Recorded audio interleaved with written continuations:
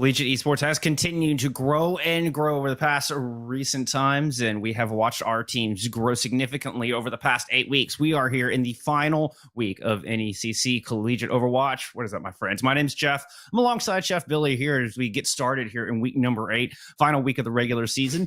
Watch see what teams are going to emerge and see how they take their stride going into the postseason. Well, I see what you did there, because we're going to start out in the emergence division here, the yellow division to be specific. New England College coming in on 5-2 on a 3-game or a 3-series winning streak. Really taking their own destiny into their own hands, really securing a high rank for them going in.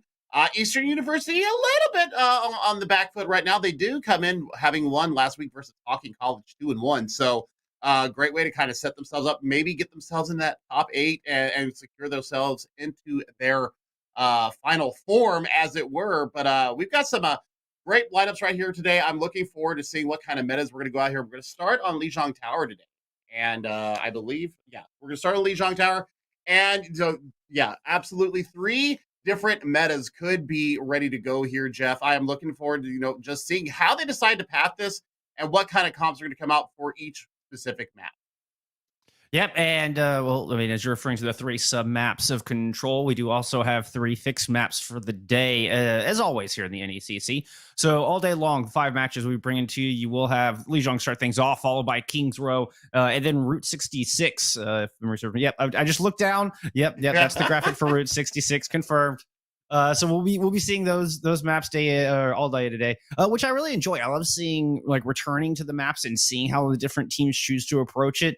And seeing what kind of different compositions, what kind of different strategies the teams use. So I truly enjoy this format. But narrowing in on Lijiang Tower, I think kind of the tried and true control map of Overwatch. And as you were alluding to, one of the reasons for that is because you can run such different strategies on all 3 of the different sub maps. Looks like we'll be starting off at the very top of the tower here at Control Center. Nice little view of Lijiang here as our observers give us the skyline tour before we zoom in to the battlegrounds. And if I'm looking at NEC right now, Northeast College right now, they're looking at this spam composition coming in, getting a little bit of extra speed going on as well with the Symmetra teleporter. Now, if Jet can get into position and get these Symmetra turrets set up quickly, they're going to have a massive advantage going into this fight, especially with the speed of Angel Day. It could definitely help. Running into a May and a Raper is a tall ask. And Symmetra's already down. And it's going to be up to Shadowstorm to try to bring it back. Is able to get one, but Coin falls shortly thereafter. Big advantage to the Eagles right now. And they're continuing to press all the way back towards the spawn doors. Nice Maywall to prevent Jet's escape. First Control will be going to Eastern University here shortly, question mark, as Grim comes in with a huge kill. She's bit off a little more than they could chew. That's a sheesh to that one. And the Eagles do get that first cap, but NEC are about to storm back in here with a vengeance, unleashing a tire that's going to pick up 1, but that kill onto Coin might just allow Eastern Eagles to stabilize alongside it was a good nano boost. As that fades, Jet pops in and gets 3. What a back and forth to start things off. New England are going to flip this. Yeah, they got that real good entry pick onto Sheesh. Oh my goodness. I know I had to, and just trades going back and forth. I think using that nano, trying to save the point. I think they could have saved it from this fight moving in, and then really push their advantage on it. But here comes the photon barrier out from Jet. Yeah, it's the Blizzard from the other side, though, and RC is able to tie up Coin, and that Coin's going to fall for the 3rd time. Not able to use that Earth Shatter here in this fight. Sheesh does have that Death Blossom online in the back. Getting pressured down by Grim a little bit, who's already put some fantastic aim on display and been able to take Sheesh out once, but it's Sheesh coming through. Turns their attention to the DPS and that pilot Diva. Follows it up with a kill onto Angel Day as well. Big 3K for Sheesh in that fight as Eastern flip it right on back. Yeah, they got a 5-pack of ultimates too, Jeff. So this is going to be a massive looking for them going into this next fight. Both tank ultimates ready to go for New England. And I'm looking to see how they're going to address this, because, there's nothing really for Eastern Eagles to defend against the self-destruct coming in. They're just going to have really good shielding. Death Blossom out, Nano Boost out, 2 ults invested from Eastern Eagles, and they are rewarded handsomely with a whole host of kills. That's a heavy price to get through that door, my friend. Yeah, that is 2 ultimates also into that fight. So pretty good economy on that. They keep hold of their coalescence, so they're going to be able to engage nicely on that. And they'll also have both their tank holding. So I'm really liking that. Big shatter coming from Reverend. That's going to find both supports and both tanks. Nice Bionade into the pack, and Nyland's in trouble. Fire out from Shadow Storm, and a self-destruct trying to bring it back. Combined for 3 kills if you include the DMAC, and there's no supports left standing here for the Eagles. Reverend is still trying to make magic happen, but is eventually taken out of the fight. Good news for Eagles is they're able to get that point up to past 80%. 85 is kind of that magic number where it ensures one fight territory, and there it is. Yep. And I mean, looking at New England College right now, they have a lot to defend this point with. They've got the shatter, even though Coin just took a little nap on the job and gets an anti for their trouble. But both support ultimates in this fight should be terrifying for the Eagles. Nice block from River to start things off, and RC with another great Blizzard. Angel Day does get the sound barrier out. I don't think everybody got it, and here we go. Self-destruct combined with the Death Blossom mean combo, and there's just no escape for New England College. No respite, no rest at all. Well, they're going to be resting in spawn as the Eastern Eagles are able to get that flip back over. One last defense, they'll take round 1. Yeah, and I mean, we're looking at shatter from Reverend right there. Gets 2 with that shatter. And I mean, there's the immortality barrier out, but quickly taken care of by RC. This should be the point. Well, I say that as Shadow Storm's on point here, ready to take this point over. I mean, it's a lone Junkrat, so it was a good job to start overtime, but past that, not a whole lot's going to come of it. And it's looking like you're 2-5. Eastern University are primed to take this opening round. A great opening start here from them. Great ult economy, good combos, and they indeed open up strong against the 5-2 New England College. That is pretty impressive. We always talk about that, Jeff, is that, Control is its own little outlier. But, this is a really good look at their brawl comp. They feel very comfortable with the May Reaper going into what New England College was trying to throw at them there, especially with the Symmetra. RC showing their wares with the projectile, now going over to a hit scan, bringing the Cole out. And I don't mind that whatsoever. I want to see if they're going to try and establish a point with a May and a Symmetra. I don't hate that. You've got walls. You've also got the Symmetra turrets going on as well. And tell you what, Dead Aim Sky and Mara had a really effective performance as supports in that round. So New England College have really got to step their game up here. It looks like Eastern Eagles will go ahead and settle back into that same comp that we saw initially. They're going to give up first control in lieu of a little bit more a utility on the point with those May walls, and then some just raw damage coming out of Sheesh. We saw Jet make the swap over to Reaper about halfway through in that last round, but Jet's getting a lot done already here as we move over to Gardens, or excuse me, to Night Market rather. 3 kills already on the board for New England College as they've taken care of the front half of Eastern Eagles, and they've already got 5% and counting. Yeah, and I mean, it's going to be so hard for Eastern Eagles to be able to take this point back over, especially with all the Symmetra turrets up there. I mean, look at Jet, 93% to Photon Barrier already. That is an amazing amount of damage that just came out from Jet. There's a Photon Barrier right now. There's nothing really that they can do to get past this. We'll see how Jet wants to place it. The placement on these and timing can be so important as to whether you do get value. Otherwise, Eastern Eagles might be able to just run past it. Looks like they're holding on to it for now. New England doing a good job of keeping Eastern Eagles at bay, making them fight for some space. In fact, they're going to prompt the Eagles to rotate around the other side. New England College have read this, and they're going to go ahead and drop that Photon Barrier right over that door and try to block the healing from Dead Aim Sky. I love that shatter coming out as well as the placement on that barrier. Beautifully done as New England are going to hang on. Yeah, and I mean, it only costs them the shatter and the Photon Barrier into that fight, so they're going to have the self-destruct. They're going to have Amp Matrix, so that Amp Matrix is really going to corner where Eastern Eagles can go because it's going to be amplified damage coming through that. And I mean, you've got the Nano, you've got still the Coalescence from Mara, so I mean, they can ingress on this. They just need to really time it and make sure that they address, Coin on this Reinhardt holding court in front of them. Grand Amplification Matrix to start things off. Island's going to invest in self-destruct, and that's going to pick up a very priority kill on the dead aim Sky. The Nano was vital for this attack for the Eagles, and it's falling apart really quickly for them as New England College are not budging, not a little bit here on Night Market. They want this map. They're going to send this to Gardens. Yeah, we're absolutely going to Gardens here unless there's some kind of miracle touch here. I don't even think Sheets is going to be able to get there in time. Yeah, that's done and dusted. 100-0. Not even a sniff of the point, really, from Eastern Eagles. Their composition just could not deal with the turrets and with the blocking abilities of the wall, the photon barrier. I mean, everything was just playing against them, and they just didn't have the wherewithal to swap their comp out. So as we head to Gardens, do we see some changes coming in? Yes, we do from both sides. I don't know if this Anna Farah or this Anna and Moira healing comp here can really get them the value that they need. Yes, there's utility with the anti-nades. Yes, there's utility with both the support ultimates. But, I mean, looking at the McCree, I mean, you're still going to be running into, a lot of spam coming in from Nilin on that Diva. Going to just be eating up the shots from the Peacekeeper. And it's really the lack of speed. I mean, a lot of just raw healing from the Eagles, a lot of sustain to stick around in the fight, but you don't have the speed to really engage on the targets that you're looking for, particularly when they're running the Reaper. Now, with the Hanzo, you've got more range to work with and some raw damage output, but Jet's taken to the skies and immediately finds their prey.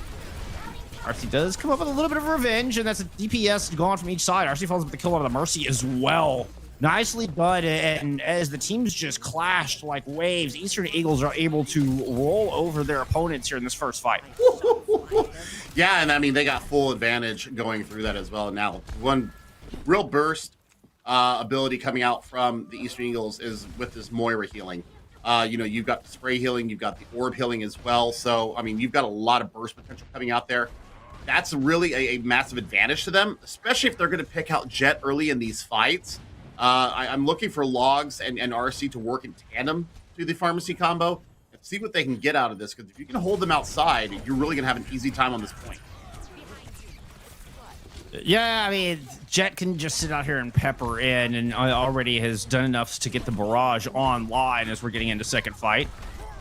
Nice direct onto RC. RC just going to land the flashbang, but the direct follow-up from Jet is too good. RC's already out. There goes the other as Logs is going to get DMEC, uses that self-destruct to get back in the back, and Jet falls prey to it. Cannot get out of the LOS and the big old bomb. Trade's going back and forth as that res did come through, but Angel Day has to sacrifice themselves to make it happen, which means Jet has no pocket, and Sheesh is able to land some nice arrows, taking out both Brim and Jet for the second time. Bugger me, how did they win that fight? Honestly, I mean, that's just some great individual efforts coming out of the Eastern Eagles. I know that self-destruct came out of Logs and took Jet out of Barrage. So, I mean, yeah, you see the comp swap up now. We're going with the Ice Wizards here. Yep, teleporting right onto the point. Really, one last opportunity for New England to make something happen, and they're running into a Deadeye that's going to pick up two. Nice follow-up shot from RC. Gets four before it's all said and done. Now looking for Jet. It's Logs going to be eventually finishing that one off. Eastern Eagles, man, they won that so handily. That was clean. Only good news for New England is it was so fast, they might get one last chance. They might get one more chance, but I mean, Jet is not even really close to that photon barrier, which could really help them out here. And if Logs get self-destruct up, that's an extra 600 HP to stay on this point. Point ends up running in a little too quickly. I think they weren't sure if Angel Day got the touch. Frankly, I wasn't sure if they did either. But here it's just one by one, filing into a nano boosted Reinhardt, self-destruct on the point. And this is the Eagles. The underdog squad are going to take map one in our best of three series. I mean, that's fantastic work out of them. That's the cleanup right there. That should go ahead and do it, and it is, in fact, the underdog Eastern University Eagles taking a 2-1 victory on Lijiang. And, I mean, I tell you what, other than Night Market, where they just got absolutely compositionally diffed, they are playing way above their weight class right now. That win last week, obviously, giving them some really good momentum going into this. I mean, look, really good Hanzo here. I mean, just absolutely fantastic out of the Eastern Eagles there. That is fantastic work from them. So that is great work from them. We'll see what moving forward. What's going to happen on Kings Road. Two rides, I really like how their mind games work together. We did see Reverend get more of the value out of the Earth Shatters. Also, really played with the team nicely. Had great shield management as well as kind of peaking that. As a Reinhardt main myself, I watch to see how these players manage their shield. Are they just hard shielding, or are they using natural cover to let that shield recharge when they absolutely need it?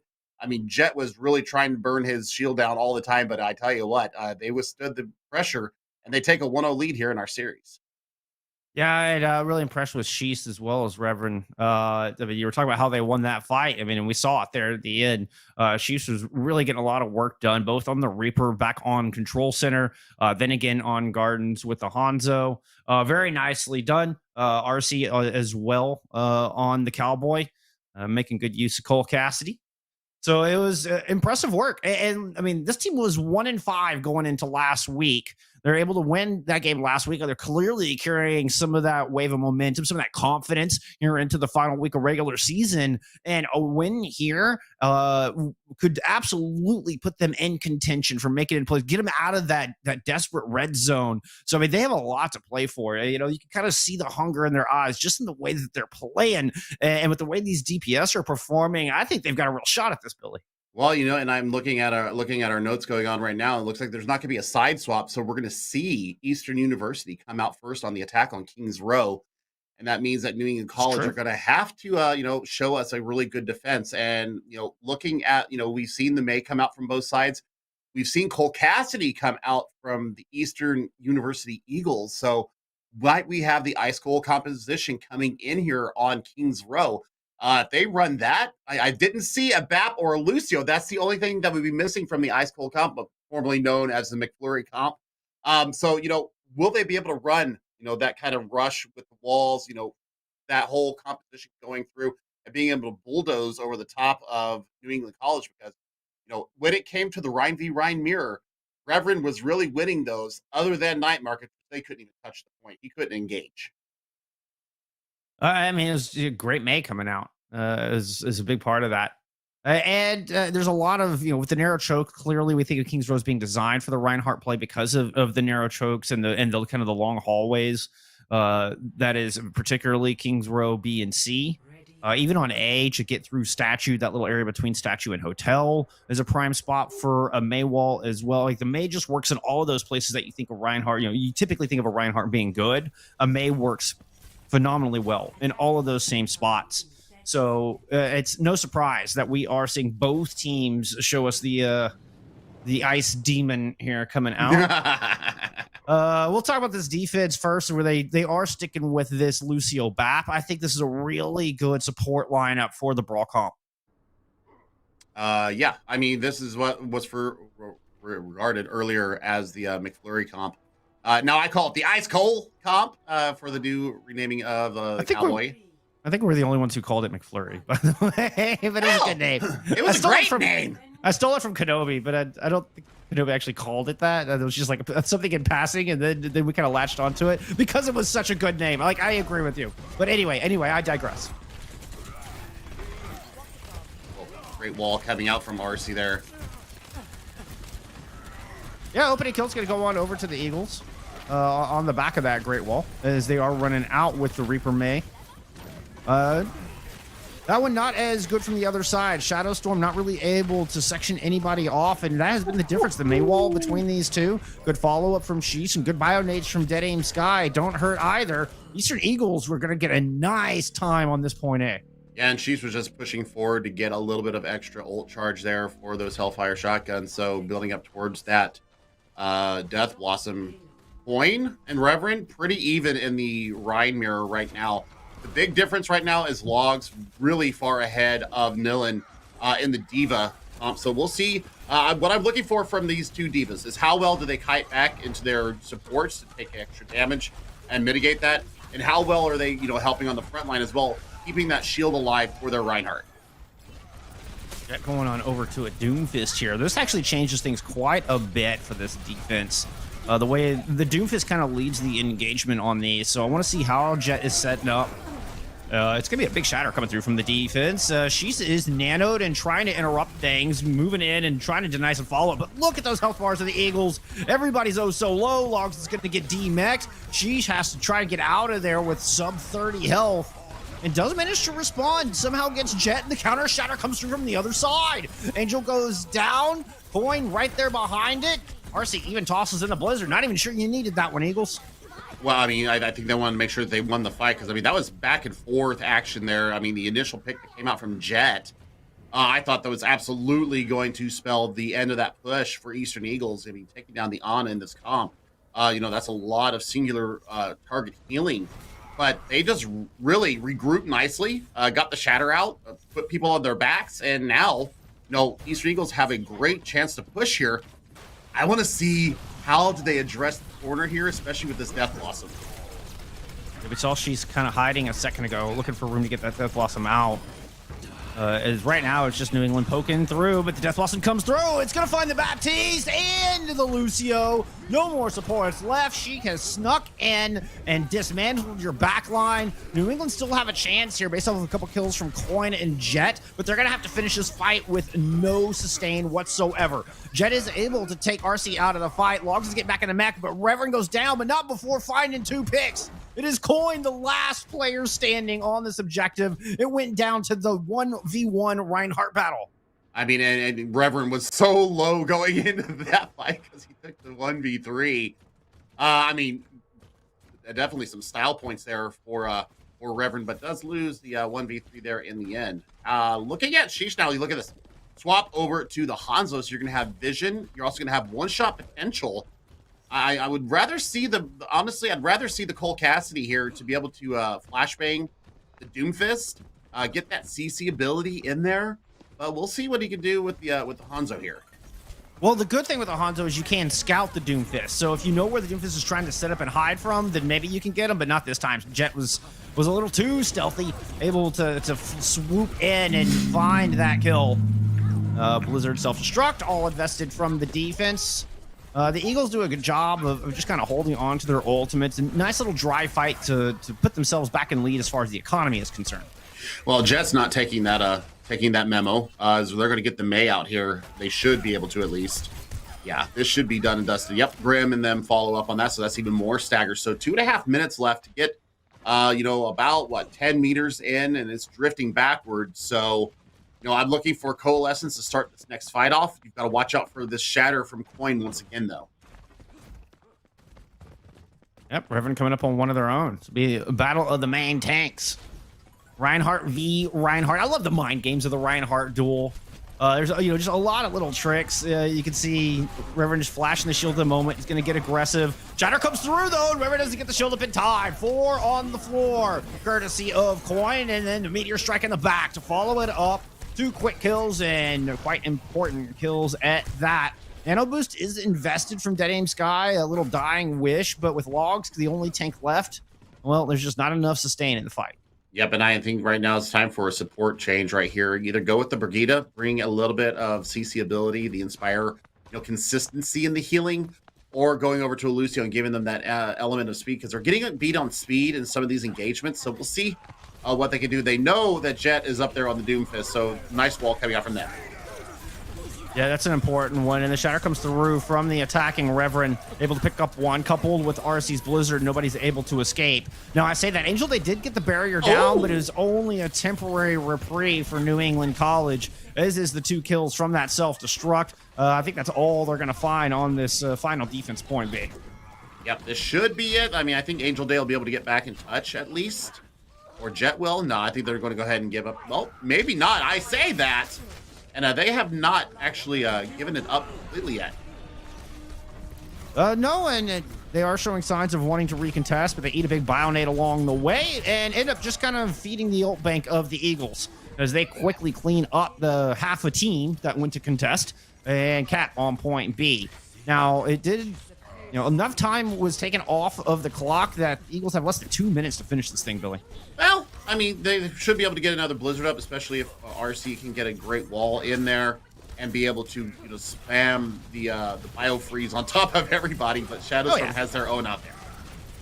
It's gonna be a blizzard from Shadowstorm immediately to start this next fight. I like the preemptive timing. I like the placement. Logs taken out of mech right out of the gate. But there's a Nano Reinhardt barreling down on New England College, just muscling forward, and look at all the space that they obtained from that. That's gonna get this cart around the final corner, and Eastern Eagles have their eyes on the last stretch. Shatter comes through from the defense, but Coin gets Bionade and can't really follow up on it. Reverend Shatter comes down. I believe that one got blocked. Angel Day does end up falling in the end. Meteor strike on the back.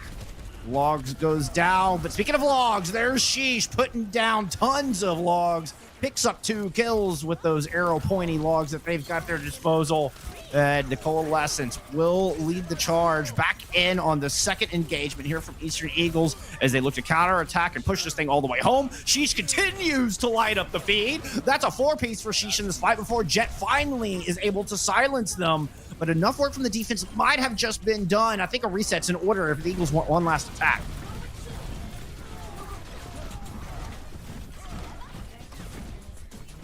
And we see a nice little exit pick there coming through from RC. And the Eagles don't really look like they want to give this thing up right now. They're kind of halfway attempting to stick around in the fight, waiting for reinforcements. We'll call it a soft reset. And fortunately for them, they didn't lose anybody on that because that would have been disastrous, particularly if Reverend had gone down. But Reverend's still in this fight. Now has a nano boost, but can't get the shield up to block that 5-man shatter coming through. Just stays aggressive on Coin, is going to keep that hammer swinging, and does end up finding that pick with a little bit of help from Sheesh. And with the overtime wick burn and 0 seconds on the clock, but it's 3 points on the board there for the Eagles.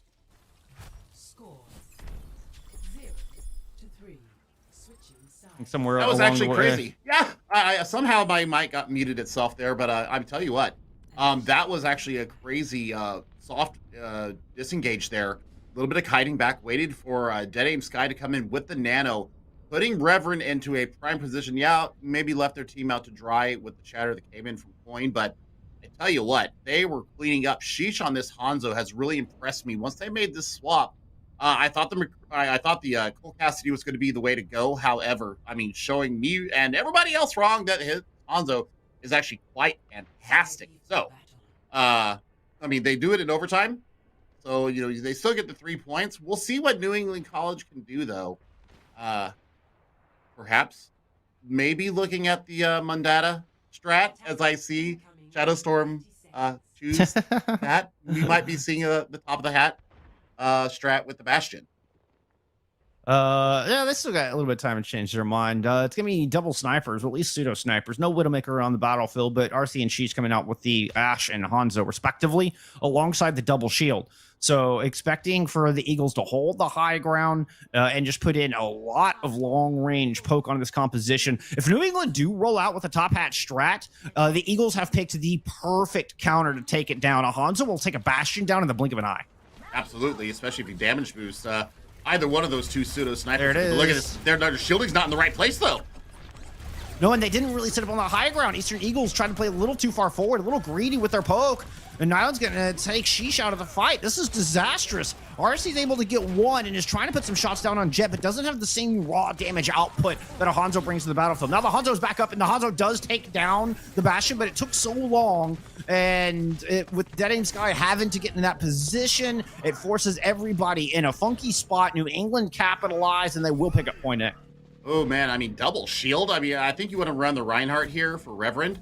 Run with the Celtic Pride, what I call the Rhine and the Sigma together. That's a butt ton of shielding. You're going to be able to flash it and kind of position yourself as needed. So, you know, not necessarily the best right now coming out on this first point for them. But, you know, they have Bookstore. They have a lot of natural cover now. And Bastion is not going to have the same sight lines that you do on point A. No, but they're just going to pirate ship this thing. And there it is. The Storm Arrows from the Hanzo. I mean, such a great just guess from Sheesh. Honestly, it really was. I mean, Sheesh has been showing a fantastic Hanzo and continues to show a fantastic Hanzo as they pick up 4 in this fight. Looking for a 5th. Trying to kill Jet for the second time. There's 1. There's 2. Jet goes down yet again, full of arrows in the back, looking like a pincushion right now. And I'm kind of surprised Jet decided to pull off the Bastion, knowing Sheesh has put up such a fantastic display with the Hanzo so far today. And there we see the swap. Yep, the swap coming through. Now we're going at the Ice Cold comp. So, I mean, now they're going to have a lot more ability to push. They're going to be able to get, you know, some work done with the May Shield, but they're still going to get a double shield. So they're going to have to walk past it. Yeah, they're trying to speed on past it, and Reverend does not retreat fast enough. Knowing when to kite and maintaining the distance is so important. Reverend not able to do it. You can see the rest of the Eagles are backing all the way into the Foundry, just giving some space, trying to buy some room and time for the DPS to do what they need to do. And RC looks like a flank is what is in order. Is going to toss that Bob onto the objective from this back flank, throw in a little dynamite just for good measure. But Bob is having a chilly day, didn't bring a very big jacket. Hey, you know what? Thaws out, gets the kill onto Graham. That's all you need. She's finishes off Coin, and that's that fight. Well done from RC. Yeah, I mean, that was fantastic work. Nice placement, sneaking up behind them on the flank. Putting the dragons over the top of that, kind of a delayed dragon, so you got the full benefit out of it. I like the damage booster. I would rather see it go into RC, quite honestly, with the aim down sights. It takes 195 out of a squishy. Both Cole Cassidy and May here are definitely going to be feeling that. But what a shot from Jet, taking She-Shot to fight. And nicely done. And then Coin throwing down the Shatter on the front lines. That's going to finish off the rest. And the brawl from New England finally overwhelmed the double shield on this corner. And they're going to have just under 5 minutes to complete this map. Yep, and it's still a little bit of a support diff right now. And I mean, I like that, that we're seeing the Mercy out here. I still think that you're losing the speed. And if you're not getting full value, even though we see it there, of course, once I mention it, they have to bring it out. And get the damage boost and kill. But Jet, with this available, I mean, Blizzard into Deadeye could be the way to go. Absolutely could. Let's see how they choose to set this thing up. Take this sneak route. All right, everybody's on the same page. They had a little powwow about it. They've had a little discussion. Let's hit that amp speed, and we're going to go. They're going all the way across. Okay, kind of taking the scenic route through the Foundry, taking a little tour. Decided to just pop out and run it down main. Jet's going to circle through Mega Room. Picks up 1. Picks up 2 with a little help from Nyland on the Diva. Gravitic Flux in from the defense. Logs does some damage, but there's not a whole lot of fault. Nobody can press in due to this Deadeye. Jet does a good job of waiting out the kinetic grasp, but let her rip. And that's both tanks gone. And I don't think the big Omling Butler is going to be enough to hold on to this one. New England are sailing through the back half. Might be time for a contest on this end. You can see Sheesh and RC able to get a couple picks. Right door is blocked with the Blizzard, but there's a Coalescence on this objective and a great Bionade onto the point. Shadowstorm is going to fall, and the Eagles have pumped the brakes here just in the final 2 meters. Holy cow, Bill. I mean, that's what they needed. And now, you see Reverend swapping back over to this Reinhardt. So now I do get my Celtic Pride that I wanted to see here from them. I think this is a much more stable comp. I think they're able to reposition shields, which is one thing that they were lacking. They didn't have the ability to reposition their defense with the Orisa with that static shield. So, looking at going in on this, they can go in on tempo. Oh, what an 8 from Nilla, takes the dragons out. Yeah, good eat indeed, and Sheesh is gonna fall. And now New England are pushing in with an Ant Matrix at their back. They have the sound barrier ready to go to empower Coin, which needs to come out soon. Shatter comes down. That's going to find 3. And the pin in, and Coin is getting very aggressive here. RC receives the nano boost from the defense, and the sound barrier eventually comes through. Jet drops the Deadeye, finds 2 with that fan and stun on the back of it. Picks up 3. And speaking of 3, it's 3 points on the board for New England, and they will have 231 to pick up point A. 1 tick of point A. And they will tie up this series 1-1.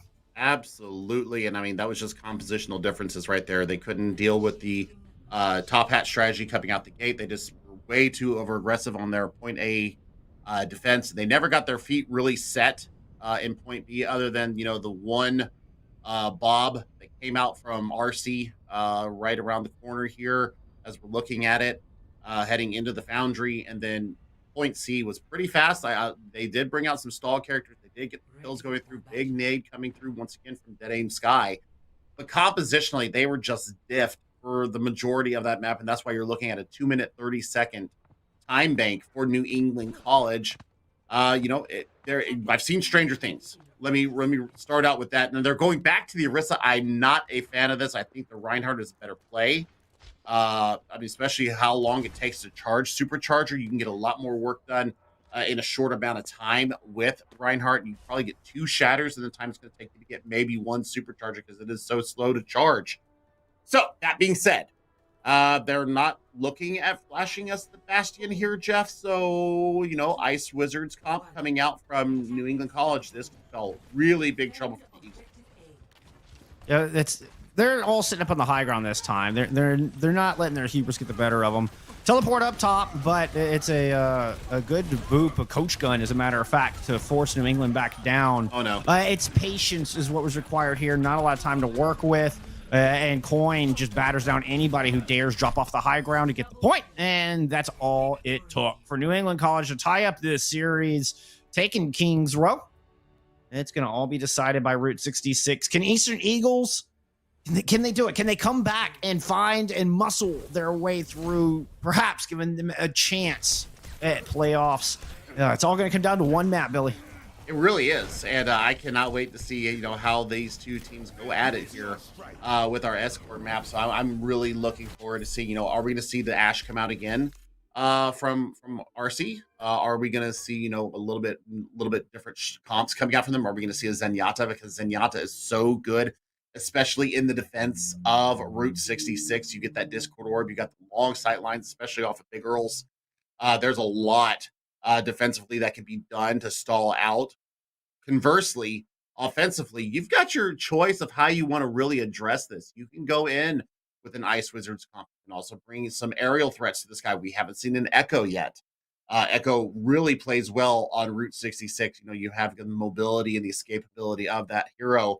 And if you're going to run the Mercy, why not run it with an Echo and see what you can get done with those sticky bombs and tri-shots with damage boost? So that's what I'm looking at right now. I want to see, what kind of compositions they're going to bring out here. If you run the Symmetra, teleportation is going to have to be really important and really, well rehearsed and well coordinated.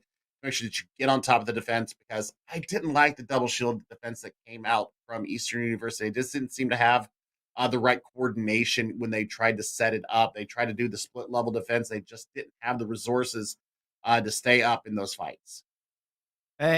Really, it takes a lot of patience, and it takes proper timing on when you're going to drop down. I like the idea of the defense. We've seen the treehouse defense work well on Kings Row. But they only had one tick to give up. Typically you want to have a little bit more to play with, on that composition on their initial defense.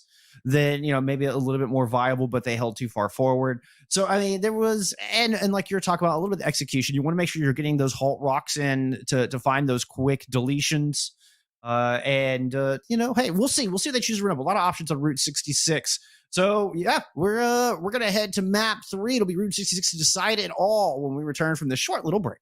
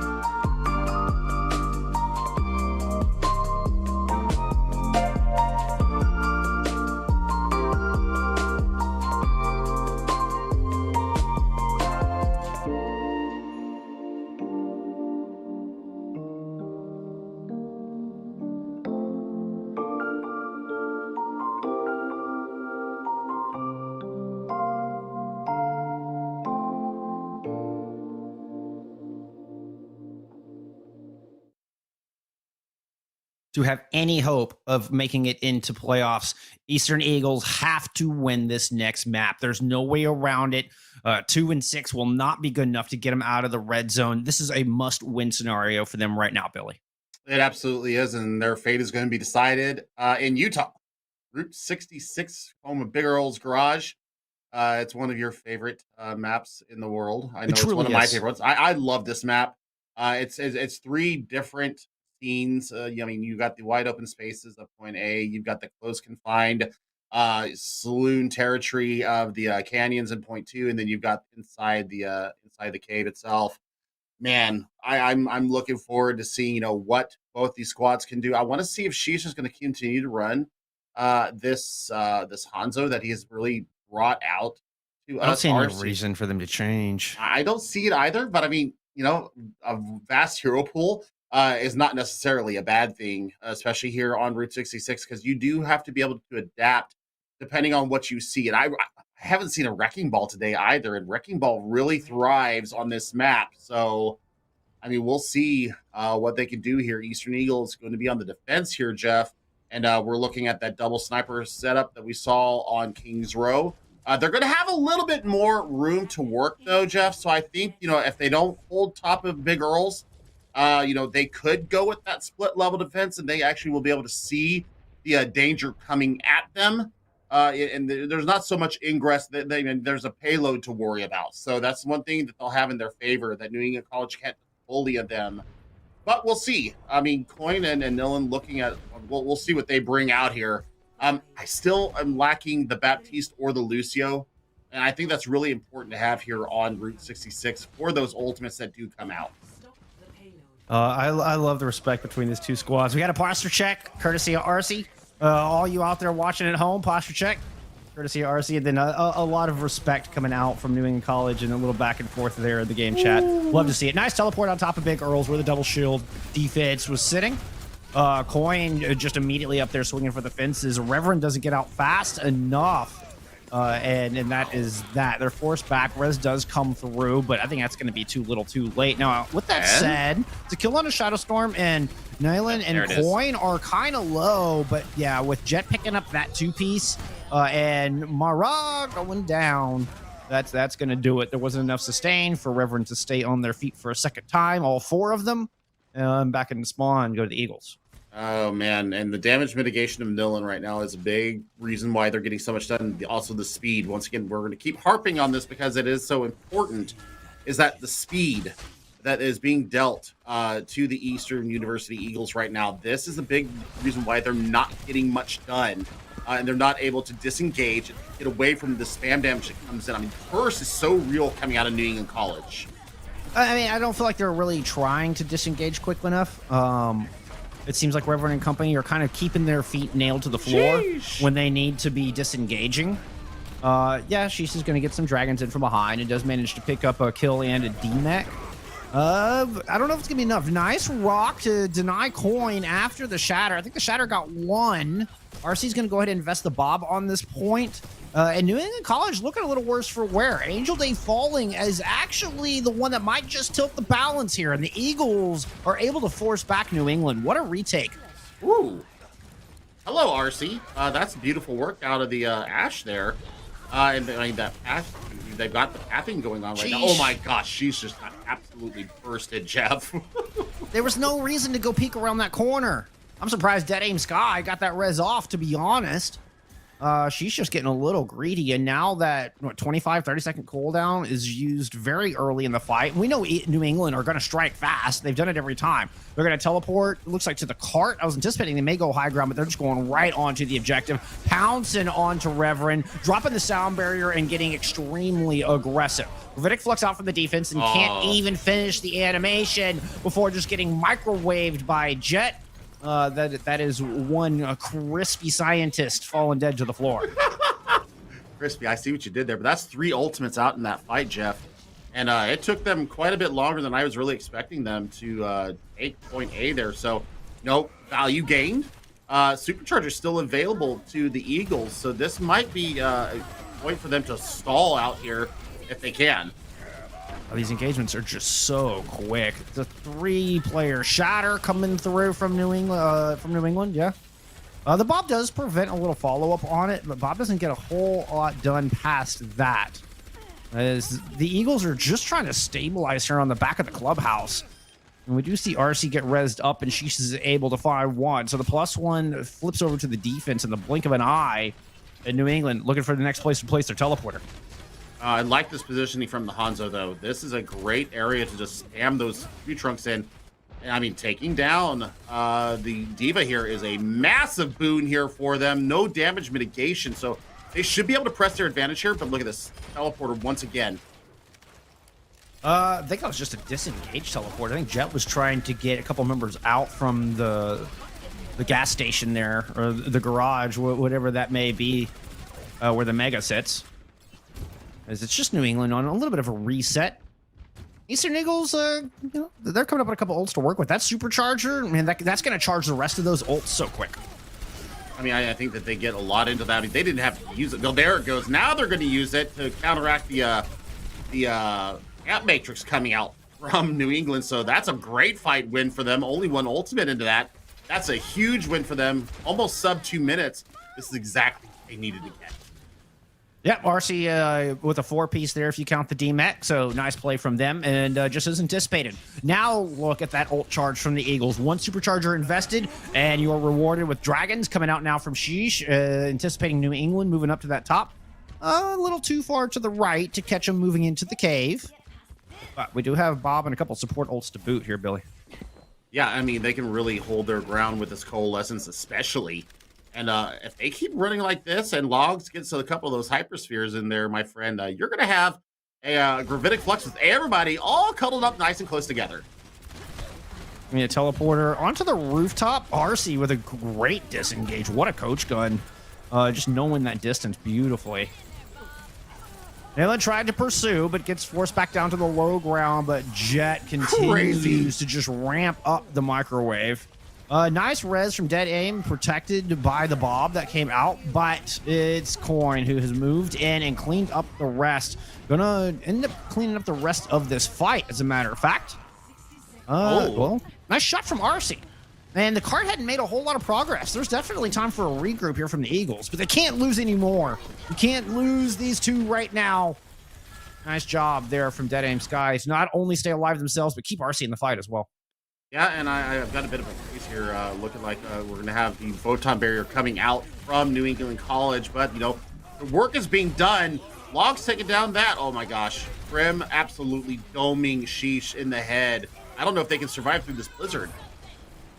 Yeah, honestly, I didn't even see where the blizzard went out. I think it was back in the cave. Yet another Bob. Pretty indicative of how much work RC was getting done on that point. But, you know, it's enough to take the clock down to 15 seconds. So, you know, a little tip of the hat there to the Eagles. Do a good job on point B. At least whittling away the clock so they don't get full stop there. Well, now we see, okay, so they do have it in their, well, no, I'm looking, no, we're looking at the Cowboy now. RC bringing that out, dropping super low with all the spam damage coming in. And yeah, they completely swapped up their comp here inside of the warehouse here, and I'm really looking to see what they can get out of the Shatter available. Shatter's got a pickup too. But Sheesh responds with the dragons. No Reinhardt's left on the battlefield. Spawn will favor the Eagles ever so slightly, particularly with the fight taking place as far back as it is. And then with the Diva gone, that's no tanks left here for New England College as they try to finish off this map. And I don't know, Billy, have you ever wondered how they got this semi-truck in here? I don't know how they drove this semi into this place, but that took some skills. Here, I guess it's like an arms warehouse. Speaking of skills, nice shot from RC there. Coalescence out to help finish this fight. Point goes down for the second time in this engagement. And I mean, the burst healing right now of the Ana and the Moira there, that was absolutely fantastic coming out from them. You've got Deadeye and Nano. I mean, you could go Electric Cowboy and just absolutely obliterate the shielding of New England College. But look at that. Almost a 4-pack ready to go for New England College. This could be absolutely explosive. I hope Logs is hungry because they need a Frosty Treat. Otherwise, this is going to be a really hard disengage coming out from this blizzard.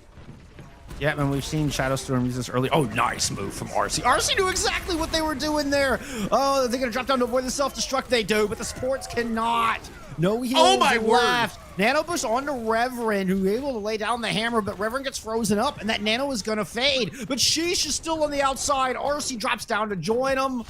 And while everybody was focused on the big German Crusader who narrowly stays alive, courtesy of that dying wish from Dead Aim Sky, RC and Sheesh are able to clean up on this fight. Now, Jet has returned and managed to take care of both of them out of nowhere. The time-traveling Brit just swoops in and picks up a pair, but Reverend still has not been dealt with and manages to find two of their own. Returning with a Wrecking Ball and a sound barrier to boot.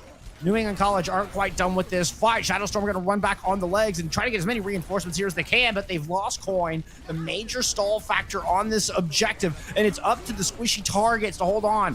Nayland returns just in time to get hit by a bunch of dragons, and Angel Day finds themselves right in the danger noodles. This is the Eastern Eagles holding on. Some fantastic play all around. What a great stop. This is still winnable for them. Absolutely winnable for them, Jeff. And I love the fact that they swapped their composition wholesale once they got inside the warehouse. And I'm telling you what, I mean, they got exactly what they needed. But this is going to be a bit difficult for them. So we're looking for, you know, what can we see out of Eastern Eagles here on the offense. And New England College, I mean, I tell you what, they almost got it all the way through. So we shall see what we shall see. I want to see what New England College bring out here on the defense. What are they going to be favoring here? Are they going to continue to run this Symmetra and May? I don't like it on the defense. It can get value, but I'm looking for, you know, maybe a little spam damage, maybe from an Echo or a Pharah. I think that can work pretty good done. Um, Also, we're thinking about, what are we going to get from, Shadow Storm? I mean, we've seen Jet have a pretty wide net there. As far as their hero pool, gone through quite a few heroes so far today. So really, it's going to be up to New England College to be able to stop the progression of Eastern Eagles. And if I'm looking at Eastern Eagles right now, I'm not hating that whatsoever.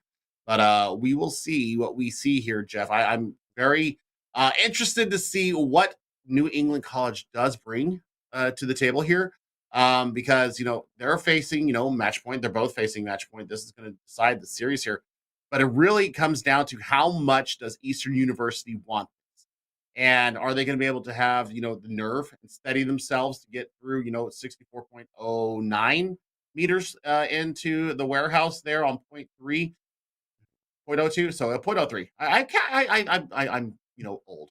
I had a birthday on Monday.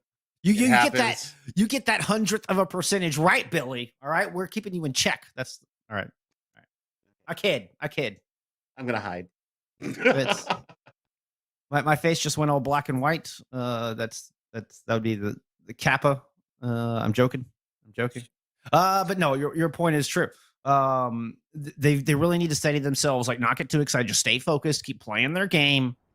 You keep empowering Sheesh and RC to do what they're doing. You give these two enough time, they're gonna find the picks and they're gonna keep driving this momentum forward.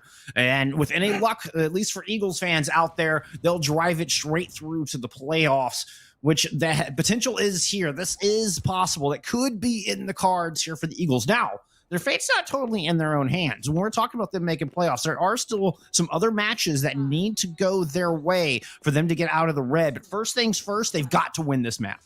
They absolutely have to win it right now. And I mean, they're sitting on 2-5. Cumberland above them has a 2-map advantage on them. So they're going to need help from not only them, but also from Clark University, maybe RMC Yellow as well. We'll just see, if they end up 3-5, this absolutely could go in the Eagles' favor. Eagles coming out. She's sticking with that, Hanzo. I ain't mad at it. She's just keep dropping those tree trunks down from distance. Oh, and doing things like that. Oh my goodness! Right into the dome of Graham. Follows it up with a great headshot onto Angel Day as well. Look at all the red arrows in the kill feed. That is ridiculous. That is fantastic work. But I mean, what's also as fantastic is a Shadow Storm on this Tracer. Absolute nuisance. What a headshot from RC though.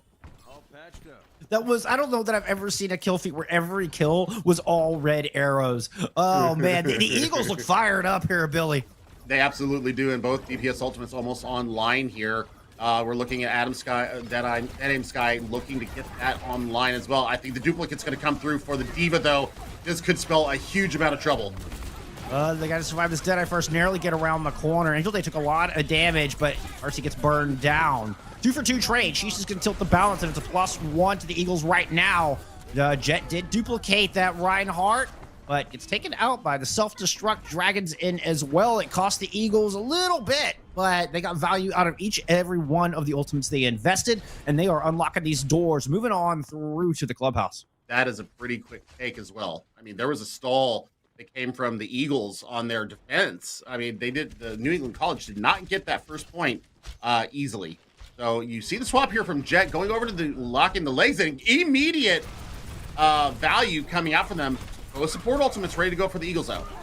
There's some long distance Helix rockets. Revan's going to throw down the Shadow. That's going to pick up a pair, but didn't have the health to stick around. Shadow Storm with a beautiful pulse bomb in the back. Now looking to finish off Dead Aim Sky, and does with a little help from their friends. New England College may not have made much of a stand on point A, but they put up a big stop early on point B.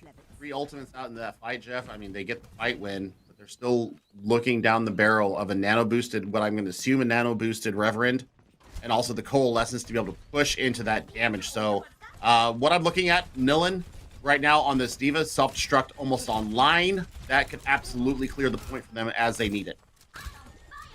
It might even just be used to get back in mech. We got some options. They have been fairly aggressive with the self-destruct, kind of initiating fights with it, and that's exactly what they're going to do here. Throw it in early.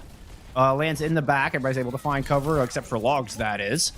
Nice flash headshot from RC, but Log's not able to get back in mech. Nano Boost does come out onto Reverend, and they're going to continue to push forward. But there's attack visor at their back. Now, Sheesh and Reverend have managed to get some kills on the front line, but Reverend found themselves just sandwiched, and that was not a very tasty snack. It was not. But they only invested the nano boost into that fight. I guess Reverend started off the fight with the shatter. So they got, really good value after the shatter. But what I'm looking at right now, I mean, you've got both DPS ultimates coming up online. Grim is still rocking this Baptiste, so you're going to need to pull that out. And other than that, it's going to be Reverend versus Coin in the shatter department, my friend. Yep, they are neck and neck right now. Coin goes down. Reverend's going to win the head-to-head, and the Deadeye picks up one. Dragon's outfight, too, and that's the DPS. RC and Sheesh combining once again with a fantastic performance to keep this cart a-rolling.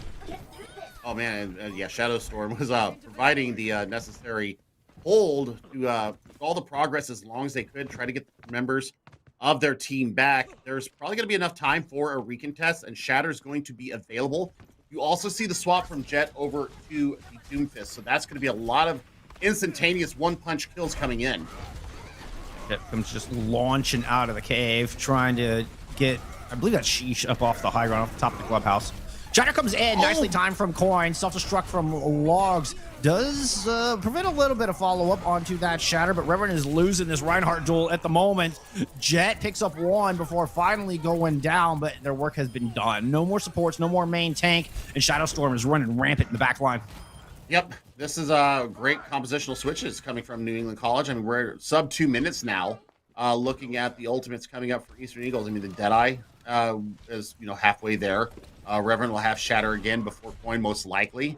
And that's a just really detrimental stagger onto Logs there on the Diva. They're going to have to wait for them to get back in.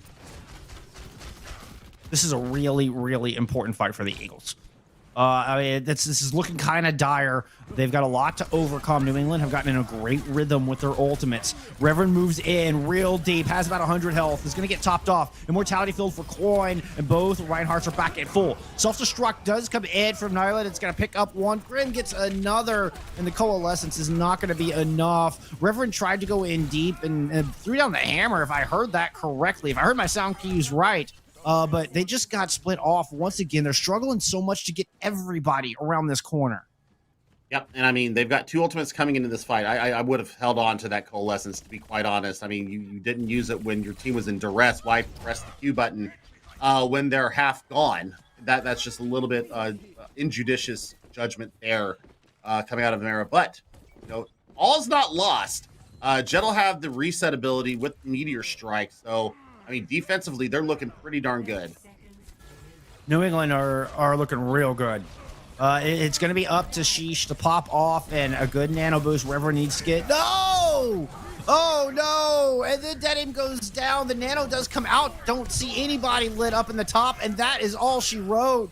Jet ended that fight before it started, taking Sheesh out before they could get really any work done. And the New England College came so close. It was a valiant attempt, but it is the Eagles, excuse me, it's the other way around. It's New England College who are victorious here today.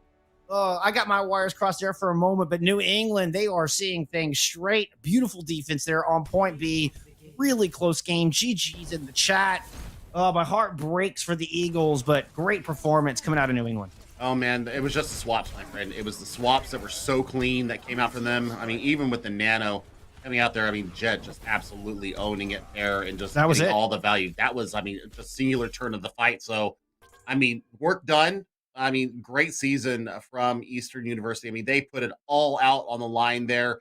And they had their destiny in their own hands. Just fell a little bit short. My heart is just absolutely crushed for them. But 6-2 now on the season for New England College, and I mean they're going to cement themselves near the top of the leaderboard in the Emergent Yellow division. Yeah, New England College, moving on. We will see them in the postseason, which will start next week, and I'm very much looking forward to it. There's nothing like playoffs, Billy. There's nothing like playoffs.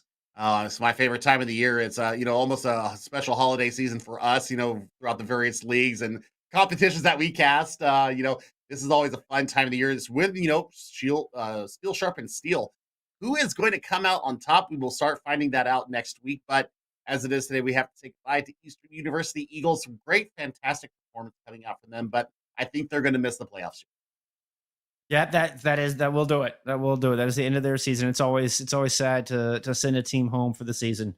But hey, hopefully they'll come back next season stronger than ever. They really elevated their game over the past couple weeks. Put up one heck of a fight against a team with a much better record coming into week 8. So nothing to be ashamed of here. I mean, they improved, they grew, and that's what this is all about. Some good competition, a lot of respect in chat, as y'all saw. So definitely nothing for them to hang their head about. And New England had to fight for it. And New England moving through with a great record, looking very promising here in our Emergence Yellow division. But that is going to do it for game 1 of the day. We are going to move on. A little intermission coming up. But when we return, we're heading to the Emergence division, the Challengers division. Forgive me. Arcadia Knights taking on Center College Overwatch. When we return, y'all stick around for more NECC.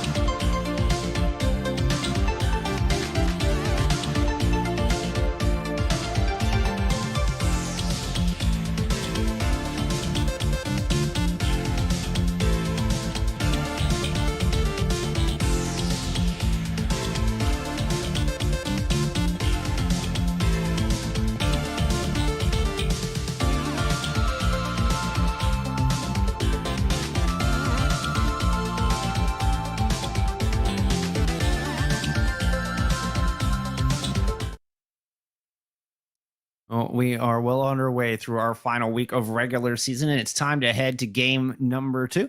Welcome back, friends. Jeff and Billy back at you here as we go through this final week of NECC Collegiate Overwatch. We're headed to the Challengers Division. We've got Arcadia Knights taking on Center Collar Overwatch, Center College Overwatch, not Collar. That would be something very different.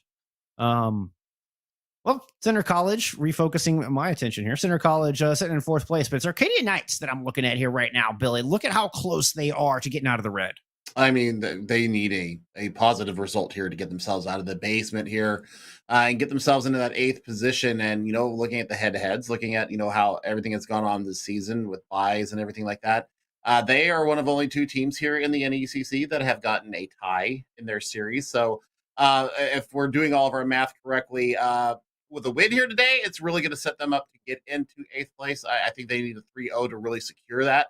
But Arcadia, I mean, Center College, Overwatch, they are a formidable crew to go up against. And, my big question right now is which Arcadia are we going to see? We've seen 2 sides of them. A side that took down, Purdue Silver earlier in the year, they are sitting just below. They've also won versus Butler. They had a draw against the white team from Purdue. So we'll see, which Arcadia is going to come out today. Are they going to be the aggressive team that takes advantage, or are they going to be the passive team that we've kind of seen sometimes when they don't have other players in their normal positions? We'll see what comes out today. But Center College Overwatch really looking to cement themselves towards the top of the standings. This could be going one of 2 ways. Either, Center College Overwatch are on cruise control going into the playoffs, or Arcadia Knights are going to come out with fire in their eyes. Yeah, and it's that head-to-head. It's beating Purdue Silver that's really given Arcadia Knights a little leeway here. So even just a 2-1 victory will send them into the postseason because they were able to beat that Purdue team. That turned into such an instrumental win, because even with just a 2-1 here, they will be tied. And the draw notwithstanding, the draw might give them that edge anyway, but they've won that head-to-head. So any way you slice it, 2 map wins on this series for Arcadia Knights. Boom, they are in the green. They are headed into playoffs starting next week. But Center College, 4th place team, currently sitting 4-2. Nice positive record. So it's going to be a tall ask indeed here, Billy. As we go through our best of 3 series, it's going to be these same maps all day long that we saw at the bottom of your screen. That's Legion, Kings Row, and Route 66 here for week number 8. And I definitely think that Arcadia have got to come out the gate strong. They need to set up a statement here on Gardens. Flashing us some weirdness here. We'll see if they decide to stay with that. But looks like we're going to have the same support lines coming out. Same tank lines as well. Pluto is playing in the tank position once again. DPS is their normal role. So we'll see if they've gotten the wherewithal to really deal with this pressure coming in on them. We shall see what we shall see. Yeah, it looks to be a DPS player that's gone over to that tank role, because we've seen Pluto on tank a few times this season. A nice opening pick. Both teams teleporting onto the objective, and Vector out of the fight. That's a great focus from Latrick to pick out that Reaper.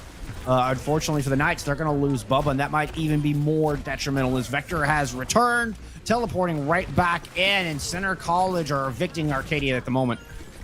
Absolutely are. And I mean, that's just a great re-engage there. They just held their nerve, even going down early, and really got the wherewithal to go there. But that's a Vector going out once again. The trading coming through. Early coalescence from Jellymane. Falling to a skill orb. You hate to see it. Blaku able to pick up 1, and an early shatter coming through from Bubba. And it's really Bubba going down. Bubba laid down the hammer and still wasn't able to find that pick. Galvanillo is now the one standing tall with a big old check mark by their name. Yeah, and look at the Zarya diffs in the Graviton Surge department. That's a big amount of holding that you could use with that ultimate. And I'm telling you what, especially with getting that microwave beam of Hero up high, that could be detrimental at the extreme. Coalescence Deadeye to start off this fight for Arcadia, try to find some room to work, but Center College just retreat behind a giant 5,000 H point photon barrier. Teleport into the back, Gavanillo's looking for the shatter, throws it down. I think got 1 with that. Yeah, Nemo did fall under that. And Blaku is charged to the heavens, able to burn down Bubba. Doesn't even need that Graviton Surge. I mean, that's a great fight win there from them. And I mean, Vector, even having going down early twice in 2 fights is just getting their revenge in the most extreme way. And yep, that's going to be a kill right there. A little bit of extra possession there. And now, Nemo having swapped late, does not have this Death Blossom online. Pluto's going to have a big grab surge here. And a big Graviton Surge indeed. Crusher not close enough to that sound barrier, but some great heals. Everybody but Bubba. Bubba ends up off the side, courtesy of that grab. And a little swag in chat there from Gavanijo. No Reinhardt's on the battlefield as the grab is returned from Pluto, and this one's going to pick up too. Nice kill on the back of it. Jelly Main's Coalescence not enough to keep the members alive, and they're going to find themselves caught in a corner. Well, I mean, 3 ultimates, almost 4 for Arcadia Knights in this next fight. You do see Bubba going over to the Wrecking Ball, trying to get that touch in there. Now they're going to have the disruption. So this might not be a bad swap for Bubba going over to this, but we'll see what can be done here. We do see a disconnect here coming through for Center College. So that is a little bit unfortunate coming in for them. But, it's still a good fight win for Arcadia Knights, and we shall see what will happen here. We'll look, for Arcadia Knights to be holding on to here, looking at their, almost 4 ultimate advantage there going into this next fight. They have the wherewithal to stall.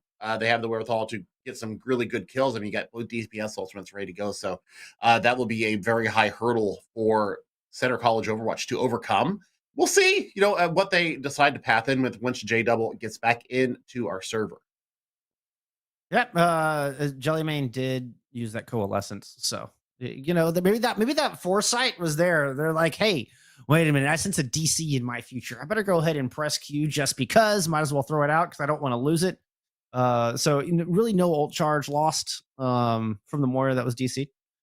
So hey, that's fortunate at least, Billy. I mean, it happens. I mean, internet sometimes just goes.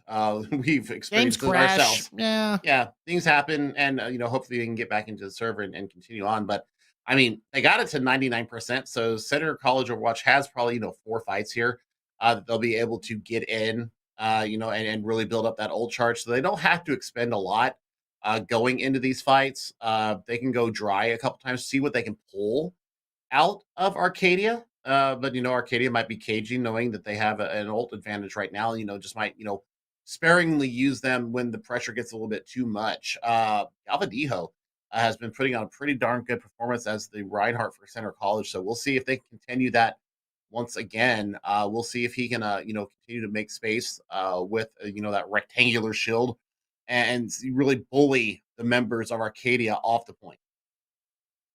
A good discipline goes a long way with the ultimates, and that is enabled by good communication and knowing how you want to engage each fight, what exactly your win condition is, and how to use those ultimates. So once we get back in, we'll get a better look at maybe some theory craft real quick as to what we think might be the best use of ultimates going in. But at the end goal, is to try to win the fights without investing too heavily, obviously. Get that nice rotation going so that you've always got good win conditions for each fight.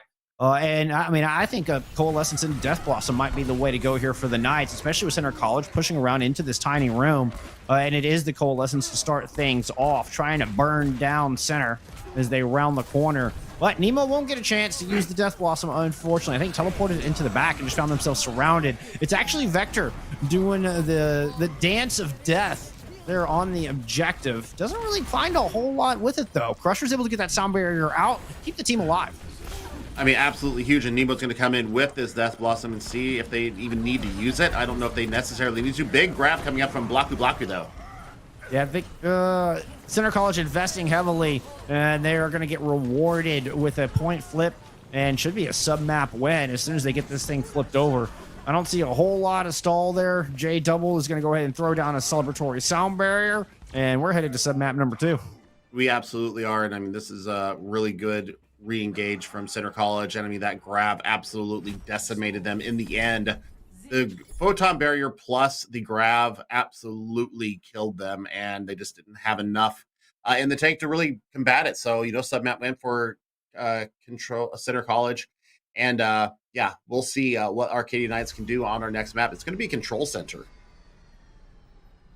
Yeah, so I'm anticipating more Reinhardt, perhaps even more Symmetra.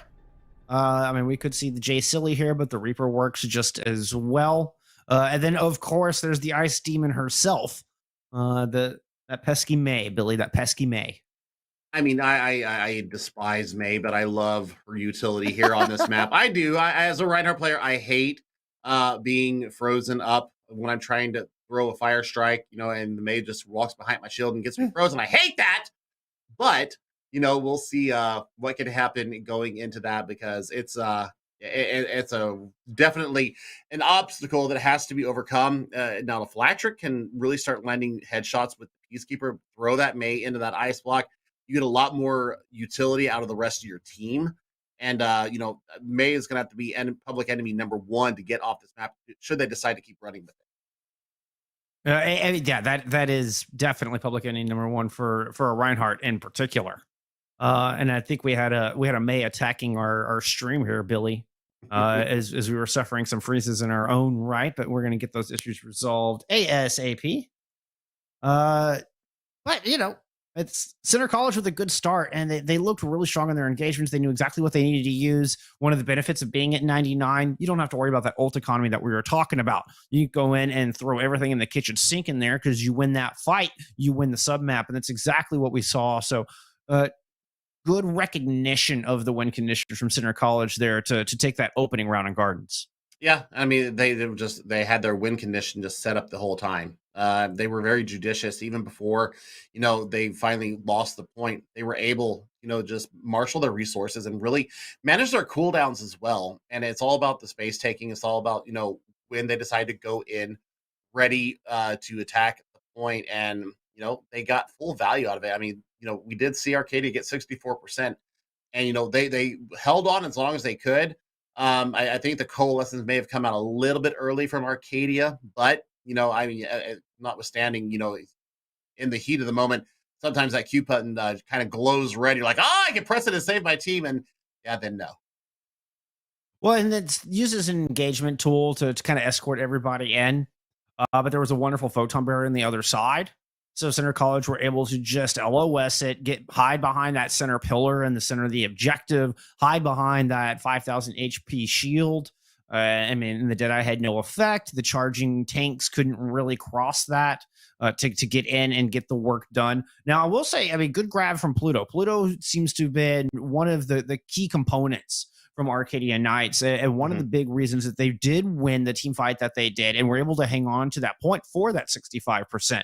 So I want to see Pluto continue to step up, as they've apparently migrated into this tank role. We've seen them in the tank role past couple times, though listed as a DPS on their roster. And I mean, that's not much of a stretch, right? We've seen DPS players go to Zarya in particular before. Famously, Decay did it for Washington Justice and put on one heck of a carrier performance to propel that team into playoffs. So, maybe Arcadia Knights maybe it's Pluto just honing that Decay energy. Yeah. I mean, a couple of other OWL players did it as well when Ghost was in the meta. I won't mention their names, but they were also able to do the same. So, I mean, not much of a stretch, especially when you get the charge up that high. I mean, you're putting out so much damage and just so much, especially if you get the right clicks really landing and really accurate going in. You build that grab so quickly. So Pluto, really standing out for me and seeing if we can go with that. But I tell you what, I mean, looking for Arcadia College to get a little bit more aggressive. I think they need speed. Really making sure that they go into this really strong and speed onto the members of Center College and just take the fight before they get a chance to set their hooks into the ground. Yeah, absolutely could work. Absolutely could work. Looks like we're close to getting things done here, but still a couple of fixes coming through. So we're gonna take a little quick intermission. Let's get our ducks in a row. When we come back, it's gonna be our third sub map. We'll see if it takes Li Zhang. Y'all stick around.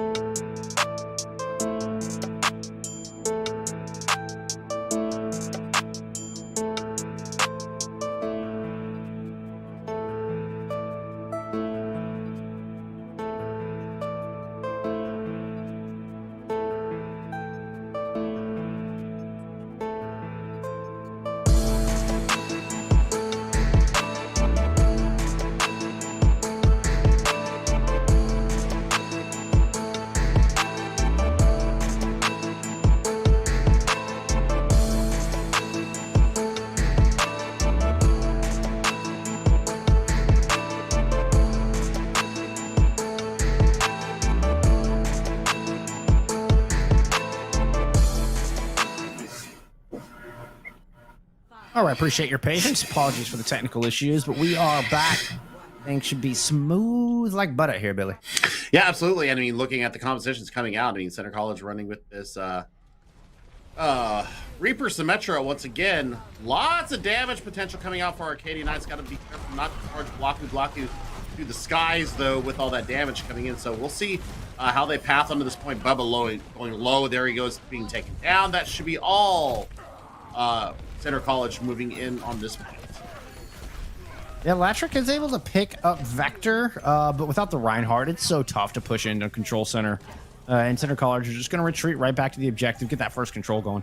Yep, I mean, Galvin Niho already has Shatter ready to go. So, I mean, lots of work getting done by the main tank for Center College. And, yeah, that is a healthy lead. So, you know, we may even see a lap going on here. We'll see how they decide to work into this. Pluto trying to get as much work done with the Particle Canyon as possible.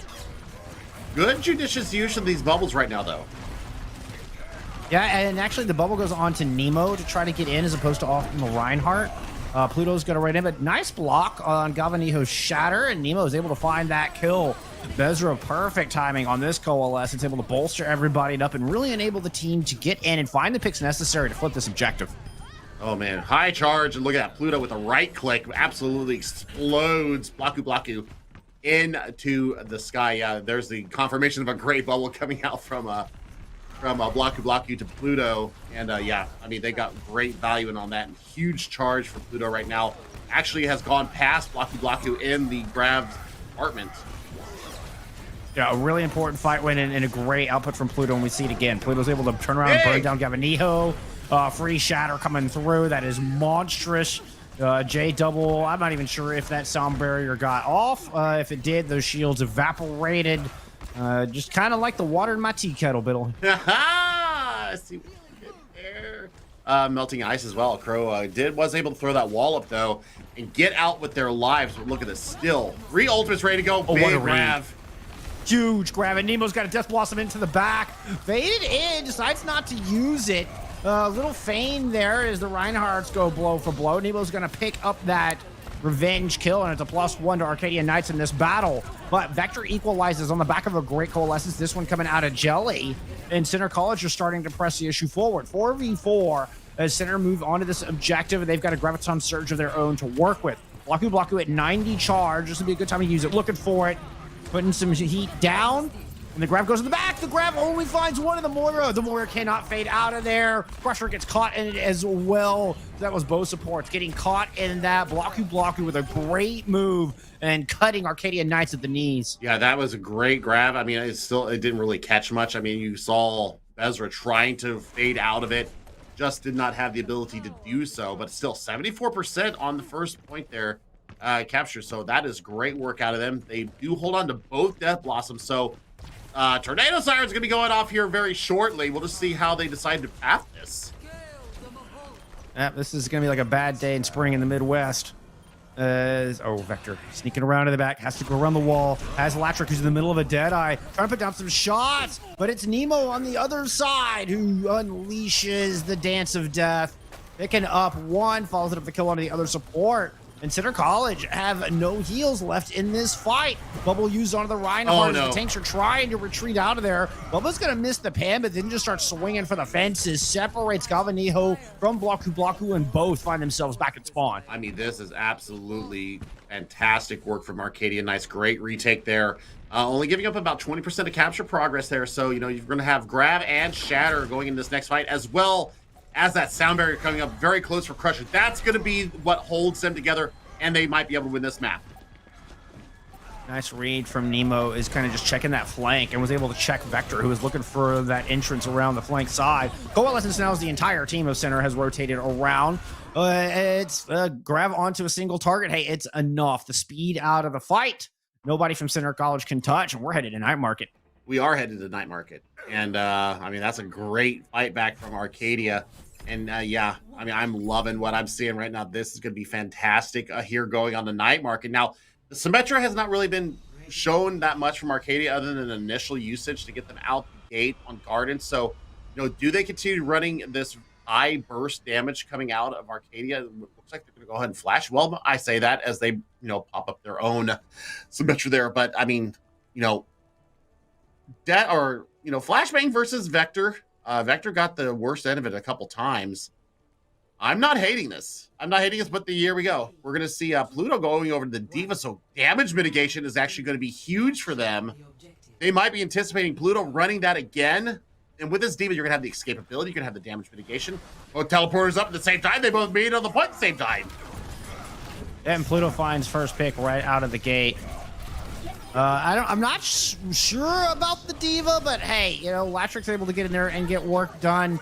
And with that initial kill on a J double, I can't doubt Pluto too much. They've been fantastic. Going to trust their judgment on this one. This is such a close quarters map, though, Billy. So I can see Blaku getting a lot of value as these fights drag out. I mean, you have the ability to eat grab. You have the ability to eat the right clicks to help building that Graviton Surge as well. You also have the self-destruct to be able to get yourself back into a fight. So, I mean, I'm not hating this whatsoever. Look at the swaps coming from Center College. We got an Onzo and a Doofus on the board, and both of them get immediate value. Yep, that's a kill apiece. And now it's just tanks and supports for Center College to deal with. Don't have to worry about that pesky Reaper putting the shotguns into your tanks. It's easy cleanup from there. There just wasn't enough damage output. That opening kills coming through from Crow and Vector won that for them early. It really did. I mean, they were going to begin to flip at 33% now. This is where I think that you have to swap up. You can't keep running the same composition. I think that they absolutely need to swap up. Here we go. Looking for Nemo to counter Vector on this Doomfist. I love that swap there. Latric's going to go ahead and hold on to the Reaper here because they are so close to Death Blossom. You're definitely looking to burn down Galvanijo and Blaku. Look at this. Coalescence to engage. Yep, Shatter out from Galvanijo is going to find Crusher, but Crusher is able to stay alive courtesy of Bezra and that Coalescence. Bubba not so lucky, though, as Crow's damage output is just through the roof, and that Reinhardt melts. And speaking of melting, Blaku comes through and goes brr. Yes, Zarya does go burr, especially at that high of a charge. Now you've got Grab Dragons on the line. You've got the Sound Barrier to really defend against anything coming through for Arcadia Knights. This should be a good fight win here for Central College. However, if any kind of resistance is not shown through this Shatter coming through, then that is going to be massive for Latric.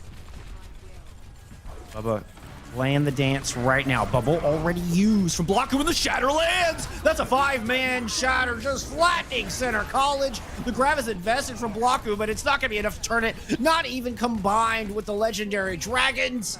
It is Arcadia Knights just storming over this point. Bubba, the star of the fight right now. That was beautiful.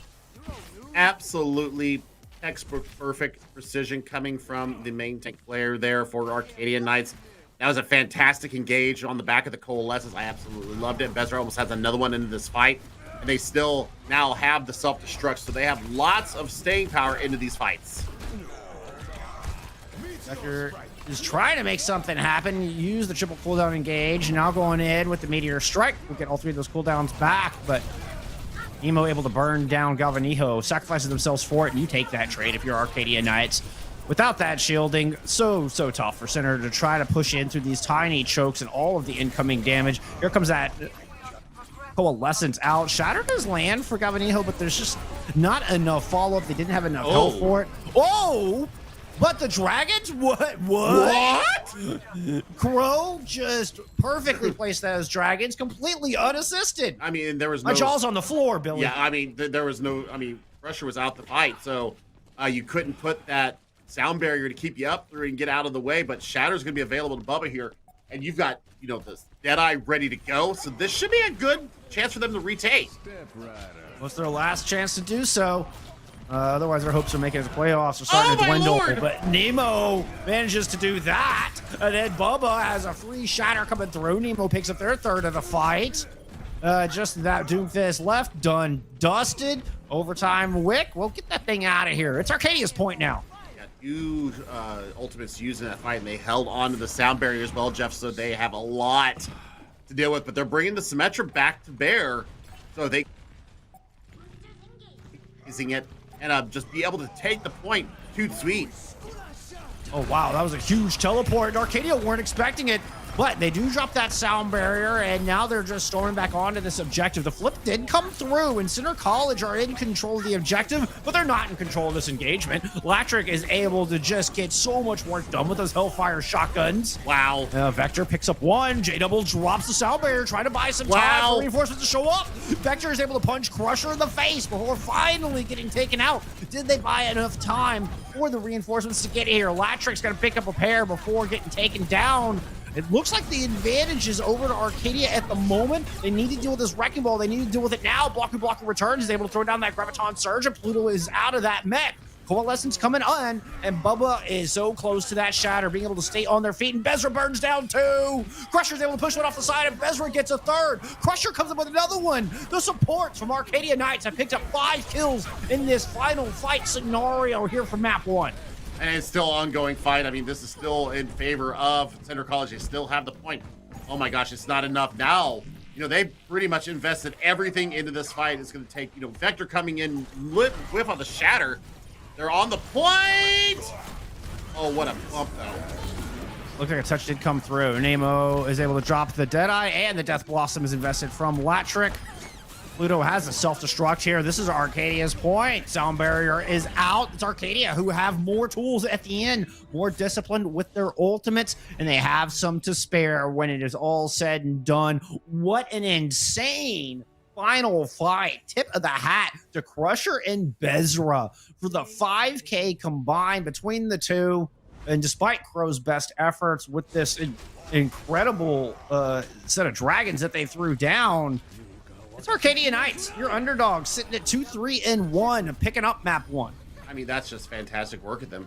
I mean, they absolutely are showing their heart right now. They're showing everything. They know this is the last game. They know that this is their last chance to get into the playoffs, and they are bringing everything to bear.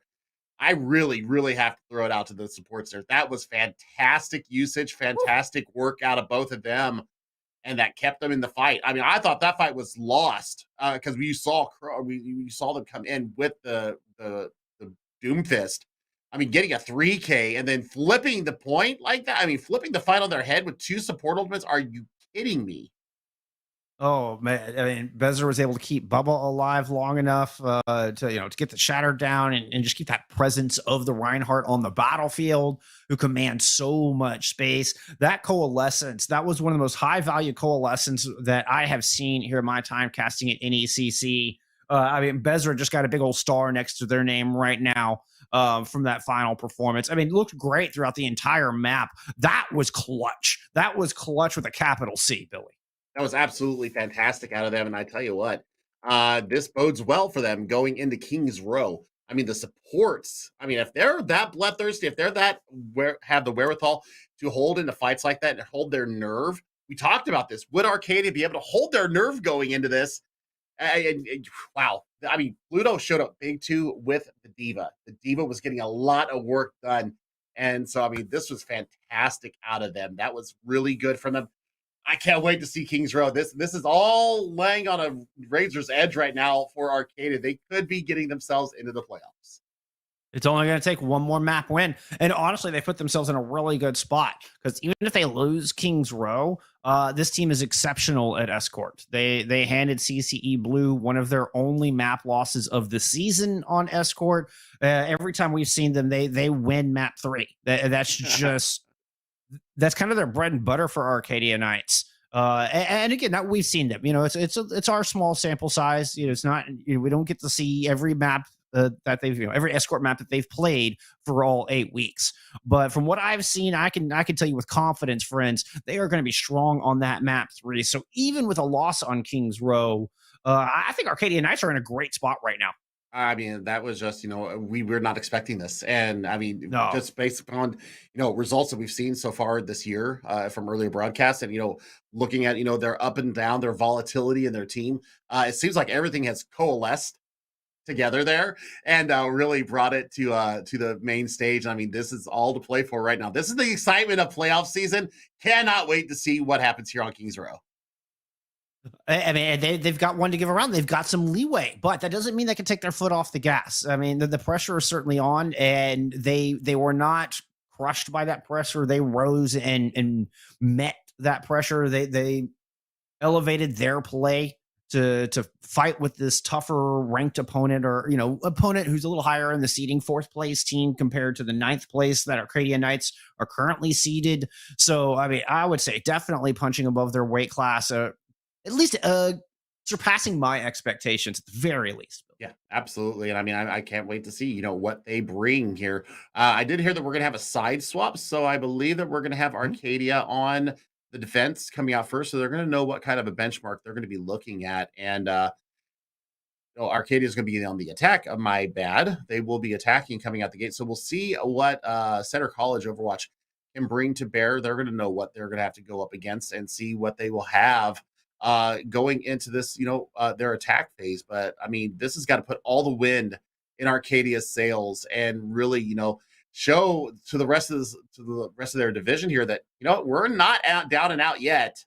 We still have a say in this, and like you said, they do have the wherewithal to have one clunky map maybe. I'd still say keep going for the jugular. A little leeway. We'll call it a little leeway.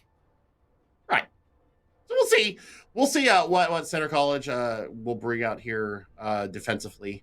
I'm going to assume a little bit of the same. Well, I say that Blaku might not like Diva because we've seen the Zarya all 3 maps on Lijiang, and now we're seeing it here on Center College. So maybe Diva might not be up in their hero pool because in this composition, you need to have the Diva to mitigate the damage coming in on your main tank and to allow the Mei and the Cassidy to be able to get those shots in on the attacking team. So you also don't have the Baptiste here, Jeff. That's the other noticeable difference here. So I mean, you're gonna have some burst damage going on or burst healing available, but not the same output that a Baptiste would bring to you.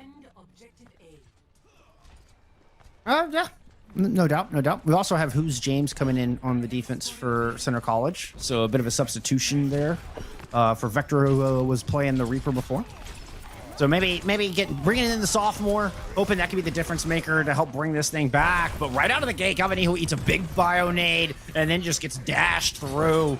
Bezra opening things up strong, finishing map 1 strong, starting map 2 strong. And Arcadia Knights are in a prime position to be a one and done fight here on point A of King's Row. Man, Latrick on this Genji is getting work done. I mean, serious work done. Little Miss Grapple. We won't talk about that, Nemo. But, going into the next fight, I mean, they've already got it 542. That is a serious amount of time to be going into that. And, I mean, look at their ultimate charge. I mean, they're just looking so much stronger than what Center College is going into the streets of London here. So, I mean, they've already taken space up around bookstore as well, Jeff. So this is a fantastic amount of space taking coming out of Arcadia Knights. Yeah, Center College are going to try to take this back. They were waiting for some bubbles, maybe an amp speed. And they are going to go ahead and push up to bookstore. And it's Bubba and Gavani who go shield to shield. Ooh, nice sleep dart. And Gavani's in trouble. It's Bubba who ends up falling, though. Who's James? Putting down some shots, making their presence known immediately as they've come in for map 2. And without that, Arcadia Knights just have to reset. Yeah, but that's a smart disengage. I mean, they knew that they were kind of stymied out there, especially once Bubba goes down. But you do have Nanoblade coming into this next fight, and only the sound barrier to protect against it. Be nice they can get that out first. Oh, but Crusher dies on the wrong side of the tracks there. Gets stuck out. Crow with a beautiful wall. And now Bubba's sitting here like, wait, do we engage? We should wait for our Lucio? You should wait for your Lucio. Bubba, put that shield down. Let it recharge. You're going to need it for this next fight. Put that shield down! Bubba's charging in, and then here comes the blade. There's one already fallen. Looking for a second. Almost got it. There it is. Nice teamwork as Latrick and Crusher combine to find both supports. And didn't even need the Graviton Surge. I thought they might initiate with that. Nah, they're just going to hold on to that for the back of the point. Yeah, and now they have, to defend against the Blizzard, they've got their sound barrier. They're also going to have Graviton Surge. So we're going to have battling Gravs. We're going to probably have battling Shatters as well, Jeff. So this is really going to set up for a fantastic fight. The big advantage right now, I was going to say the big advantage was the Coalescence, but never mind. Coalescence Blizzard out, and Bubba is protected by some shields for now. Galvanijo with it, and it just solo shattered them to make sure they could burn down Bubba. And I don't mind that because that is going to win them the fight. I say that. Brusher is able to find that kill in the back onto Jelly, and Arcadia Knights are feeling a little bit bold. They've got a Graviton Surge to work with. Blaku should be able to return into this fight momentarily. You can see the bubble coming up onto Galvanijo. And yeah, that's going to empower Galvanijo to push forward. There's no Reinhardt on the other side. As soon as Blaku made it back, that was Arcadia's Knights indication to run, and they ran headlong into death, I'm afraid. Well, I think that they're waiting right now for Grab Dragons. I mean, that's an obvious win condition for them, especially since I know that Sound Barrier was cast in the last fight. They have a free Grab Dragon right now. Can we also mention that Bubba has been such a threat that Center College invested 3 ultimates to kill Bubba in that fight before last? But on this last point, it's a worthwhile investment. It takes so long for the attackers to get back. It's the Blaku grab that comes out first, initiated by a great May wall from Crow. And they're going to win this fight. Nemo will have dragons for next. So, a little bit more disciplined on this fight. But I just want to throw that little tidbit out there before we got too far along. Oh, yeah. I mean, Bubba is absolutely creating havoc every time they step up on the stage here. Galvanijo, I mean, they know that he is such a threat, and he's really proving, a little bit of an MTD. I mean, he got a little bit MTD'd on Gardens, but I tell you what, really turned it around in the other 2 sub maps. And now, Grab Dragon's available. You've also got the Nano available. So, I mean, you've got 2 huge combos ready. And here they come. The Shatter will not be in time to interrupt it. But there's not really anybody caught in. It's a 1-for-1 trade. Blaku for Bubba. And the Coalescence is thwarting Arcadia Knights' attempt to try to push in on this. Nice shot. Great tracking there from Jelly to find that pick onto Crusher. And another fight win for Center College. This is what started off so good for Arcadia is looking more and more dire for him now. Yeah, I think Pluto needs to swap over to a Diva. That's my first real check. I think you need to swap over to Diva. You need to have the mobility. You need to have the damage mitigation that the bubbles just aren't providing right now. And then I think that looking at the Nano. I mean, the Nano hasn't been used nearly enough. You've been holding on to it for almost 2 minutes now. Just not enough going into that. Nice Shatter coming through. Crow's going to fall. Blizzard in hand, but Bubba ends up going down. The wall from Crow denied the healing from the other side. Sound Barrier from Crusher, and they continue to push forward. Nano Blade is going to come out now. Latrick has the bubble, has the katana, has the kill on the Galvanijo, dashes through James.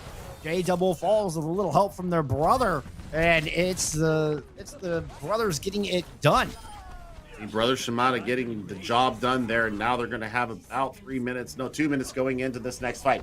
Both DPS ultimates ready to go. You almost have a 4-pack ready to go for, Grav into Blizzard. I mean, you can really path this any way you want. But Pluto is really catching up in the Grab department as well, Jeff. So we're looking for Grab Dragons in the next fight. Definitely a possibility. See if they can survive this Blizzard to start things off. Deadeye coming out from James to initiate the attack, and Center College going to get aggressive. Coalescence down, Shatter finds 2, and that's both tanks under the weight of that hammer. Bubba's in a lot of trouble, can't retreat. Nice May wall from Crow. Fight win for Center College. Yep, it did cost them 3 ultimates. It cost them their Deadeye, it cost them the Coalescence and the Shatter. So Arcadia Knights, they have it on their mouse to push this through with some time left, especially if Grab Dragons comes up in the next 20 seconds. They should be able to push this home. I think it'll take 2 fights to do it. The 1 fight from here isn't going to be enough. But first things first, you got to win that one. Can't let Bubba die that early. And if you do, you got to make use of this Grab Dragons, and it's not going to be enough. The Blizzard from Crow counters it out, and the Dragons only pick up 1. Bezra finds Crow. And hopes are going up. Nice boom. Galvanijo ends up in the bottom of the underworld. Oh my goodness, that opens things up. It's once again the supports of Arcadia Knights giving them the rune they need to keep moving forward. They are not done yet. They are not out of this yet. And now you've got Dragon Blade, Nano Blade almost ready to go. Latrick with a couple of right clicks. We'll be able to get that up, and that should be game over. Dumber available. The counter, the grab from the other side. And there we go. Nano Blade is out. 2 kills on the board. Latrick does end up getting pinned. We'll see if those 2 kills are enough. Blocku's gonna fall from some great shots from Nemo. And Crusher eventually drops the beat. A very late beat. I love the discipline on it.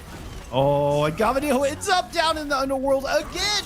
That's the 2nd time Crusher has sent the 500 HP German Crusader to their death with 1 press of the right click.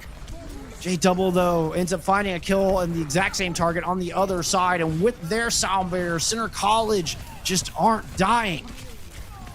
So much sustain available to Center College. And that's the big difference between these compositions is it's the Moira versus the Ana, and the Moira will win that 9 times out of 10. And you see it right there. Just absolutely stymieing Arcadian Knights meters away from completing point 3. So win condition set for Center College here. 61.27 meters will be the mark they need to attain. And I tell you what, I mean, sorry. Yeah. You know, Center College, they've got their work cut out for them. I really want to see what will be coming of Blaku. Do they have the diva in their pocket? We saw them kind of bring it out and kind of stally there. Jeff, last second stand, but definitely clearly preferring the Zarya in this composition. So swap up here for Arcadian Knights defensively. Pluto and Bubba swapping the roles here. We'll see if this is going to change anything. Pluto doesn't have a bad Reinhardt. I just think Bubba's was more consistent. So we'll see if this is going to change anything out. I mean, this is going to change a lot. I don't care how similar the players are. Like, your tempo is going to change. Your timing or callouts are going to change. This is a huge swap. Switching your Reinhardt and your Zarya around. This is a massive change into the flow of each battle. So I can only speculate as to why they would make this change, but Pluto has been looking fantastic on the off tank all day long. Bubba has been looking great against Gavanillo all day long. So I don't know what prompted this, but I'm very skeptical, Billy. I'm skeptical too, and I want to see. I want to see what's going to go on here. I mean, look at this right click's already going through. Big nade coming from Bezra though. Yeah, Bezra's been outstanding, and Gavanillo is going to fall. Trying to push through Hotel, but Latrick is on a Reaper. You've also got a May, both really, really good at these tiny close quarter fights. Center College not finding any love. Nope. Sorry, no vacancy here. I love that. I love that. I mean, look at this sneaky from Latrick on the Reaper there. Big wall. It actually goes over the wall. Kind of surprising. Uh-oh. I'm not quite sure why Gavanillo dropped on the wrong side of the tracks there, but hey, Crow and James are able to find some picks. Just sit back here and land down all kinds of damage. What a shot on the Crusher. And that's going to be enough for point A. I mean, that's just work being done by Center College. Once they, really took down the main healer there of Bezra, it was all streamed forward. And now you see Latrick swapping off the Edgelord, going to a capacity of their own. Way behind an ult charge. I mean, this is going to be serious work. I'm going to have to cut out from Arcadia Knights to stop the snowball. Did Arcadia get all their spawners in? They did. Okay, that was really dangerous of them having somebody spawn way back in the Foundry, but I think just by a second margin. I mean, that was really close, but all 6 are here, which means they can hold this bookstore. With a fight win here, they can push up and hold the archway. That was really important timing. As you can see, the Amp Matrix coming out just forces Center College into a corner. And, now the Amp Matrix, the Immortality Field is up to try to protect. That was a Nano Boost coming out. That one's on to Nemo. That had to be a misclick. And it's Center College just rolling over them. Nice Deadeye coming out from James in the midst of all that. Yeah, I mean, the sleep, the shatter, everything coming through for Center College, and now we see Demo swapping over to a Hanzo of their own. So, I mean, they're just shooting themselves in the foot as far as their ult economy going into these fights. And, I mean, they're going to have to make a massive stand here on point C. They might have a chance to recontest, but look at Center College already speeding up and already trying to get on top of them. And Arcadia Knights don't have that Lucio as Crusher now on the Baptiste, or has been for their defense. Grab Dragons out. Immortality Field! Whoa! Not enough as Crow's a name 5 times through that feed. That is point B with style.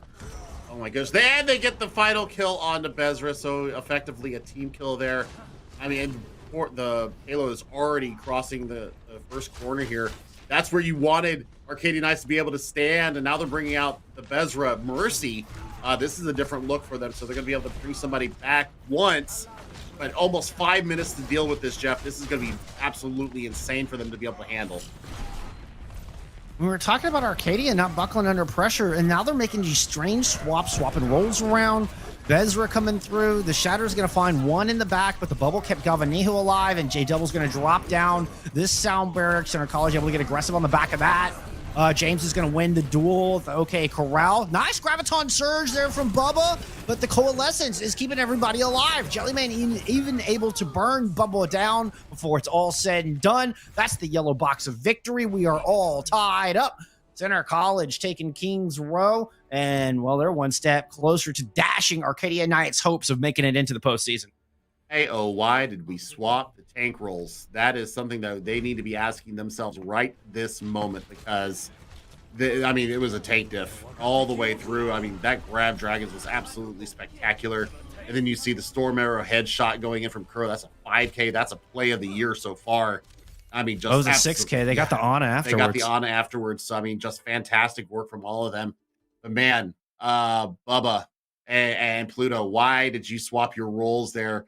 There was no need to. You guys were playing so synergistically together, and now, for me, it's almost a throw. Looking at how they performed, you held on to Shatter forever, you held on to Grab forever, and you just didn't have the synergy. And then watching the DPS swap every fight to a different hero. They were always trailing in that ultimate economy, and they never just got their feet planted in the streets of London. So now it's going to have to come up to Utah for them to keep their playoff chances alive. But hey, like I mentioned before, Kings Row, they had a little leeway to give. Route 66, Escort in general, traditionally very strong for Arcadia Knights. So we'll see if they can bring it back. There's still a chance. There's still a chance they can make the postseason. We're going to have to wait till after this intermission to find out. We'll see you back here with Map 3.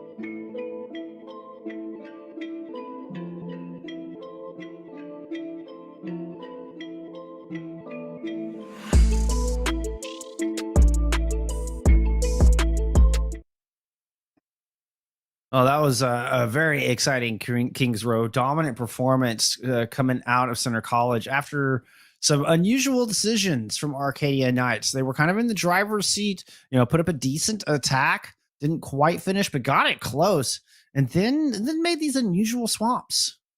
I'm still scratching my head over that. I actually had to go splash water on my face to figure out if I was in dreamland or not, because that was just very wonky. I've had some weird dreams sometimes, and that was just very strange coming out from Arcadia. So I hope that they had a chance, in the interim, in the intermission, to be able to talk it out with their coach, talk it out amongst themselves, make sure that they got their game plan going into into Route 66, because their playoff lives are on the line. They've got to win this map. They've got to pull out the dub right now. Yep.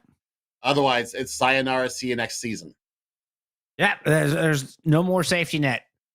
This is it. It all comes down to this one map, and I hope Arcadia Knights go back to what we saw, because Bubba and Pluto were looking so good on the Ryan Zarya respectively that's what I want to see more of. I mean, I was bragging on Pluto, particularly on map 1, for just, the bubble usage was good, the gravs were good, like everything seemed to be falling into place for him.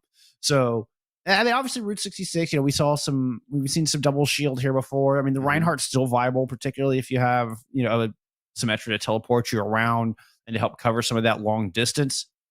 But so a lot of this is on the assumption that we're going to see the Ryan Zarya again, but that does seem to be Arcadia Knight's strong suit. The Diva was good too on Night Market. I'm sorry. Yeah, the Diva. True. Yeah, the Diva from Pluto was actually good. Oh no. Well, we're looking at a Rolling Thunder coming. And maybe this was the plan. Yeah, maybe the plan was to switch Bubba over to the Wrecking Ball previously. Maybe Pluto doesn't. I don't know. I still think you would go Wrecking Ball with a Diva or a Zarya even. Yeah, the Diva would fit better and just kind of go into more of a dive-looking comp, particularly since you have Latrick on that Genji. But hey, they still have a moment to figure all this out. Let's look at the defense right now. Defense, not a whole lot of changes. The big notable one is going to be James, who's stayed in for map number 3, going on over to the Swedish Engineer. I don't hate it. That's going to be encounter to Latrick's Genji, but here we go. Bubba on the off tank and Pluto on the main tank. I'm not a fan. But we'll see what they bring out here. There goes the turret already down, so Latrick getting the work done with the shurikens. And this pathing is going to be really important. Arcadia Knights look like they're going up and around. Obviously we saw Nemo going up there as the rest of the takes. No. They took too long doing it, though. They needed to go up there when Nemo did it and drop down, be more decisive. They kind of hesitated at the bottom of that 45-degree boxcar and just got sandwiched. Wait, what? Pressure? Question mark? Jumping off the side a little prematurely. We'll see. That fight was over. That fight was Dunsky. Latrick and Bezra got out. I like that. So we'll see what they can get done here. I'm still not a fan of what I'm seeing out of the tank line. But Pluto gets the kill out, and no mercy to Red, so they're going to be a +1 right now. Yeah, that's a great kill. And makes Center College think twice about this super aggressive hold that they were putting up. Now Arcadia Knights pushing through. Latrick is going to try to farm up the rest of this blade before this next engagement really breaks out. Yeah, Crusher is still, about 35% away from their nano. So you might go with the Dry Blade because he's really building this quite quickly. And we'll see, what they can get out of this. And can we talk about that for a moment? Because Bezra had such a fantastic Ana. That's another pretty big swap that's kind of gotten overshadowed by the tank change. Crusher, all right, still able to get the nano up, but we haven't seen the same impactful bio nades as well. As well as from the tank change. Now that's a nice sleep. I'll give you that. But in the end, it doesn't accomplish a whole lot. Yeah, I'm head scratching. People swapping roles around here. Not sticking with what was actually working. And they've got 4 ultimates, almost 5 online. I'm not sure how they're going to deal with the Molten Core. This is where a Diva would absolutely be wrecking it right now. So you can eat that, you can get away from it, you can deal with everything you need to deal with going into that. So, oh my gosh, huge shatter coming out. Yeah, Pluto does get the bubble, but still that just gets burned down, and James is able to find that kill. Bezra thought about the res. You saw the cursor just hovering over Pluto's body. It's like, nope, No, you don't want to go for that. There's a Hanzo in the back line. That's way too dangerous. Yep, and I mean they're going to have to go back to Plan B now. I'm not sure what they can do really to get anything done. I mean, look at this, Blaku getting so much more value on the Zarya. Bubba's still 30% away from grab. I mean, that's got to be a win condition for them, is this grab. So grab Dragon's available to Center College to get this stop. You could also throw Molten Core if you catch enough people in it. I mean, there is Nano Blade online. I think that's the one I'm looking at from the attacking Arcadia Knights to try to break this open. Let's see if Latrick can get anything done with it. Nemo already taking a lot of pressure. Latrick going up top, and the Blade is out. The Nano is there, but there's the Sound Barrier on the other side. That's a lot of shielding to try to work through. The Dragons are combined with the grab. Doesn't really light up the feed, but it does enough damage that Center College are able to hold on. Yep, this is looking to be a full point hold here. I mean, grab into the next fight. They don't have anything to combine with it, especially if Galvanijo is up. If Blaku has both their bubbles available as well. I mean, that's just going to charge Blaku. So we'll see what they can get done here. I'm not very hopeful, especially with this Coalescence available to Jellymane. You can do it, Bubba. Take a big grab. You need to get some charge first. Then get a big grab here. Somehow they've got to get on top of that high ground. Latrick has gone over to the Hanzo, so can put some pressure up there. Those bubbles have been used from the defense. Oh! Crow takes down 2 with a single use of the Storm Arrows. Galvanijo's going to throw down the Shatter, then turns around and blocks Pluto's. Oh my, a dominant performance on the defense. And on a game type that Arcadian Knights are traditionally so exceptional at, Center College just put up one heck of a hole. I mean, you didn't deal with the turrets. You didn't deal with the Torbjorn. You didn't deal with the Hanzo. And your main tank and off tank that started the game so well swap positions on the defense of Kings Row and haven't swapped back. And I mean, that's a throw. I mean, I have to call it what it is based upon their performances, not only on attack on Kings Row, but the entirety of Lijiang Tower. I mean, it baffles me. You should have come out the gate with the Hanzo. Once you saw the Torbjorn, you know that you needed to get the long range poke in there instead of trying to get a Genji on top of a turret. Yeah, you took it down a couple times, but you didn't build enough into it. So, I mean, I'm not sure what's going through Arcadia's mind right now, but Center College, I mean, they've got a very easy win condition right now. I mean, just about 44 meters. I mean, that's just around the corner in front of Big Earl. So this is going to have to be the hold of a century for Arcadian Knights to deal with this. Looks like they're going to go with the rock and the hook here, the pig's feet composition. And we'll see what they can get done with this. This is all about early picks and getting those individual efforts, from Pluto, from Bubba, Nemo on this Hanzo now, to try to find the kills before Center College can really get close and engage. And I'm working around a shield and a couple of bubbles. Pluto's looking for an opening, looking for somewhere to drop that hook. It's ready to go. The cooldown is up. Quite saw it come out. Pluto has to use that, take a breather. Now going to get pinned into the corner. Immortality Field comes out, trying to keep Pluto alive. And it's Latrick who kind of gets left out in the wing, goes down. Now, good kill on the Galvanijo. So Arcadia aren't quite done just yet. They're able to put a little bit of pressure back on in lieu of the big Reinhardt out of the battle. I mean, and Bezra there being able to bring back the Cassidy into this fight, huge. I mean, Dragon's already online. That's massive out of them. Now, do you go ahead and use it in the first engagement? Maybe look for a flashbang. Oh gosh, Latrick, you got to be careful up there. That's a lot of people caught upside. There comes the Dragons. They're all in that cave. Oh my goodness. Somehow they just speed on through. J Double with a great amp speed just gets Center College the heck out of there. Now Crow is going to get caught. And Center College are going to drop back down and try to retake this point. Galvanijo does find a good pick, but there's that hook we've been waiting for. And Pluto's going to unleash the whole hog. The scrap gun, giving it everything they've got. Because Arcadia certainly doesn't want to go home. That's going to pick up James. Coalescence comes out, and they're trying to bolster up Galvani Blaku to muscle this thing home. They want to do it right here, right now. Bubba is really close to this Gravitic Flux, and then here comes the sound barrier. Arcadia Knights can survive this little tempo, this onslaught. Oh, the Flux Bubba! is in. That's going to pick up 2. Nemo's going to follow it up with a kill on the Crow as well. Arcadia Knights do survive the barrier, and they strike back. Beautiful. Oh, gosh. Whoo! Heart's got to be erasing right now. That was a big investment into that fight.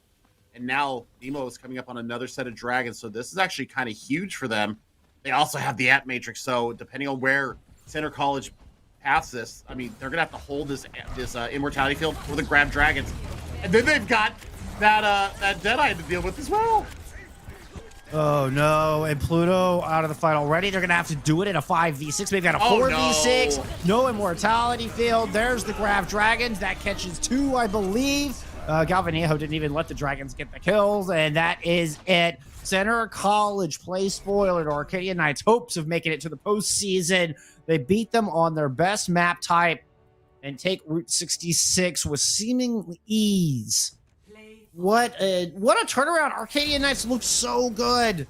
But it's Center College who rise to the occasion, who put so much pressure down, it forces them to second-guess themselves and make awkward swaps that do not go in Arcadia's favor. Center College will move up to 5-2 as they conclude the regular season. Heartbreak. And I mean, it was just compositional differences. It was role swapping that I think was the nail in the coffin for Arcadia College. I think that if they would have come, I mean, even if you would have come out with the pig's feet on attack, I mean, you could have gotten a lot of work done with that. You could have really attacked the high ground there. I think the Diva would have been a better choice as well. Coming out the gate with the Reinhardt to be able to contest the high ground. I mean, they just try to push it in with, square peg round hole. It was kind of, fighting against themselves instead of, sticking with their strengths and what got them that first map win. Oh, God, I hate to see that, but, full credit to Center College Overwatch. I mean, they absolutely took that game and wrestled it out of Arcadia Knights' hands. It was fun to watch. I will say, like, Center College, they put up on a great show. Some great synergy coming out of Blaku and Crow between the Hanzo and the Zarya. They got a lot of work done together. Great synergy from Galvanejo with Blaku as well.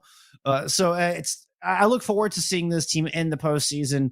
They seem to shake the mental of the Arcadia Knights on the defense of Kings Row. That was the turning point when they stopped them on that back end of Kings Row. That was the one that turned it around, and it was all Center College from there.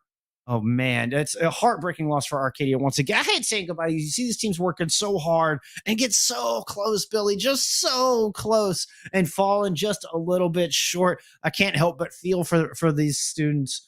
But at the end of the day, it's Center College moving on with a fantastic 5-2 record. Yeah, I mean, my biggest, I guess, sadness is that we don't get to see these players play anymore this season because we've got to get a chance to kind of get to know them on the screen, and that's my biggest loss. Is I don't get to see them out there playing their hearts out. That's a big sad for me. But it was a good season for Arcadia Knights, so they probably wanted to do a little bit better. But there's spring split coming up hopefully, and we hope to see them once again. Indeed, definitely things to look forward to. And, well, you've got some more Overwatch to look forward to, my friends. After a little intermission, when we come back, we are headed to the Legends Division, the best of the best in NECC Collegiate Overwatch. Y'all stick around. We'll see you back here in a few.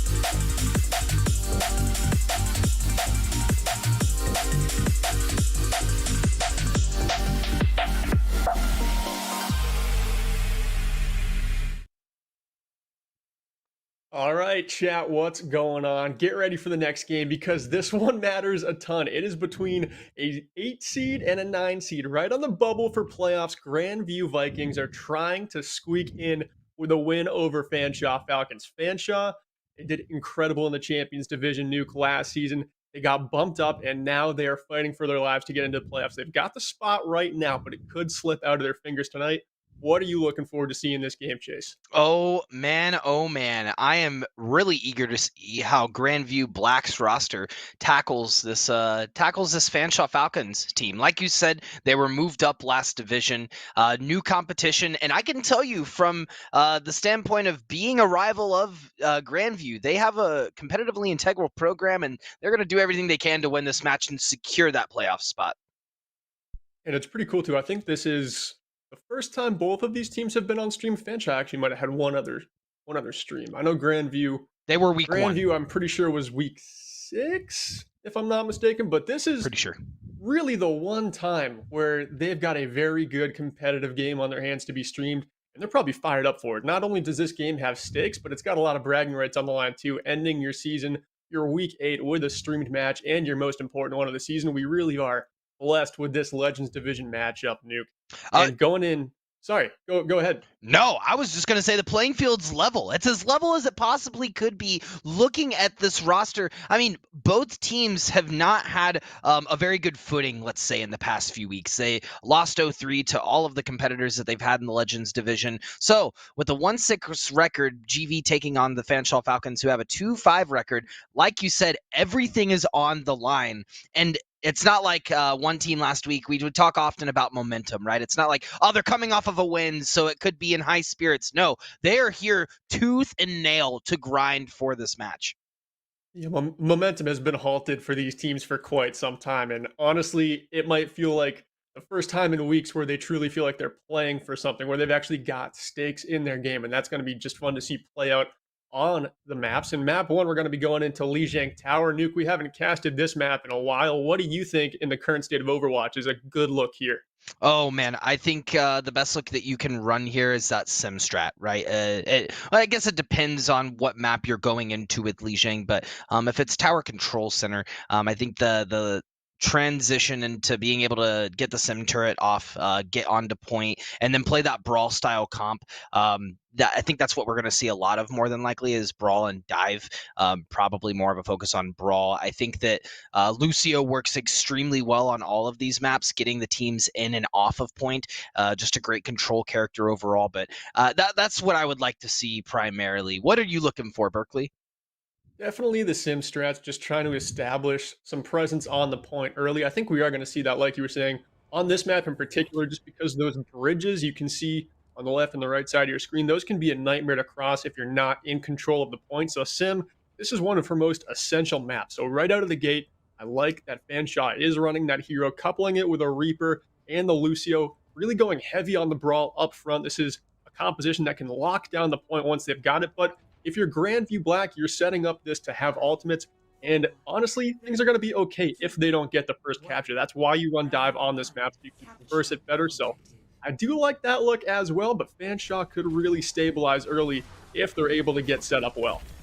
And immediately they come in, Fanshawe is going to get on point. Siklov going to hold up that shield for the rest of his team to get in and set up as needed. Moonscreen is going to go ahead and put up some turrets on point, and looks like we're underway. That's what I love about Control. You're right in the action. Yeah, Moonscreen got to do a little bit of a better job charging up that sim gun. That's what makes this brawl threatening, and now they're able to do it on that Winston bubble. Now, once they're getting juiced up, I mean, the damage could really start to come forward. Moon just pushing up toward the front line, just being in the back of the Reinhardt, and there it is, the burst damage coming through. Matt with the shotguns takes down Guardian, but they're not going to be out of the woods just yet. Their diva has been deneked, and it's a 5 versus 5 here, Nuke. Yeah, 5v5, but Fanshaw's still holding control of point very well. I mean, there's nothing that's getting through this impenetrable defense as we are going to see the Batfield come up. Looks like they're going to try to dive in on the point, but Cliffwater in the back line, able to get the healing off for the team, and that EMP is going to hit all of the Fanshawe Falcons. That was Grandview's moment to get on. They did not squander it. That dive worked expertly with that EMP from Sombra. Yeah, and Darkrai's EMP, that is clutch. That's what this composition revolves around. That's hands down their most important ultimate. And the reason they were choosing that hero over Sim is because they figure that you can get on and recontest much better with the dive comp than you can with the Sim strat. Of course, Moon gets them to the point first. They get 24% pretty much for free and get an EMP out of it. But Grandview comes back in with a hammer. And they've got so many ultimates here, they start to use them, but in response is Fan Shaw. Actually, Matt finding the kill onto the main tank again. Guardian has fallen first 2 fights in a row, but it's gotta be all Grandview here as they start to invest some ultimates and continue to hold this point down.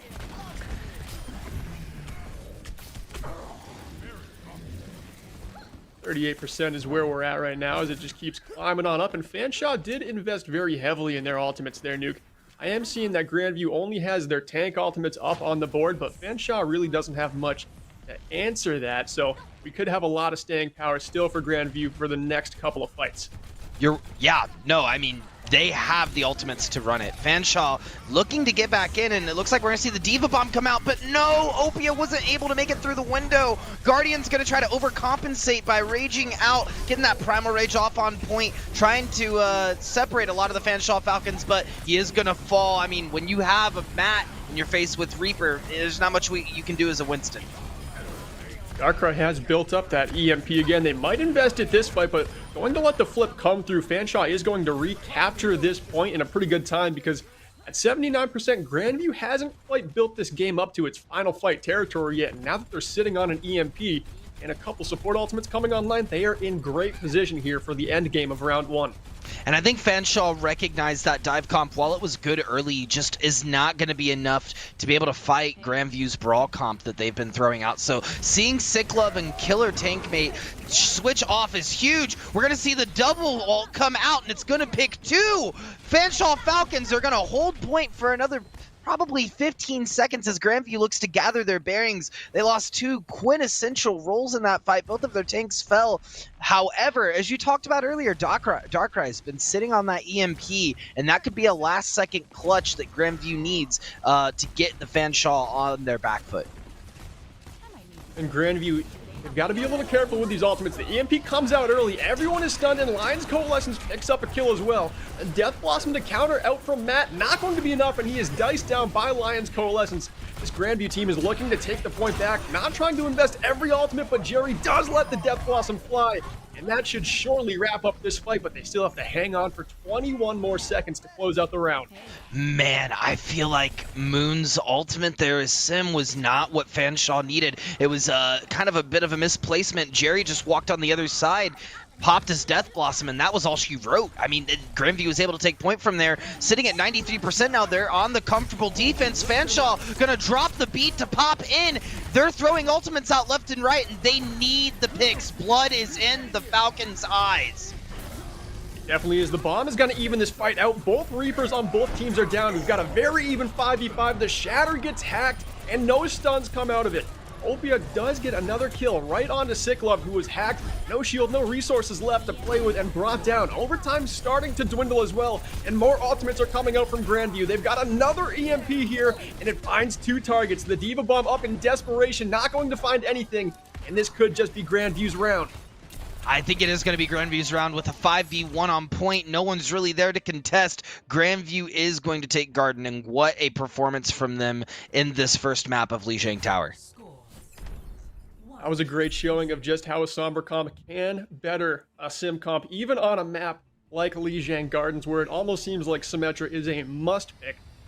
Taking those mobile tanks, you can just jump right over those bridges. Reaper can teleport across it. Pretty much everyone except Lion can get across that tough part of the map to traverse very safely. Fanshaw, on the other hand, we did see them 1 or 2 fights getting caught in that transition. If Darkrai had an EMP, things were pretty much a wrap, right? There's not much you can do to counter that with the composition Fanshaw has. Yeah, if I'm Fanshaw, I'm just playing LOS a lot more. I'm playing line of sight. I'm only peeking when I need to, especially on the support side and DPS when they were playing that long range. But Matt gonna switch over to the Doomfist, and Fanshaw gonna keep that Sim strat, get on point immediately, looking to hold the defense. This may be very telling when we move on to the payload maps. You know, if they perform better on defense, that may clutch out the set for them. Opia getting getting dangerously low as well as Grandview's looking to push in for this first point. Oh no, we're seeing a bit of a misjump from Guardian as well. Just a little bit of mishaps here and there all around from Grandview is going to seal the deal.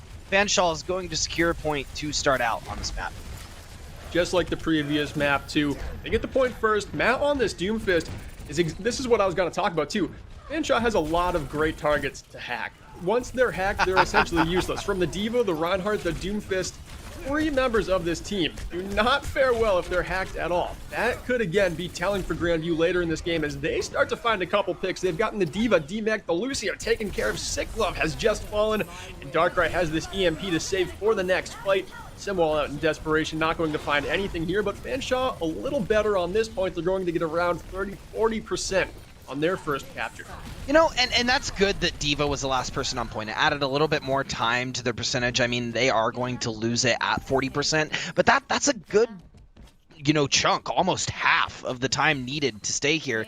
I don't know if Grandview, you know, I wouldn't put it behind them to do a little bit of sneaky investigative journalism on the Fanshawe Falcons and identify those core weaknesses, because right now, Sombra looking like a major core weakness, Cliffwater not looking like a major core weakness, so throwing up that field to save his team in the nick of time from that massive bomb coming out.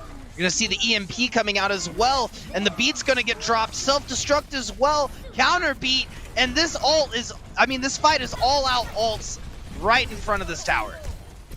A full investment from both teams. Definitely Matt coming back in, trying to hit a combo, and he's able to land one on the Guardian, taking him down with the uppercut, and right now it's tied up as far as percentage goes, and Fanshawe's looking to retake this one. Darkrai, though, despite EMPing this fight, already at 80% to his next one. That is phenomenal. That is why you run the Sombra comp when you have a player like Darkrai who can just farm EMP every single fight. You know, I would like to see Darkrai ult a little bit more. They sat on that EMP for quite a while on that last map. I would like to see it, honestly, on cooldown if they have it to their capabilities to do so. Taking out this Doomfist in the backline is exactly what you said, Berkeley. Darkrai just clinching it, and there's a Fanshawe, the hack is going to hit everyone. It's everyone, and it takes the Symmetra wall down. That was the only thing Fanshawe had hopes for on defense, and with that gigantic Sim Shield no longer in play, not only does the EMP find everyone and make this almost a short fight for Grandview, but it takes out a key ultimate that Fanshawe put up, and now they're not sure what to invest. They've got a Shatter online and a Beat Drop that just came online as well, but I don't know, that might not be whatever it takes to win this next fight. Fanshawe was able to get, oh wait, no, they're still contesting. Are they gonna try to push this to 99? They are. That was honestly a pretty smart play from Fanshawe. They're closing that parameter, closing that gap needed to take the point next time, and Grandview's gonna have a smaller area of time. They really need to work on their defense on this point. Fanshawe can't take it again, or that's it. And with Sicklove having the Earth Shatter on deck, that could be a detriment to Grandview. If you're Fanshawe, you have to win this fight with Beat Drop before EMP comes online. That Pulse Bomb is going to take down Fanshawe's Symmetra player, and the Shatter is going to land on the Guardian. They've got to make sure this Winston gets eliminated, but great support keeps him alive for Grandview Black. And they're still hanging in this fight. Darkrai at 67% to the EMP, and Fanshawe starts to punch back. They've got 3 kills in this fight, and it's pretty much even here, Nuke. It is anyone's game, and if Fanshawe get the flip, the pressure is on. Only one contest. Jerryman gets taken down, Nuke. It is still anyone's game as Matt picks up these kills. Fanshawe gets it right back, and it looks like we might be tied up shortly. Look, I don't know if Grandview is going to make it back from that. There was a lot of, I don't know what to call it, more so than just clumsiness from Grandview. Getting hit by the D.Va bomb, jumping off of point, killed 2 of their characters going into this overtime. I mean, they have to not just win this contest, but they have to hold for another 13 seconds. This could be everything as Jerryman's trying to take out all of the members of the Fanshawe Falcons. Alas, I don't think it's going to come to fruition. Fanshawe Falcons is going to take a point of their own, and we're going to move on to point 3 for Lijiang Tower.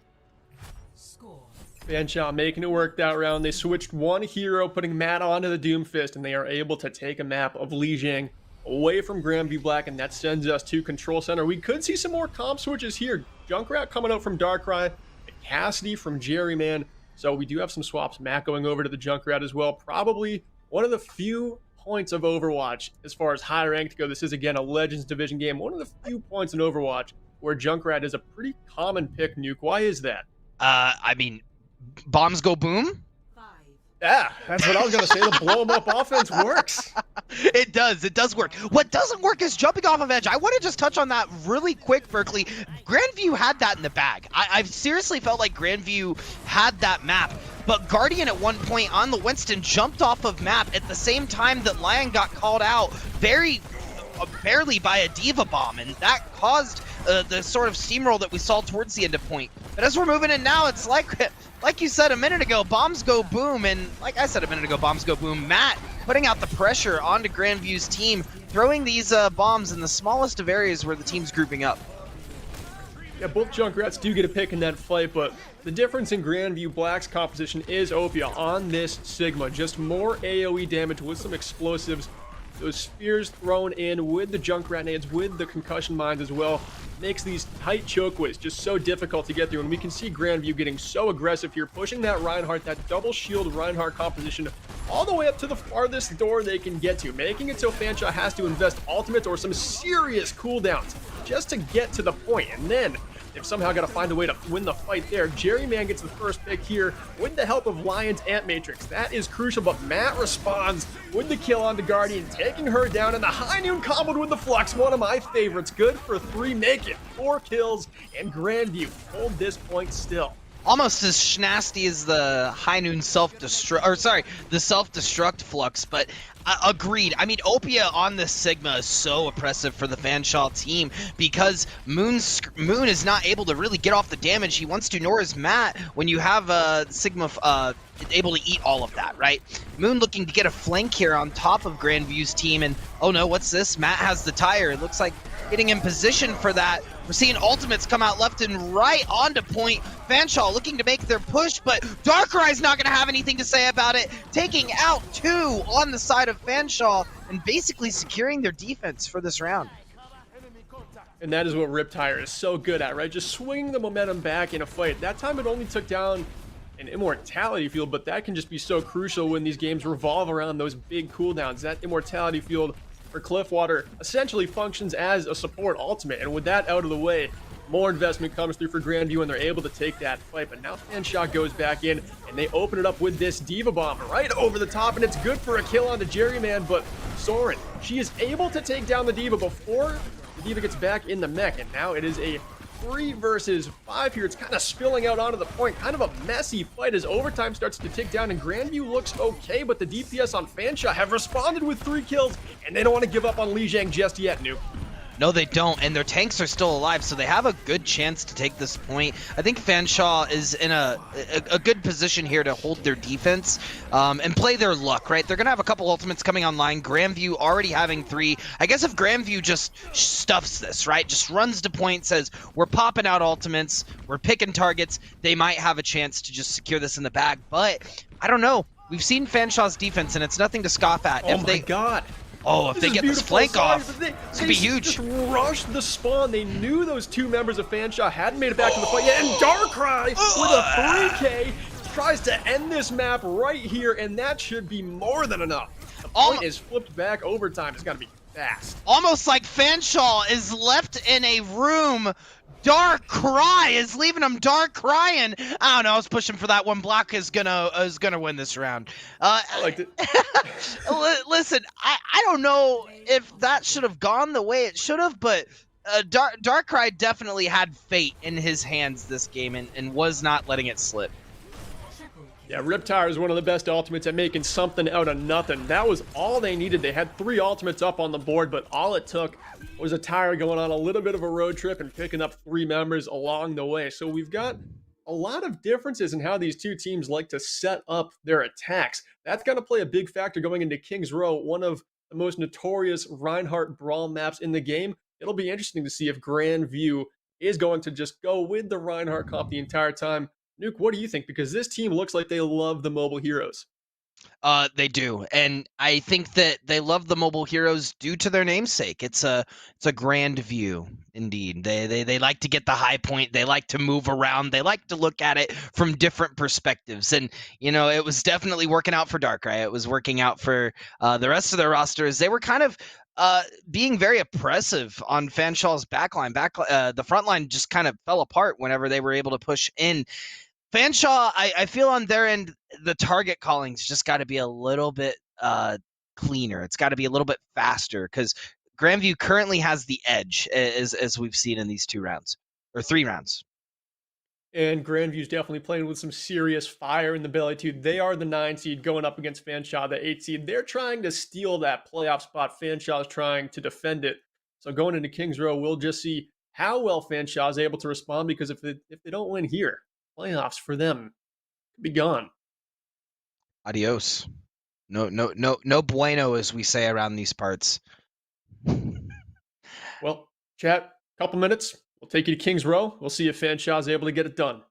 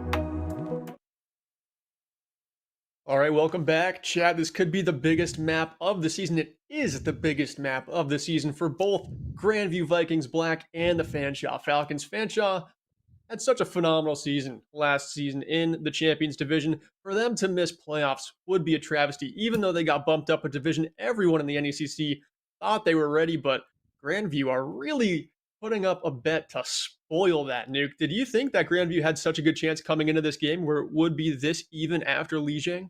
I didn't think it would be this even. I'm not going to lie. I saw Fanshaw's performance last year. There was a couple of times where I was actually able to cast the team. However, I had Grandview coming out on top pretty significantly in this series. And to see this much of a close battle, I honestly was not expecting it. But I think it's time for us to just take a trip over international waters and head over to Kings Row, often named Scrims Row across the community. It's a very, how do I word this? A very fair map, I guess is the best way to put it. A lot of people agree that this is a good map to on. And looking at the comps, I'm not seeing any Symmetra. So that means we're not going to see any hat tricks on top of Mandata's head today. Yeah, what a bummer, too. Darkrai is on the Widowmaker, probably just going for that opening pick, as a lot of people will do from the top of the Crow's Nest and Spawn. But Fanshawe Falcons, teams have switched sides, by the way, Chad. If you were a little confused, Fanshawe Falcons now the defending blue team. Grandview will be attacking first. Fanshawe now going with that double shield look. Orisa and Sigma to start their defense. What do you think of that changeup? That's pretty interesting. I mean, a double shield is really good, especially on defense here, when they have that Widowmaker that's going to be looking for a pick. But it's all about positioning, as we've learned. Jerryman hopping onto point, and on top of this, Orisa immediately going to take it out. Fanshawe's going to lose their main tank literally 20 seconds into this engagement. They've got to figure out some way to come back from this. And Grandview have done this textbook. They identified that Fanshawe was holding this back high ground, and they knew we have to path right under it. So they have to jump down, and they've got a short angle to do damage onto us, and they're just not able to do it. Nothing can get past that Reinhardt and that Sigma. They're able to just angle off all of that high ground damage, and they're just storming onto the point with this Maycomp and then Darkrai all the way in their own backline, just getting those free sightlines as the Widowmaker, and sticking on that hero for now, too, just trying to push their luck going into Streets phase, where those sightlines are even harder to find. Yeah, we are going to see some swapping off on the Fanshawe side as well, looking like they're going to go for a different type of double shield comp, as Grandview's going to push this momentum. This is the value you're going to see out of Lucio's. You know, Soren was able to boost that team in there really quickly, faster than what the rest of Fanshawe was ready for, and Grandview now approaching the second point, looking really impressive on this King's Row. And this is what you have to do as well. You just got to keep on pushing the aggression on this Streets phase. The first time people started seeing this happen was in pro play, and they were just blown away. This team named Selfless, they would just go straight up all the way to the third point spawn and show us how to play King's Row when you're just keeping your momentum going. You make Streets phase almost free, especially if you run the Maycomp. You can really just wall them off and not let them back on this ground, and that is exactly what we saw Grandview do. And they've managed to save 2 ultimates and coming online with that beat drop shortly. 5 minutes, almost 6 nuke. This Grandview team is rolling. Oh, yeah, that's what you call a wall-off wallop, indeed. Tank Killer Mate pushing up, Grab Flux is coming out. Popping up, gonna miss everyone. I think there was a little bit of a glitch there. Definitely unintentional coming out from the Fanshawe side. Oh, what's that? Getting a little chilly because the blizzard's popping out too. Opia cleaning up for the rest of the Grandview roster, not needing to use either support ult. And this was not what I had in my predictions whatsoever. Grandview looking so clean on this offense. I thought Fanshawe was going to have it in the bag for their defense, but Grandview looking at the chinks in the armor really early. Grandview knows they've just got to push the aggression all the way. If they can make Fanshawe play scared like their season really is on the line, they're already going to make them cave, and that could be what we're seeing. Already investing in the support ultimates, but Soren keeping her sound barrier for late in this fight, making sure that Grandview has enough resources to finish the map, even if they're not able to win this fight. So that is a very good call coming out from the main support of Grandview Black, as it doesn't look like this is their fight to win. Fanshawe, it looks like they're actually very well set up to win the next 1 or 2 fights with the ultimates they've got on the board. So that's the thing about King's Row, right? And most hybrid or really payload maps overall, Berkeley, when you get to the end of the map, when you get to that third control point, it is significantly tougher to take than the rest of the route, right? Would you agree?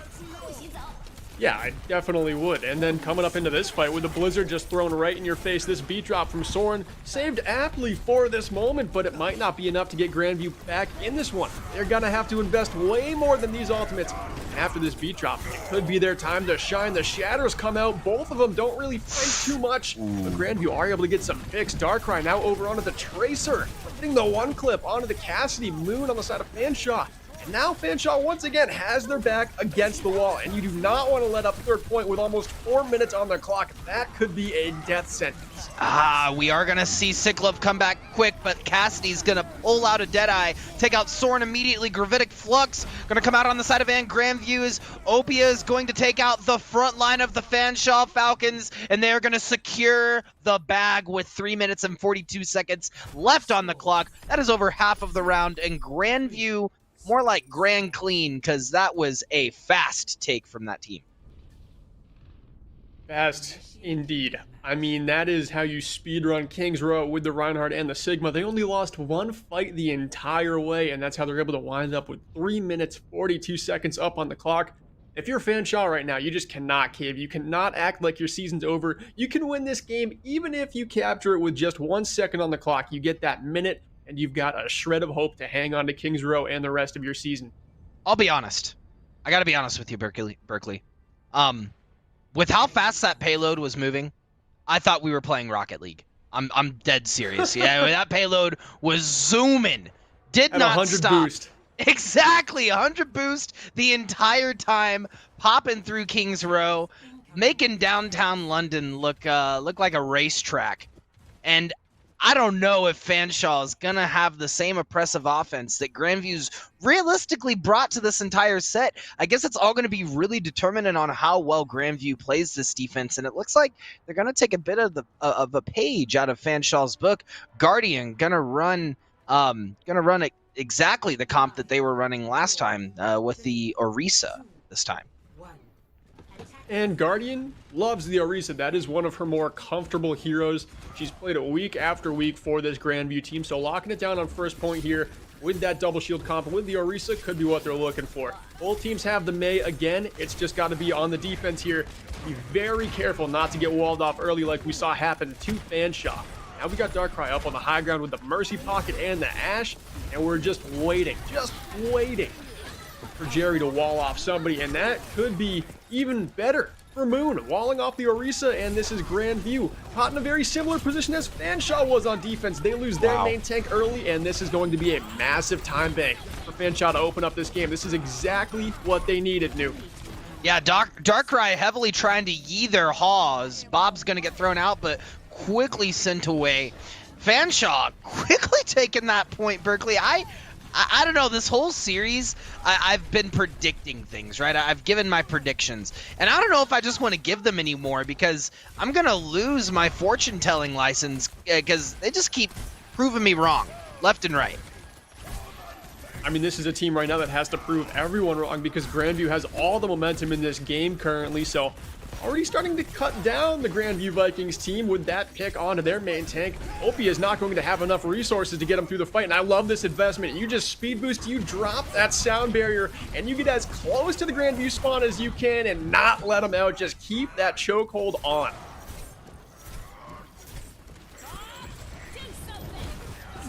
Maybe we should back up a little bit. That's what Sick Love's thinking is, you know, they're sitting at 20%. Gonna die to the Bob, so is Kraken. And Grandview finding Fanshawe exactly where Fanshawe doesn't want to find them.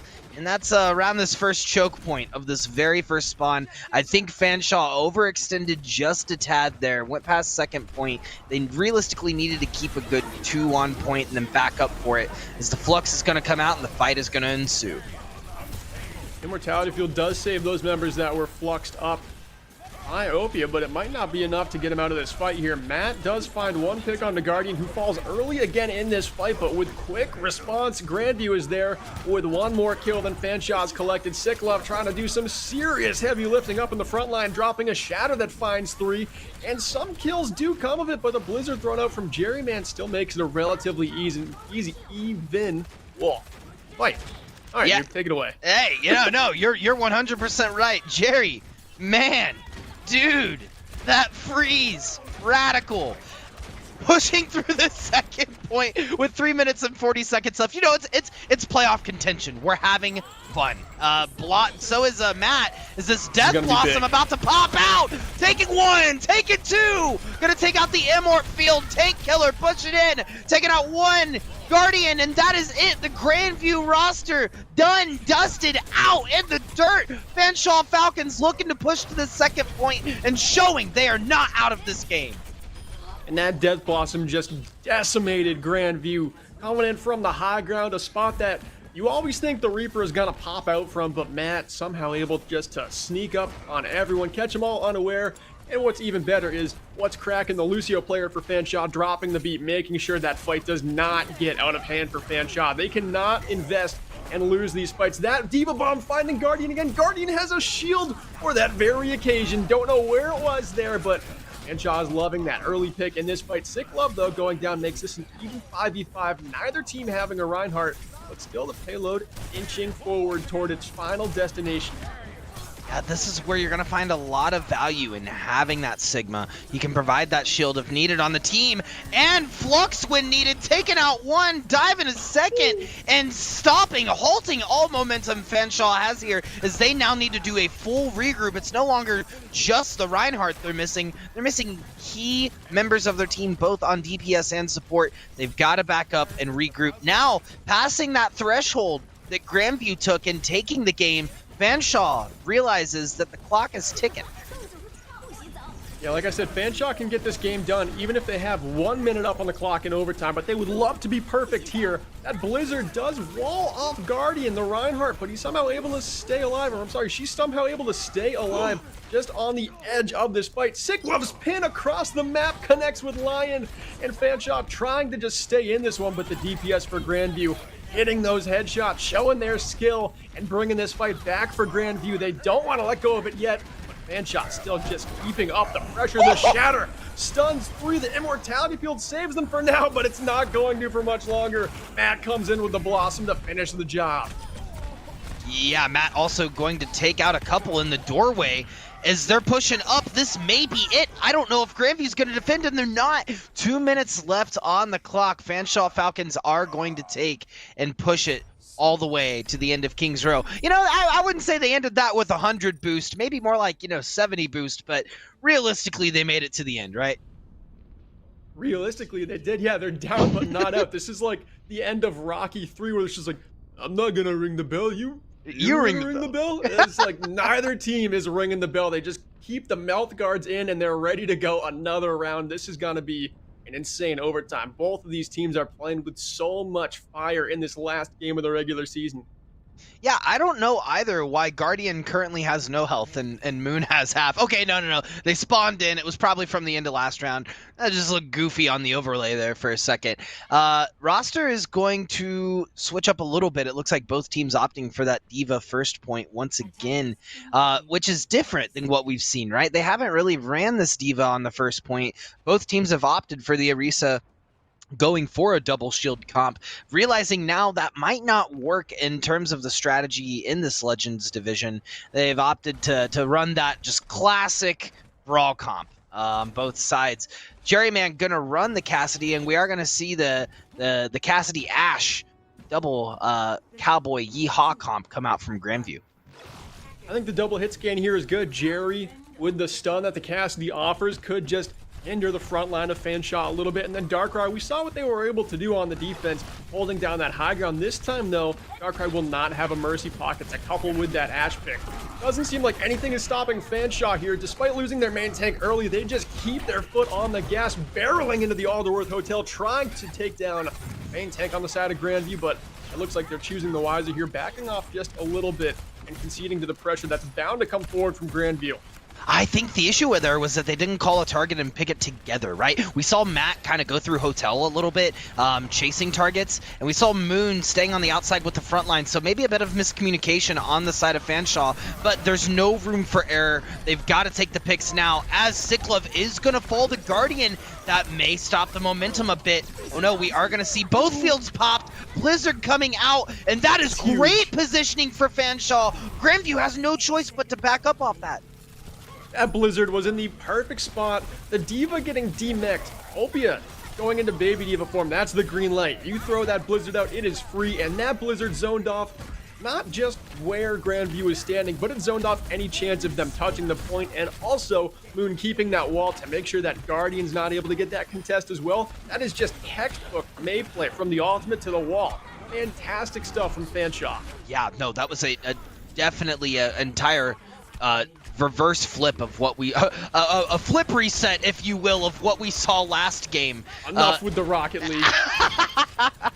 Listen though, I'm telling you, Soren dropping the beat for Grandview at the end of that point, I felt like was a huge detriment to the team. They didn't need to throw that out at that time. Bob's gonna get popped out though, as Grandview tries to engage, they're all gonna get hit by a fat Shatter, stopped in their tracks, and Sicklove pushing the momentum for his team. Fanshaw looking clean right now.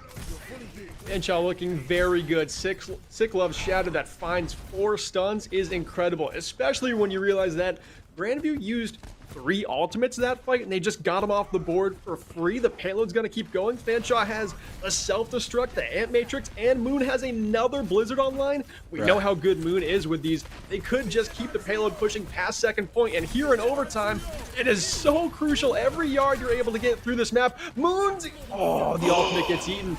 Master's Curse, if I ever heard one. What I was saying was perfect Mayplay just gets gobbled up by the Matrix of Opia, and now it really is anyone's game. That Shatter, though, is going to get blocked. Guardian not connecting with that. Instead, Matt just keeping it alive with the shotguns and the Hellfire out of the Reaper. Finds 4 kills, and this payload surely is going to find the second point. Honestly, watching and pacing the momentum is so important with Overwatch because it's going to determine all of your positioning. That's exactly what Matt was looking for as he approached the catwalk, waited for the Grandview tanks to push in, and then separated the tanks from the backline, placing themselves right in the middle. That was classroom textbook positioning from Matt and setting the pace for that fight. With Death Blossom now online, this could be the fight that determines the rest of King's Row. Could be in the beat drop from Soren is going to open it up. Using that ultimate just keeps her team alive very well. Matt coming in with another Death Blossom, finds an immortality field and takes down Lion. The Diva Bomb thrown out just to get back in the mech, but Matt there with the headshot out of the Hellfire shotgun before Opie is able to climb back in. Fanshawe continuing this relentless Kings Row pressure that they're known for on this brawl comp, trying to find the third and final point despite having only 2 minutes to start overtime. This is as good of a round as you could hope for. Yeah, and I mean, they have all of their members up. Even as we see the Deadeye come out, the Shield's going to come out on top, not going to find anyone. Guardian is going to find Kraken off of the charge, going on to point, and Jerryman is not letting this end without their say-so. Getting the stuns off and cleaning apart all of the Fanshawe roster. Matt finds himself with a steep hill to climb. Overtime is over, and it looks like round 3 is complete. This is crazy. You're telling me this comes down to the final 1.7 meters of King's Row? That's exactly what I'm telling you. Yes. Oh my god, this is just storybook. Grandview has to finish the map to make playoffs. That's all they have to do. But here's the thing is we're in overtime, and there's no way you can get it done in 3 minutes flat. They are going to be in a situation where overtime is ticking down on the clock and their season is on the line. What's this? Oh, I'm getting this in right now. Just in from production.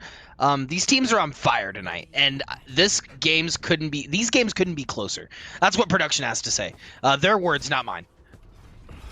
Well, they've clearly got such a way with words, saying that these two teams are on fire, but yeah, they are, and they're doing great things here, running the Reinhardts and the May. I mean, this is kind of how you play King's Row to a T, keeping up the pressure, trying to push all the way to spawn after you get first point. They're doing all the right things out here, and it seems like both of these teams made mistakes on defense. On first point, going with Orisa composition, something that clearly did not click with the rest of the team that was running the May, running these pocketed Ashes, but now we're 3 rounds deep on our 4th, and these compositions are pretty well figured out, Nuke. Yeah, at this point, they know exactly what they're running. They know when to engage, how to engage. Honestly, it's all about counterplay at this point, and that's what I love to see with this level of Overwatch. It comes down to the counterplay. Moon taking out Darkrai immediately. No resentment whatsoever. And not a lot of teams do this in high rank, but they set up early right at the choke. One final headshot, why not? Didn't even see Jerryman on Moon's screen, but that does not seem to matter. Moon doing a great job farming up that Blizzard. Also, Jerryman also on the May, but falling behind 35% in that ultimate race. Grandview comes again at this fight. They've got to make a little bit of a smarter rotation here because Fanshawe are bringing the Thunder early on this first point. That's exactly what we saw with last point. Fanshawe on the offense, they sped in immediately. I mean, they were in their faces. It wasn't the best strat when they first engaged, but they eventually won the engagement with that aggression.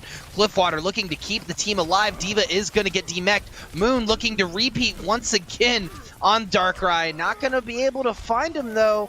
Jerryman going to take out Tank Killer, and Grandview looking really close to taking this point. They're looking really close to taking this point, but here's the thing about Fanshawe, right? They did a great job chipping off a minute and 20 seconds from the clock. There is no way you can complete the next 2 points of King's Row in 90 seconds. It's just not possible. You don't get more overtime for capping second point. There's just no way to do it. Fanshawe's in a spot where they can save all their ultimates for the rest of the game and then go super heavy with their investments on the final fight to make it into the next map. It's a great spot. I'm not gonna lie, I thought we were using Discord. I didn't know that the NECC paid this man and gave this man a fax machine. That's 100% right. I believe you. That's all they need going into the rest of this point. Oh man, could you imagine if every time I had to say something you got that awful fax machine noise that just sounds like the emergency services? Like, yeah, like anytime there's like a hurricane in your area, that would not be good for a caster. I don't think you get gigs. I'm not gonna lie, but you know what you are gonna get gigs off? You're gonna get gigs off of these hot arrows that we're seeing from Darkrai and the fax machine. I mean, I'm not gonna lie. You're spitting the truth over here. Berkeley, follow him on Twitter. He knows what he's talking about. At alt charge. Anyway, going back into this point. Thanks for the plug, man. Great. Listen, we just got story time with Nuke here as just. It's bound to be Grandview winning fight after fight because Fanshawe's just refusing to invest here. But I mean, I like the plug. I like the story time. You're right. I mean, but with 8 seconds left, what better narrative than the narrative we see in front of us? Grandview pushing to get it to that last little nudge, that last little bit. Guardian going for the hard flank. Gonna take 2. Going downtown. Cyclove looking to respond. Both beats are coming out, and the ultimates are dropping as overtime hits, and Grandview has to secure it now. Cyclove with the flank shatter left his team wide open for a shatter from Guardian, and that just keeps the payload going around its final corner. Fanshawe, though, they've got 3 ultimates on the board, and only an Amp Matrix can save Grandview now, and it might not be enough. Trying to use it early, trying to keep those spawn doors sealed, but Matt is out there to contest. Oh no. And the rest of Fanshawe get out there quickly. The Diva Bomb comes in, and it does find 1 kill. Lion is down, no ultimates on the side for Grandview, but they are finding the picks fast. The Amp Matrix for Fanshawe keeps a lot of damage alive for this team that is lacking members right now. They've only got a Diva and a Baptiste out there, and Cliffwater has just gone down. There is not much more they can cling to. Grandview might just squeak into the playoffs. Oh, 8 meters to go, and they've done it. They did it. Spoiled Fanshawe. How did they do that? I was not expecting them to be able to make it around the corner and push through that final point with Fanshawe having all of their team members come online. All they needed to do was engage together. It was clear, open, and shut. That was it. But they staggered, and because they staggered on point, they got picked bit by bit until they were dwindled out. Grandview securing their bag. That is so good to see for Grandview. They have not had much to play for all season long, and then the final game, week 8, where they finally have some stakes, they do not disappoint. Anyone on their team, their coaching staff, their fans that show up to Twitch chat every time they're on it, Grandview are able to upset a team that was in a championship setting just last season. Fanshawe probably not even making playoffs now. Yeah, unfortunately, it's unlikely that Fanshawe will make playoffs. I mean, the record is going to go up, but the map differential is going to be the thing here, and Grandview is going to take that one forward, hopefully into playoffs. Grandview, and this is the thing with Overwatch, right? How you start at the beginning of a season, how you play as a team at the very beginning is going to be vastly different 2-3 months later now that we're in November and you're playing at the end of a season. You've had times to either grow or you've had time to, maybe diminish a little bit if you've had some issues on your roster. And Grandview showing that they're not done with their season yet. They still got a couple more weeks in them and they're ready to show it in playoffs. We're going to get some swaps off, but first we're going to take a very brief break and we will be back shortly.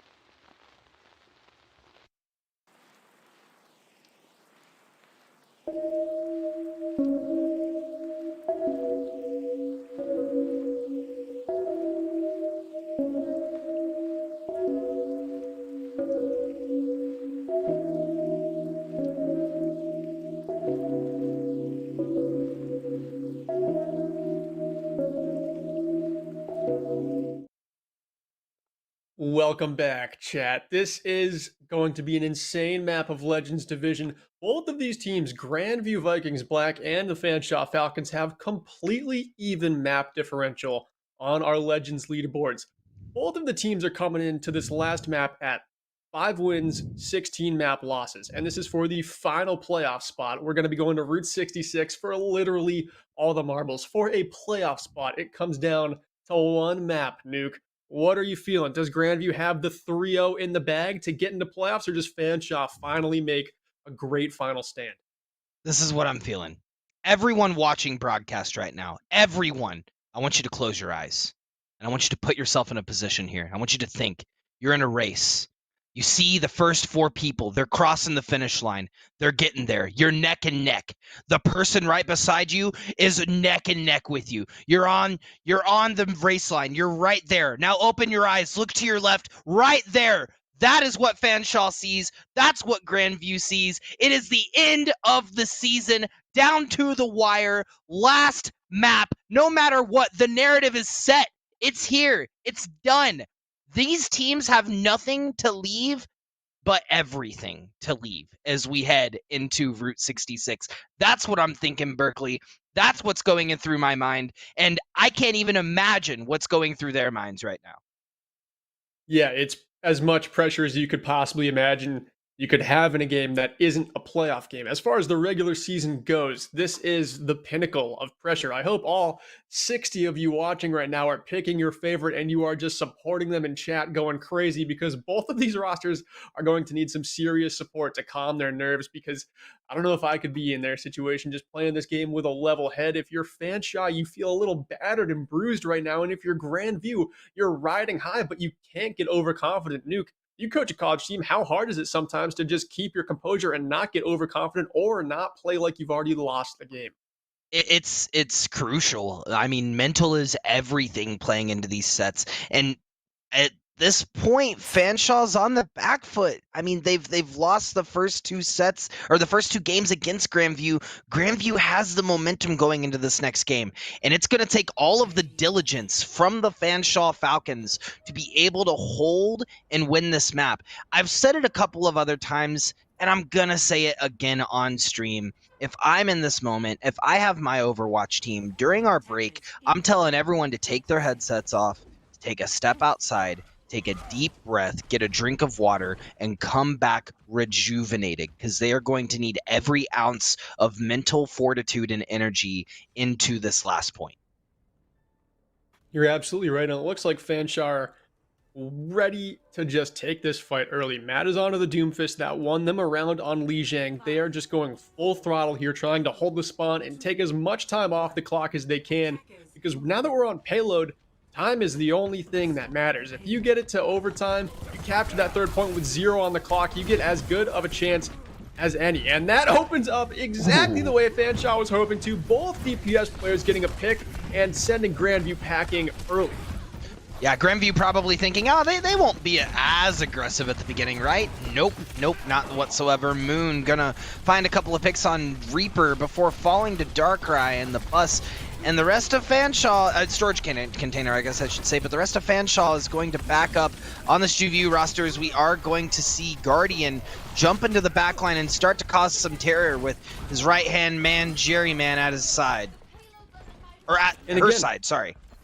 That's a minute taken off the clock by the time the payload is going to round its first corner. Not a lot of teams make their stay right here. A lot of them will play the full distance of the first point on Route 66 and make that contest out in the nick of time before the payload reaches the checkpoint. That's what we're going to see here. Matt almost has that Doomfist ultimate. And Fanshawe's looking like they're in a pretty good spot here coming out onto the high ground, but Grandview, somehow, they've built up so much ult charge, they're going to have a grab dragon before a beat drop. Cliffwater has to have a massive mortality field here. Yeah, 100%, as it is going to come out, and the mortality field's going to come out, but not fast enough, as 3 are going to fall to Soren and 2 to Darkrai. 1 more to Opia, and Darkrai's going to clean up.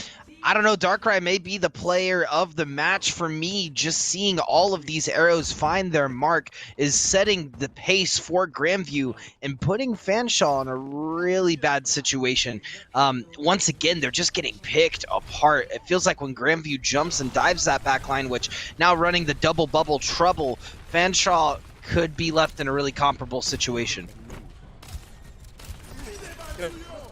Right now, Darkrai is making case for them as a player of our game. We're going to one final play. Whoever it, just down the player. We've got a season on here for both.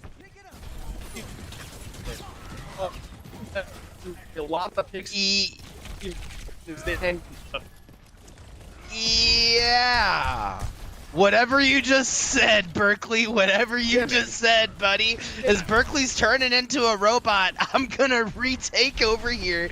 Moon gonna back up in the back line. Tank looking to push in on this Grandview roster. Earthshatter's coming out on point. Oh no, the purple Sick almost dies to the honor nade, but is going to survive by the beat dropping by Lucio. We're going to hear the Deadeye come out. So is the Dragons as Darkrai is going to find 3. Moon finding 2 more, and it's an all-out brawl. Exactly what we were talking about earlier. These teams are leaving everything on the battlefield. And Opia finding 2, 1v2ing doing clean as Moon's not able to secure it, and Grandview is going to get that little nudge as they're barely going to come out on top in that fight. Back with us, Berkeley. Are you a robot still? Do I sound like voice lines?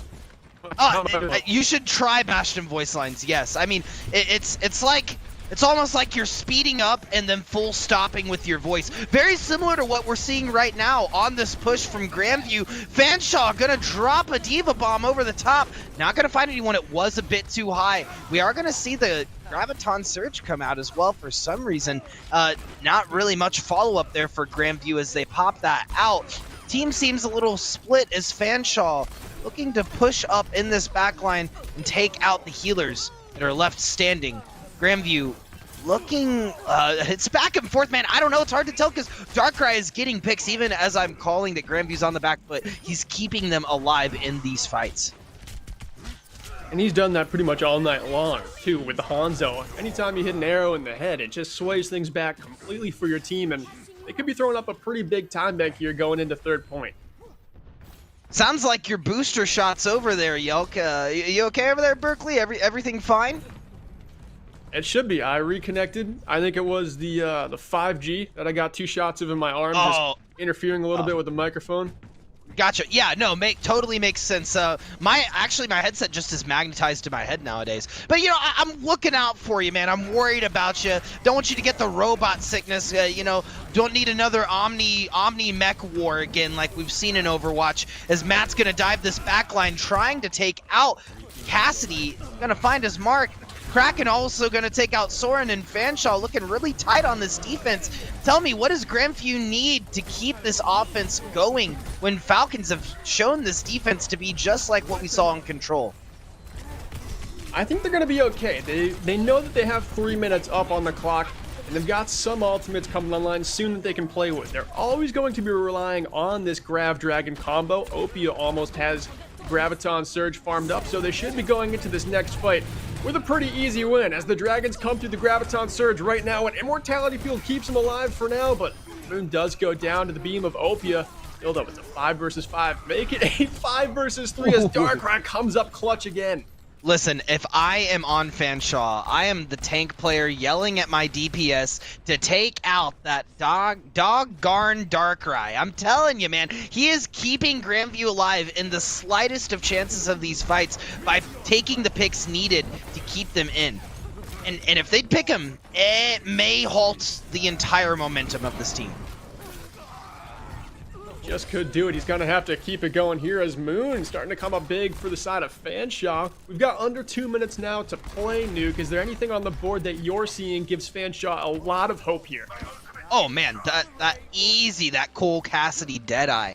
that comes out on top. I mean, they only have one shield, right? And if Opia is committing that double, as I say that, Guardian is going to get the switch off of the Winston, just better for this final point. A lot more brawl type point anyway. But if I'm Opia and I am shielding the tank going in, and I'm Moon watching that, then I am waiting for the shield to come out and then hitting the rest of the team. Focusing Darkrai exclusively because getting a headshot on Cliffwater is going to be the opening that Grandview's looking for coming into this fight. Oh no, Grav Dragon's coming out on top of point. Gonna find Matt, and once again, that opening widens a little bit more. And once the attacking team gets control of this truck, like you do see Jerry Man just controlling that high ground, it's pretty much all said and done. This Fanshawe team is done and dusted unless they get an insane response out of spawn, but nobody makes it to contest in time. And with 51 seconds up on the clock, Grandview prove again that they have no problem finishing these payload maps. Now Fanshawe, again, the season's on the line, Nuke. Just like it's been all night, down to the final map. They've got to complete Route 66. I think Fanshawe just has to up their sense of urgency. Don't get me wrong. It's good to be relaxed and to go into games with a sort of relaxed concentration, right? That is imperative. However, the urgency has to be set. If they have less than 5 meters to get on that payload, they gotta jump on that payload. And that's not the first time we've seen that this evening. That's why I bring that up. We saw that on the control points earlier, and we saw that on the last point at Kings Row. Fanshaw's just gotta play tighter together, and they've gotta make sure that they're going in and out with their teammates, because these picks that we're seeing from Darkrai are picks that are being had because they're not playing around 1 point. As I say that, they're gonna run dive. Everyone's gonna do their own thing. Oh, I like what I'm seeing from Fanshawe. They got the Winston comp, and Nuke, we saw this team just excel so much in the Champions Division last season, and a lot of that was because they had an MVP candidate, Matt, on their team, who put on a clinic every single game on Echo. How about what we were seeing last season from him? Can he do it here at this level? Yeah. Beep, boop, boop, beep, beep, boop. You hear that? Nice. That's the fax machine coming out. Agreed. I think that you're spitting it. Matt might be able to do it here. And being able to switch and pull out any ultimate in the game is huge, especially when you're playing against a Diva Reinhardt like we're seeing Fanshawe play against Grandview. Fanshawe coming out of spawn there, taking them back a little bit. Matt does get rezzed back into this fight, so they should keep pushing forward here, but Sick Love does go down to Lion. Although Grandview getting cut up a little bit here and there, so the payload should just continue to move, but I do like how both of these teams are going fully aggressive on their defense. That is a faraway fire strike that scorches Matt. And as I'm saying this, Grandview somehow come out of spawn with 3 picks, and they might actually hold the first corner. That's so wild, and it's kind of interesting to me. I don't know if you were expecting this or not, Berkeley, but we haven't really seen that Sombra since that first control point, and that was a really oppressive Sombra coming out from Grandview. So I don't know what's going on with Darkrai or Jerryman if they're just opting not to use it anymore, but that might be an option as well for this roster as they're looking to hold. I like what Darkrai's doing, just knowing what payload is all about, staying on the cart, just getting some contest in as the rest of his team starts to go down. This fight is surely lost for Grandview, but the payload hasn't moved an inch since it started. Yeah, since they started that fight, that payload has been halted. 2 minutes and 35 seconds on the clock left. I think that they can make it past that first point. Your observation last round on how teams will push up to the doorway of Route 66 more frequently now than ever because they'll have time for a second hold is once again pulling out the fax machine just true. That's most optimal for this type of play. We are going to see the self-destruct go over the top, but it's not going to find anyone. A return self-destruct is also not going to find anyone, but Matt, like you said earlier, pulling out all of the stops on this Echo and just doing everything for Fanshawe right now. Yeah, that fight, it started with a Diva Bomb that really put Grandview in a tough spot, really knocked out a lot of their resources, but then Matt just keeping the pressure on with the Echo copy. Probably not the best copy in hindsight. You would like to have it for this fight, as you surely didn't need it in the last one, but sometimes in games where it comes down to one map for the whole season, it's about sending a message and just making sure that Grandview knows that you're not going to hold any punches. It's ult economy as well, right? If they're calling out who should have what ultimates and they realize Grandview only has 2 and they need the copy to secure the point, I mean, secure the point, right? Don't not just hold back, hold the ultimate, and then wait for a re-engage. Exactly. Yeah. Well, coming into street space here, Jerry does start this fight with the Molten Core. That's going to zone off a lot of his backline, but doesn't really get this defense any closer to taking back the payload. Darkrai on the Soldier 76 almost has a visor that can be lethal. Here on this street space, the Helixes will find Moon taking down the Tracer. Now a Nano has to come in response. Cyclops just trying to find picks on the Guardian, the main tank falling again, but now ultimates are online for Grandview. The visor comes out, the cool goggles are on, the beat drop to keep everyone supported, and Grandview finally making a stay back on the point. Yeah, that tactical visor was massive in the response to the Mercy ult that he saw from Cliffwater, completely halting Fanshawe in their tracks. Grandview able to really stabilize finally on the second point. And with 2 minutes and 50 seconds left on the clock and only 2 ultimates on their side right now, I don't know if Fanshawe is looking to switch it up, switch up who they're targeting. If you're Fanshawe right now, Berkeley, and you're shot calling, who are you saying to target on the Grandview roster? 100%, both these tanks go all out for Darkrai. You get Darkrai off the board, then Matt is free to do what he does best on the Echo. Just death from above from the skies. That's your strat once you get the Soldier out of the mix. But until that happens, Grandview has a great defense to set up. Darkrai gets the first pick of this fight onto what's cracking, and that is not good for this Fanshawe team. The copy onto the Reinhardt, going to charge up the Shatter very quickly, but right now just doing a little bit of ring around the rosy here. Does get the pin, connects with the main tank, but not able to get the ultimate off. That copy really comes up and amounts to nothing, and Grandview are still in great control, and boy, do they have ultimates online. Man, that was the cheekiest play from Guardian I've seen this entire set. Her back must hurt from that massive brain in between those shoulders, because I'm telling you right now, playing around that point, playing around that pillar, and just allowing Matt to try to push in and get hammer swings off was so genius. Matt wasn't able to find anything off of that copy, effectively making that ultimate rendered useless, as Grandview now sits with 4. Fanshawe finding themselves tripping over themselves almost. Yeah, they are. They're starting to really stumble here, and if Grandview can hang on to a couple ultimates to just close this one out with 1:20, they've gotten themselves a seat in the playoffs, which is not what they were expecting would be the end result of their season a few weeks ago, but now they're exactly there. And what a revelation for this team to just come upon, where they've actually got a seat at the table. They've got an invitation. All they've got to do is respond to it. Yeah. It's bringing me some PTSD from all the Smash reveals we've seen this past year. 55 seconds left on the clock. Fanshawe, this is it for them. They've got to push in. If I'm Fanshawe, I'm saying to charge the ultimates, get them online, and push in.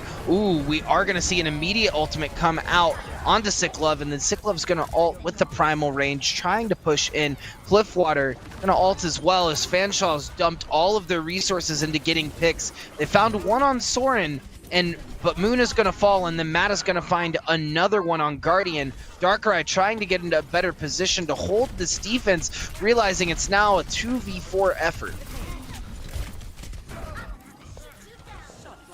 Yeah, that's going to be it. Yep. Fanshawe looking to push up more now. And Berkeley dying again. Oh no, Berkeley. I can't believe this has happened. I'm so sad. My friend's turning into a robot.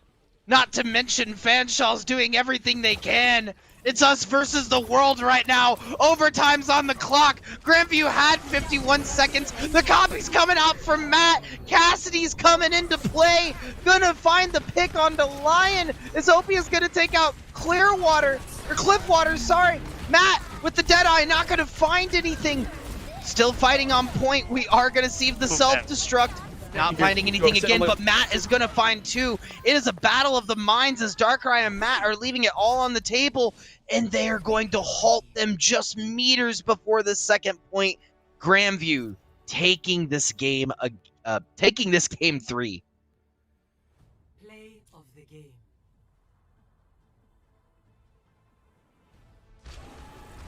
play of the game's going to come out from Darkrai, it's going to be one of the Grav Dragon combos. I mean, we could have probably predicted it, right? Right, Robot Berkeley?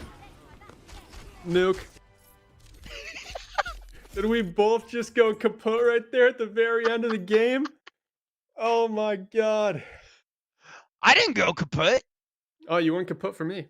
I had game volume and no nuke volume. I'm glad you were talking.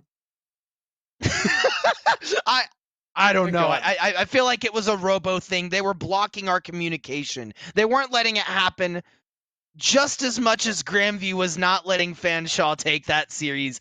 Just meters before the end. Fanshawe had it in their sights. Matt was getting the copies off. Admittedly, didn't find anything with the Deadeye, but got multiple picks in that last fight. Grandview were just able to come out on top, sneak it through, and I think a lot of it is due to Darkrai. A lot of it definitely is. Player of the game for me, hands down. That is what kept this team in it from start to finish, was Darkrai's play. Yeah, I mean, look at map 1. We saw the Sombra, right? The Sombra was super impressive. Going into the second map and the third map, all of the hit scan heroes that they were playing was just a cut above the rest. And then especially on that Route 66, switching over to the Hanzo to grab the double dragons with the Graviton Surge just sealed the deal for the Fanshawe Falcons. Yeah, it did. I love how they just ran the tried and true Grav Dragon combo on the payload map. Just when things aren't looking so good for Grandview, you just look up on the board and you see that they've got dragons and Graviton Surges at 80% and all is right in the world. That's what got them through the map, and it's a classic. And I love to see 5 years into this game, that Wombo combo is still one of the strongest things you can rely on. Yeah, I mean, you said it best. All they had to do is smack it down. That was it. And that's what they did every time. And honestly, that's what I'm going to be looking forward to as we go into the next series, as we have WCUB versus Baker University Wildcats. Take a break. Alt Charge and I will be on for that one as well, but we will be back very briefly with that match. GG's to both teams, and we will see you soon.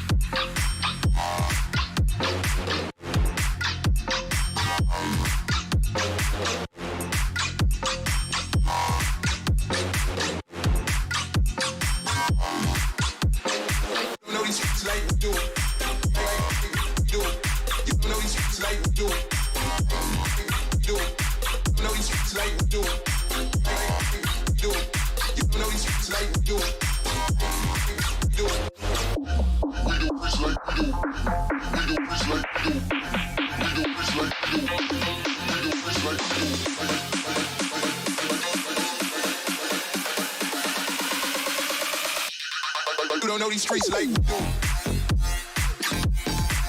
Like we do.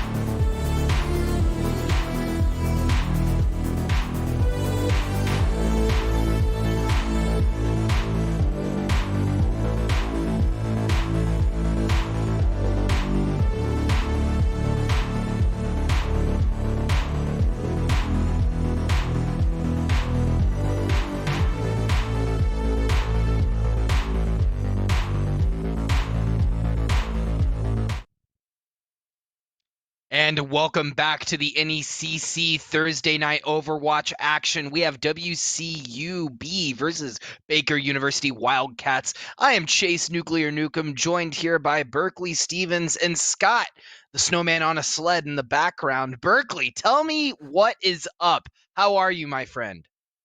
Listen, Nuke, as long as I'm not sounding like bashing voice lines or a fax machine getting booted up, I am doing great because we just saw an awesome game in the Legends division where Grandview kept their season alive, beating Fanshawe 3-0, and no one predicted it.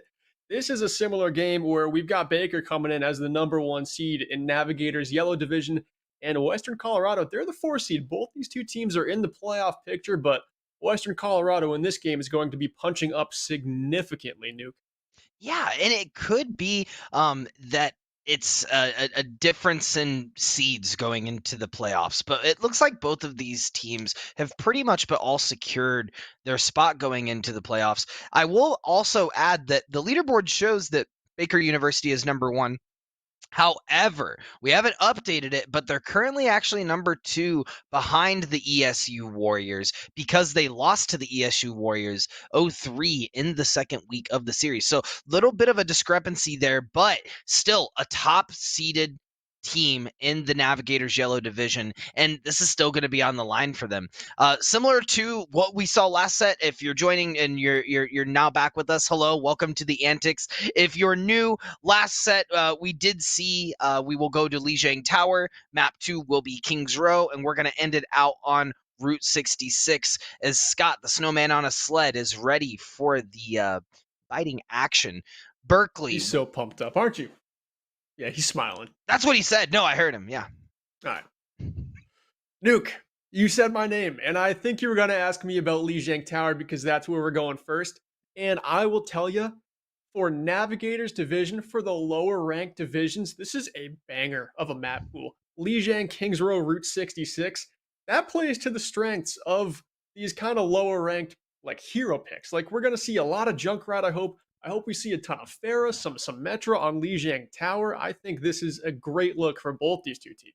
Yeah, I mean, if it's anything like what we saw last set, we will be seeing the Symmetra getting onto point more than likely for a lot of the Lijiang maps, specifically Garden. And we'll probably see some pharmacies around these points. I'm really going to be looking at how both of these teams play their defense, very similar to what we saw in the previous series with Fanshawe having a really strong map 1 defense against Grandview, but it didn't really carry over to the hybrid maps. I'd like to see how these teams play control and if that transitions over to payload. Yeah, and it doesn't always happen that way. Control can kind of feel a little more deathmatchy. A lot of people will call it a warm-up map for the actual game that comes up for hybrid, for payload, because that's when the real Overwatch starts to get like played. Once you have that movable objective and the map changes around you, it starts to feel less like a deathmatch and more like a kind of game where you have to orchestrate your offense all the way through. It's not just like playing Call of Duty domination. True, it's a lot more adaptive in how it works. WCU, we're going to see you Hoodie Tofu, this is WA, MWM, so at Baker University. Sorry, we're going to see both like Av and Velocity, Cole Volcano, Julius Blue Badger, and Killua X Gone with some Hunter fans in the house. Indeed. Can't say I've seen the show, but I've heard good things. So, hey, we'll see if they can impress me enough to watch an anime that's not Attack on Titan. It's going to take a lot from them, but you never know. I like what Velocity's doing on the Soldier 76, going wide on the flank, just causing a commotion for Western Colorado to turn their heads and deal with them. And in the meantime, MWM comes in on the Junkrat, such a stable pick, and just negates what Baker has going in the front line. That pick onto the Mercy is a deal breaker. Yeah, I might have missed it, but I don't think I saw the teleporter come out from Julius to get on point. Kind of a detriment for Baker there as they're looking to regroup. I imagine this will be the strat that they carry forward to get onto point at this point. Going to throw some turrets out. MWM looking for a pick in the backline is going to find it on Kilo X Gone. Julius trying to provide some value for the backline of this team, but Hoodie Tofu is going to get pinned. However, they are going to get that pick in the backline, and WCU pushing back forward onto point. Baker University not looking very strong coming out on this first point, and they are going to make some swaps because of that. Yeah, the Symmetra just didn't work for him out of the gate. They had the Sim TP going from spawn just to as far as they could get it out of spawn. So they get those respawns back a little bit faster, but Julius switching over to the Cassidy here. Another hit scan threat that can take control of this high ground that Velocity's trying to get up to right now. And a stun to just add some firepower to your front line. Maybe deal with Boo a little bit more on WCU, because that Mei player can just do so much on a map like Lijiang Control Center. Beat drop coming out right now from Jay Rizzle, keeping the team supported, alive through it, but the visor after the beat drop nuke is going to be huge. It's going to find MWM and even more as the tanks start to push forward. Everyone on the side of Western Colorado starts to fall. And if we're talking exclusively about rhythm, about pace, about momentum, you can't leave velocity out of the picture. The tac visor looking strong from the Baker University DPS is WCU is looking to regroup and come in with 2 ultimates of their own. The Earth Shatter and the Blizzard combo could be huge. It's going to be down to how Baker responds and whether or not they're able to take a fold of this offense. In the Blizzard, the first ultimate to come out, Shatter blocked by a Maywall. Great play there by Boo, the Western Colorado May player. And Jay Rizzle finding a trio of headshots to secure 1 kill. And Baker University, despite capping this point fairly strongly, they will go down rather easily as Western Colorado steamroll and invest everything to take the point back. Wow, Western Colorado is just looking incredibly strong on this first control point of Lijiang. They're just winning these team fights, and we are gonna see Kilo X go and drop the beat, push the team in. Oh no, what's that? Behind the Junkrat, we are gonna find Velocity looking for a pick. Oh no, the High Noon's gonna get stopped immediately on point, and we're seeing another attack visor come. He is gonna get stuffed by that shield though, and it's not looking very good for Baker. Not looking great for Baker, but they're just clinging on a little bit. Picks are going here and there, and Baker's starting to just scramble around the point. The Mercy going down, Blue Badger, with her falling, it could be all said and done here in Western Colorado, trying to steal a point of Lijiang from one of the better teams in Navigators Division. Nuke, we could have another upset on our hands. I don't think want to we speak too soon. I think we might. I mean, it's first point of the very first map. Anything could change. And more importantly than just the first few, I would say, engagements of this series is how we look at the team's adaptation to the comps presented. We're seeing WCU try a couple of different things, and Baker University responding with a couple of swaps on their own. We did see the Cole Cassidy come out. It looks like they're going to go with their original comp for this set, though, and they're going to switch back to the Symmetra. Boo now opting to switch onto the Symmetra as well off of that May, as they're both going to rush to try to get to point as fast as possible. And that's what you got to do here, right? I love the look with the Pharah. As long as you're able to get those rockets through the windows, it's not always that easy. Velocity staying on the Soldier 76 could counter the bird on the side of Western Colorado, but the race is won. Baker University gets to the point first, but they've still got to win the fight from here. Boo just drops right into the hammer, and that hurts a bunch. But MWM finding that pick onto the Mercy means that Baker is left with just a Lucio to support themselves, and they've got to get these kills quickly. It looks like they're able to do so with very minimal support to win our first fight. And I think a lot of that was attributed to the fact that Baker got on point first and Julius set up shop, put those turrets down exactly where they would be teleporting in, and WCU took a ton of damage before they even hit the ground. Yeah, they did. I mean, the firepower was right there up front. The turrets had a lot to do with it, slowing them down, making those shots even easier to hit. No. And that is not what you like to see. The Lucio just overextending beyond the Reinhardt and getting the brunt of all the damage from Western Colorado as they start to come in. The Pharah looking very good, despite being on the ground, Nuke. The Pharah is looking very good.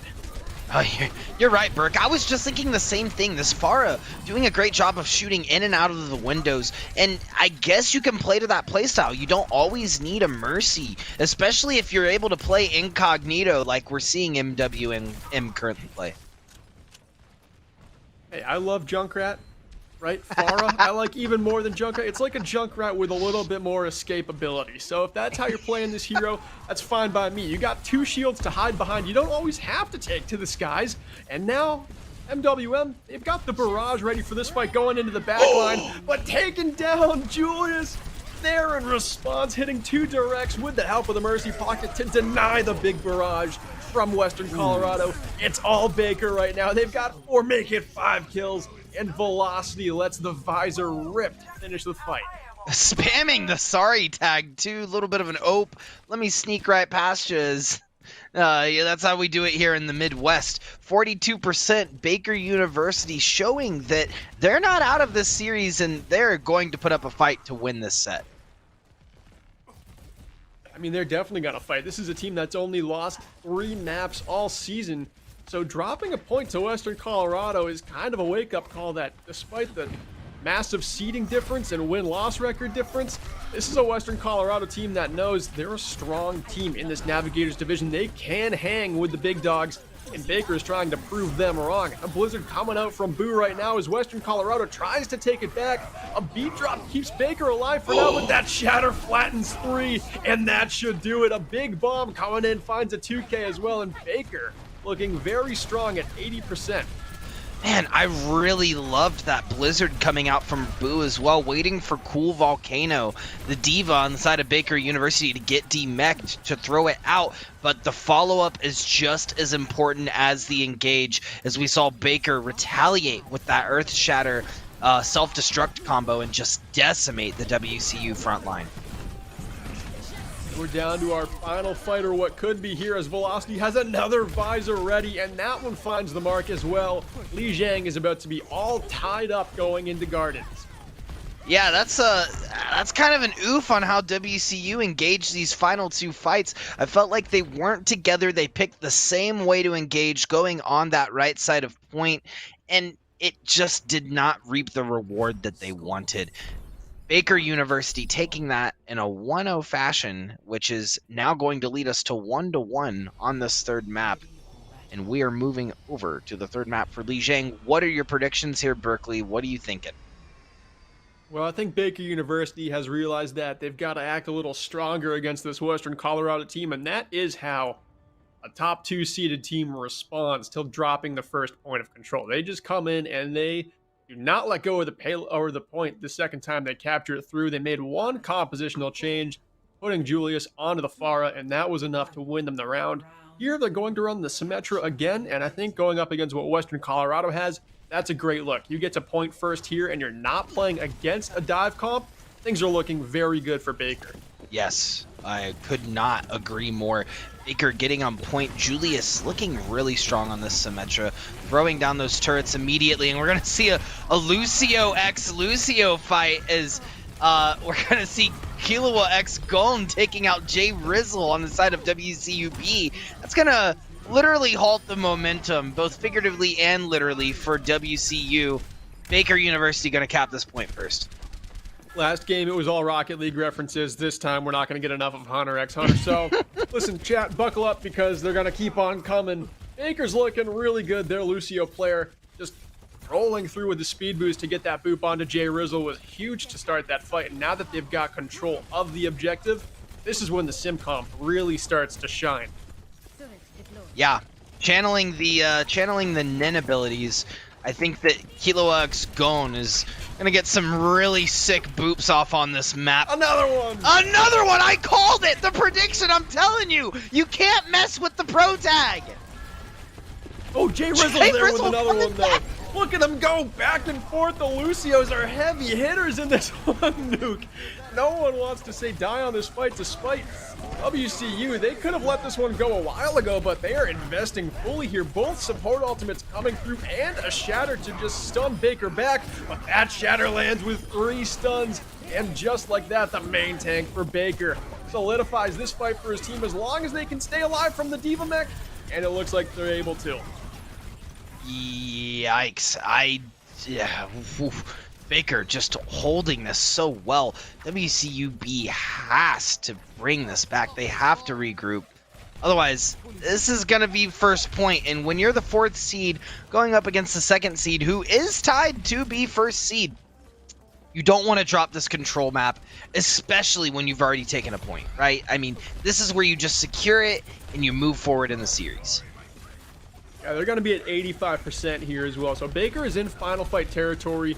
The only thing they've got on the board cooking for him is a Diva Bomb coming up from Cool Volcano. That Pulse Bomb doesn't stick onto anything, and now Western Colorado has no ultimates to answer. They've got to attack with something, but they've really got nothing in their pocket to do it with. A pin from Hoodie does find one pick, but no touches come through. and Baker University win here on Lijiang. Man, Jay Rizzle tried to get in there at the last second, wasn't able to speed boost himself in, and we're gonna see the pro tag obviously taking the play of the game. Yeah, throw it back over there. I wanna see what my two favorite characters did here. Is it a boop? Ah, it's a boop. You love to see it. Single and the double. Okay. Gone. Kilo Eggs gone, taking that for WCUB, and man, what a play, or Baker University, sorry, and what a play in this first round. Moving into Route 66, I'm eager to, Kings Row, that's first. I need to take a step back real quick. Moving into Kings Row, I'm interested to see if they switch up comps. And I want to hear what you're going to say, Berkeley, but I'm going to have to stop you because we're going to take a short break. And I want you to collect your thoughts, bring it back afterwards, all right? All right.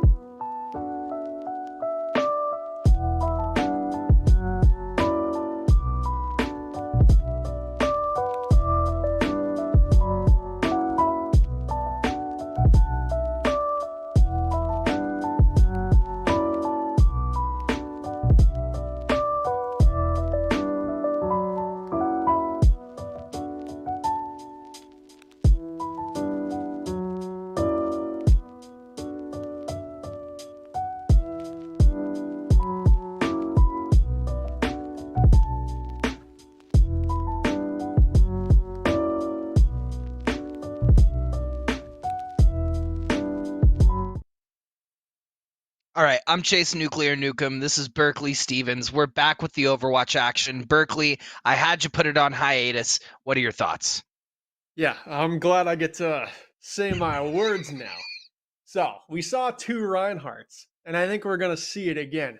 But the DPS are going to get changed up just a little bit here. I think Farr is a very strong pick, but I'm really hoping both of these teams will take after those Legends Division teams we just saw and go with Mei compositions on Kings Row, because in the current meta of Overwatch, I think she is so good. Once you get that first point and you're on that streets phase, there is nothing a Mei wall can't get done for your team.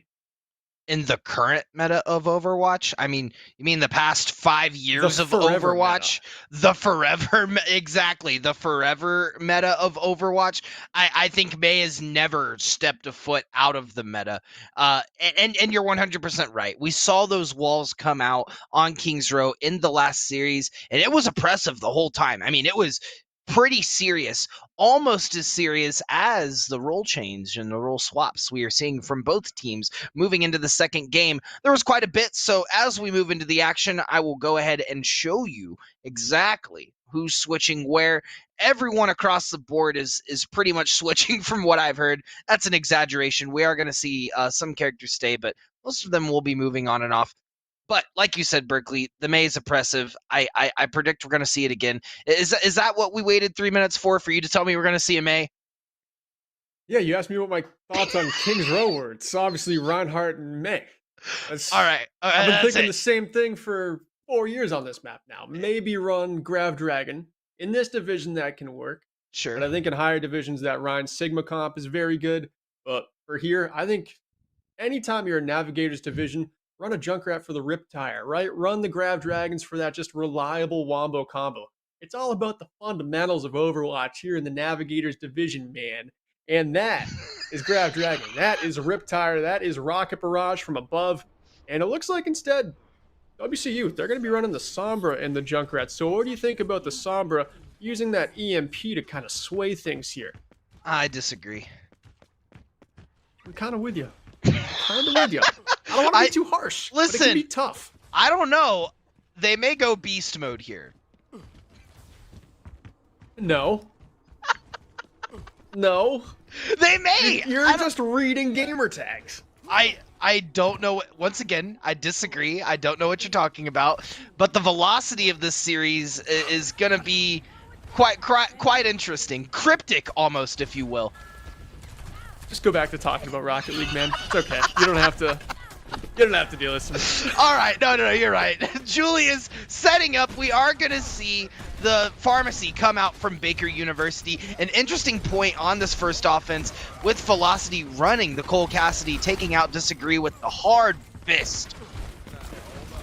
Yeah, and I love the Cassidy pick. Just supporting the brawl with a stun, having that hit skin to go right up against any kind of sky threat that WCU could put on. Right now they have the Junkrat and the Ashe, and the defense is looking pretty battered and bruised.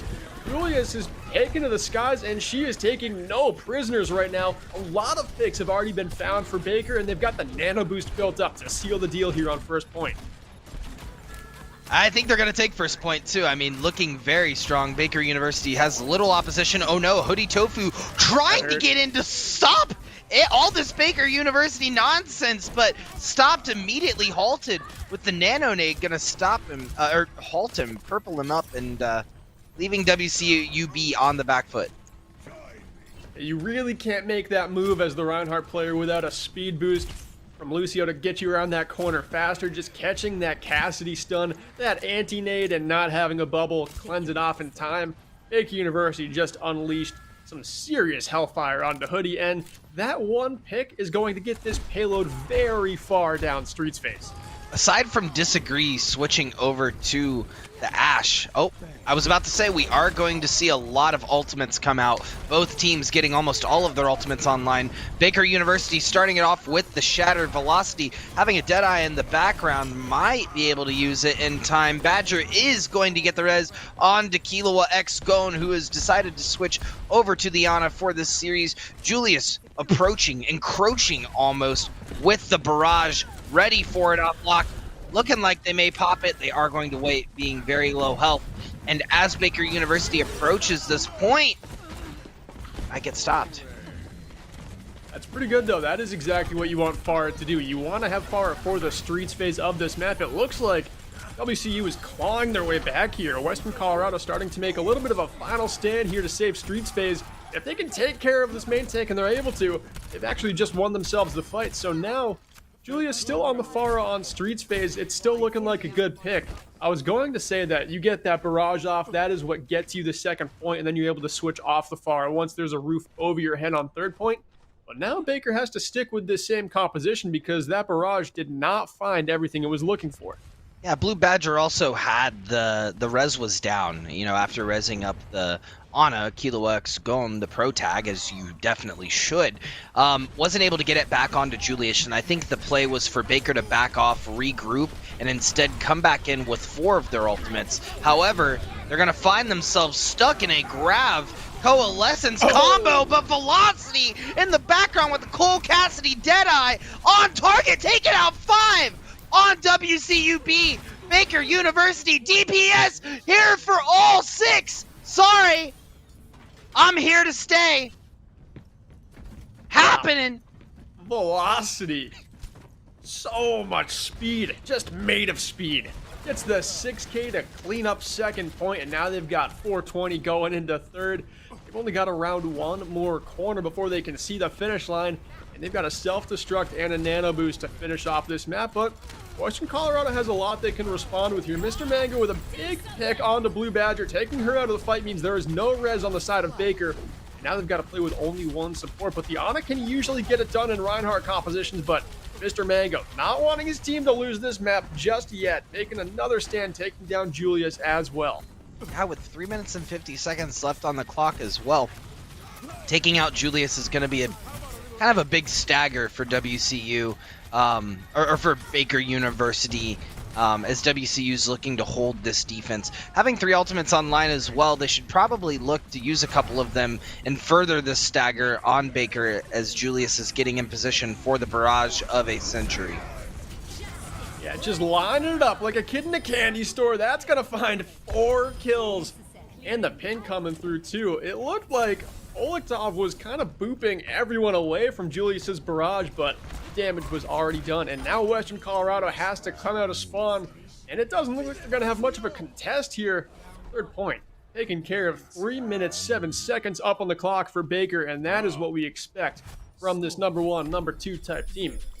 When you're kicking out the saloon and you hear the high noon, there's no way you're contesting the point there. That was a great secure from Velocity, ensuring Baker's University all but swift push with 3 minutes and 7 seconds on the clock. WCUB has to beat that time, and they have the potential to do it. We've seen it so far in the series. I think it comes around to how oppressive their DPS is and taking out the targets on Baker. I think they have to take out the Ana. They have to take out the Mercy immediately before they're able to pick apart the Pharah, right? And as we're going to see some changes come out on the Baker University side, we are going to see Julius swap back over to the May and Velocity going to camp a tent on that Soldier 76. WCUB, as you mentioned last series, actually, Berkeley, they are going to try the Widow strat at the beginning, maybe get a couple of picks as they look to really push this offense. Yeah, and I like what Baker's doing a lot right now. Having that hit scan, making sure that Western Colorado just can't rely on a Pharah composition to get them through a map easily, because Velocity in Navigator's Yellow, probably the best hit scan in the entire Navigator's Yellow division. Just a laser show out there on 76. You really can't play Pharah too well against a soldier player like Velocity. And then Julius, her being able to flex onto, it seems like any other kind of DPS pick is great for this team. Just adding depth from that role makes this Baker team so strong, and that's why they're coming in at this top-seeded spot. Yeah, that May wall looking beautiful as well, coming out from Baker, trying to stop WCU and really separate them apart. But WCU is going to back off and regroup as Jay Rizzle is going to fall to Julius. Now, the interesting thing here is we saw Jay Rizzle on support last map, switching over to the tank line, and Roadhog nonetheless. Roadhog Sig, I wasn't really expecting that comp. And WCU, I don't know if they're just playing to their strengths, but this doesn't really look like a cohesive play with this comp. What do you think about that, Berkeley? I think it is a little bit broken up here. I think you would fare much better with Jay Rizzle on maybe a Reinhardt, so you get 2 shields out there just blocking those lines of sight even more. I think the Roadhog really hinders this team, though. That's a tank that can really get walled off pretty easily. Just kind of waltzes in there, big and goofy, and is very easy to wall off from Julius with a good May wall. Also, the Ana player for Baker, that is a direct counter to Roadhog. Such an easy sleep dart to hit. That anti-heal just completely takes away what Roadhog's healing ability is able to do for him. So basically not much sustain here for the tank line of Western Colorado. Oh, so you, the Ana player for Baker University, oh, you mean Killua X Gon, the pro I am tag trying of this to game. limit the Hunter x Hunter references here, Nuke. I am trying to limit it, okay? Not happening. You can't put a limit on the power coming out from Killua X Gon, keeping the team alive. You know, you were talking a little bit about the sleep dart being a detriment to this Roadhog. I think at just as much of a detriment would be Julius on this Mei. All it takes is a freeze, and you're not able to do much. And even if you get the hook on the Mei, I mean, you can just shift immediately into Ice Block and stop any damage that's going to come out. KWM getting getting a kill onto Olektov as we're seeing Baker University on the back foot. Caught now, WCU looking to push in. Great sleep dart there on to disagree from Killua X Gon, and that's a massive Diva Bomb. What just happened? Cryptic Titan, she pops off. That's a 5K in a flash, sending Western Colorado packing. You've only got a minute 20 seconds now to capture first point, and it is looking grim for them. Yeah, this may be a full hold, and you hate to see it. I mean, 3 points to none. They're going to have to go beast mode here as beast mode collects the coalescence, and that'll more than likely be what they engage with. More than likely, it seems like it's going to have to be here. They really don't have too much else up on the board, and Baker has still a ton of ultimates to play with here. Despite losing Julius early in this fight, they still have so much to work with. The sound barrier comes through from Blue Badger. The girls are popping off here for Baker. They've got all the resources. Yeah, the Earth Shatter, Olektov waiting to throw it out for the right moment. Hearing the coalescence, that's it right there. I'm sorry. Beast mode getting thrown down as Olektov is here to stay. Velocity with the tack visor peeling apart all members of WCU who were taking the flank, including, not including MWM. MWM on this Junkrat has looked pretty solid for WCU, getting a lot of picks as they've been looking to push in. However, they're not capitalizing on it, and even with those picks, Baker's able to regroup and play with the characters they have. Western Colorado coming in out of desperation now. J-Rose will pop in that whole hog, trying to make something happen on this hog pick, and the flux from Hoodie keeps Western Colorado in this map. That was a massive ultimate there from the single player. I would say massive is an understatement. It saved them the entire set. They were not coming back without that. Baker, even though caught on the back foot, has proven pretty consistently this series they can play around 4 players and 4 characters alive more than WCU has been able to show. However, WCU now sitting with 2 ultimates, and Baker has expended all of theirs. They can keep this momentum. They're not opting for the strat that we've seen before where you generally push up to the second choke point. They're instead looking to get a couple of staggers right outside of these markets. I'm going to point to center field right now like Babe Ruth once did, and I'm going to say 3K Rip Tire coming up. Oh. What do you got? Look at that, folks. Look at that. Oh, sure, you write down your predictions and you buy this man a lottery ticket because he has secured it. That is 100% right. Man, I feel like all of the energy that I've taken with my fortune telling, you've just sucked up, and I love it. That felt so good. I'm basically Babe Ruth. I basically hit 715 home runs. I mean, you can leave now. I mean, that's it. You can walk off set. You've done it. That's all you needed. Hoodie Tofu looking to hold here for the rest of the WCU team. Baker University trying to stop them at their doorstep, but they're not. It's proving very difficult on both sides. Killua X Gon getting a double, taking out both supports on the side of WCU. Velocity with the cleanup, and man oh man, Hoodie Tofu just does not want to be here right now. There's just no good way for Western Colorado to stop these massive tack visors from Velocity. I don't know if I have a player of the game so far in this game, but I do know that the visors have been ridiculous for Baker University. Every single one of them has come up with at least 2 kills. Most of them seem to come up with 3 or 4.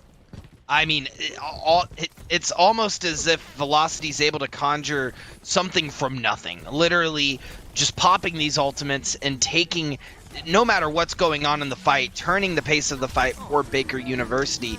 But that's not going to stop the specialist of Hoodie Tofu taking stuff down, popping it up, and back down for the side of WCU. They're not going to find any picks, but it's going to be close. was a big rock right there. Hoodie just blocked an Earth Shatter with a boulder. That's a great play from your Sigma player, but it looks like Baker is still strong in this fight. Just staying very sturdy on this corner. The Reinhardt, the pillar for this team, never faltering with fantastic supports backing him up. And overtime ticks down. Baker win the game 2-0, but Nuke, we are going to be going to Route 66 for map 3. Well, what can Western Colorado do to just steal one map from Baker? I feel like Western Colorado has to play a diva here. They need to jump on that back line, maybe even a dive. We could see a Zarya Winston, we could see a Diva Winston, but they need something to stop this Soldier 76 because Velocity is just carrying the pace of this game. Cryptic Titan getting what was that, a Quadra, a Penta? Pentakill? That was a Penta right there. That was a 4K with the ultimate and then the remake to get the 5th, so pretty great play. Pretty wild, not gonna lie. That was manipulating the game in your own way. And I don't think this is a wash game. I'm not going to lie. It's looking pretty dull right now for WCU, but I think if they're able to really pull things back in, switch up their comps a little bit, and dive the DPS, which has been the trouble this entire set, that and Kilo X Gone, who's kept the team of Baker alive the entire set, I think that they have a chance to come bring this back. But we will only find out with time, as we're going to take a short break, and we'll be back on Route 66.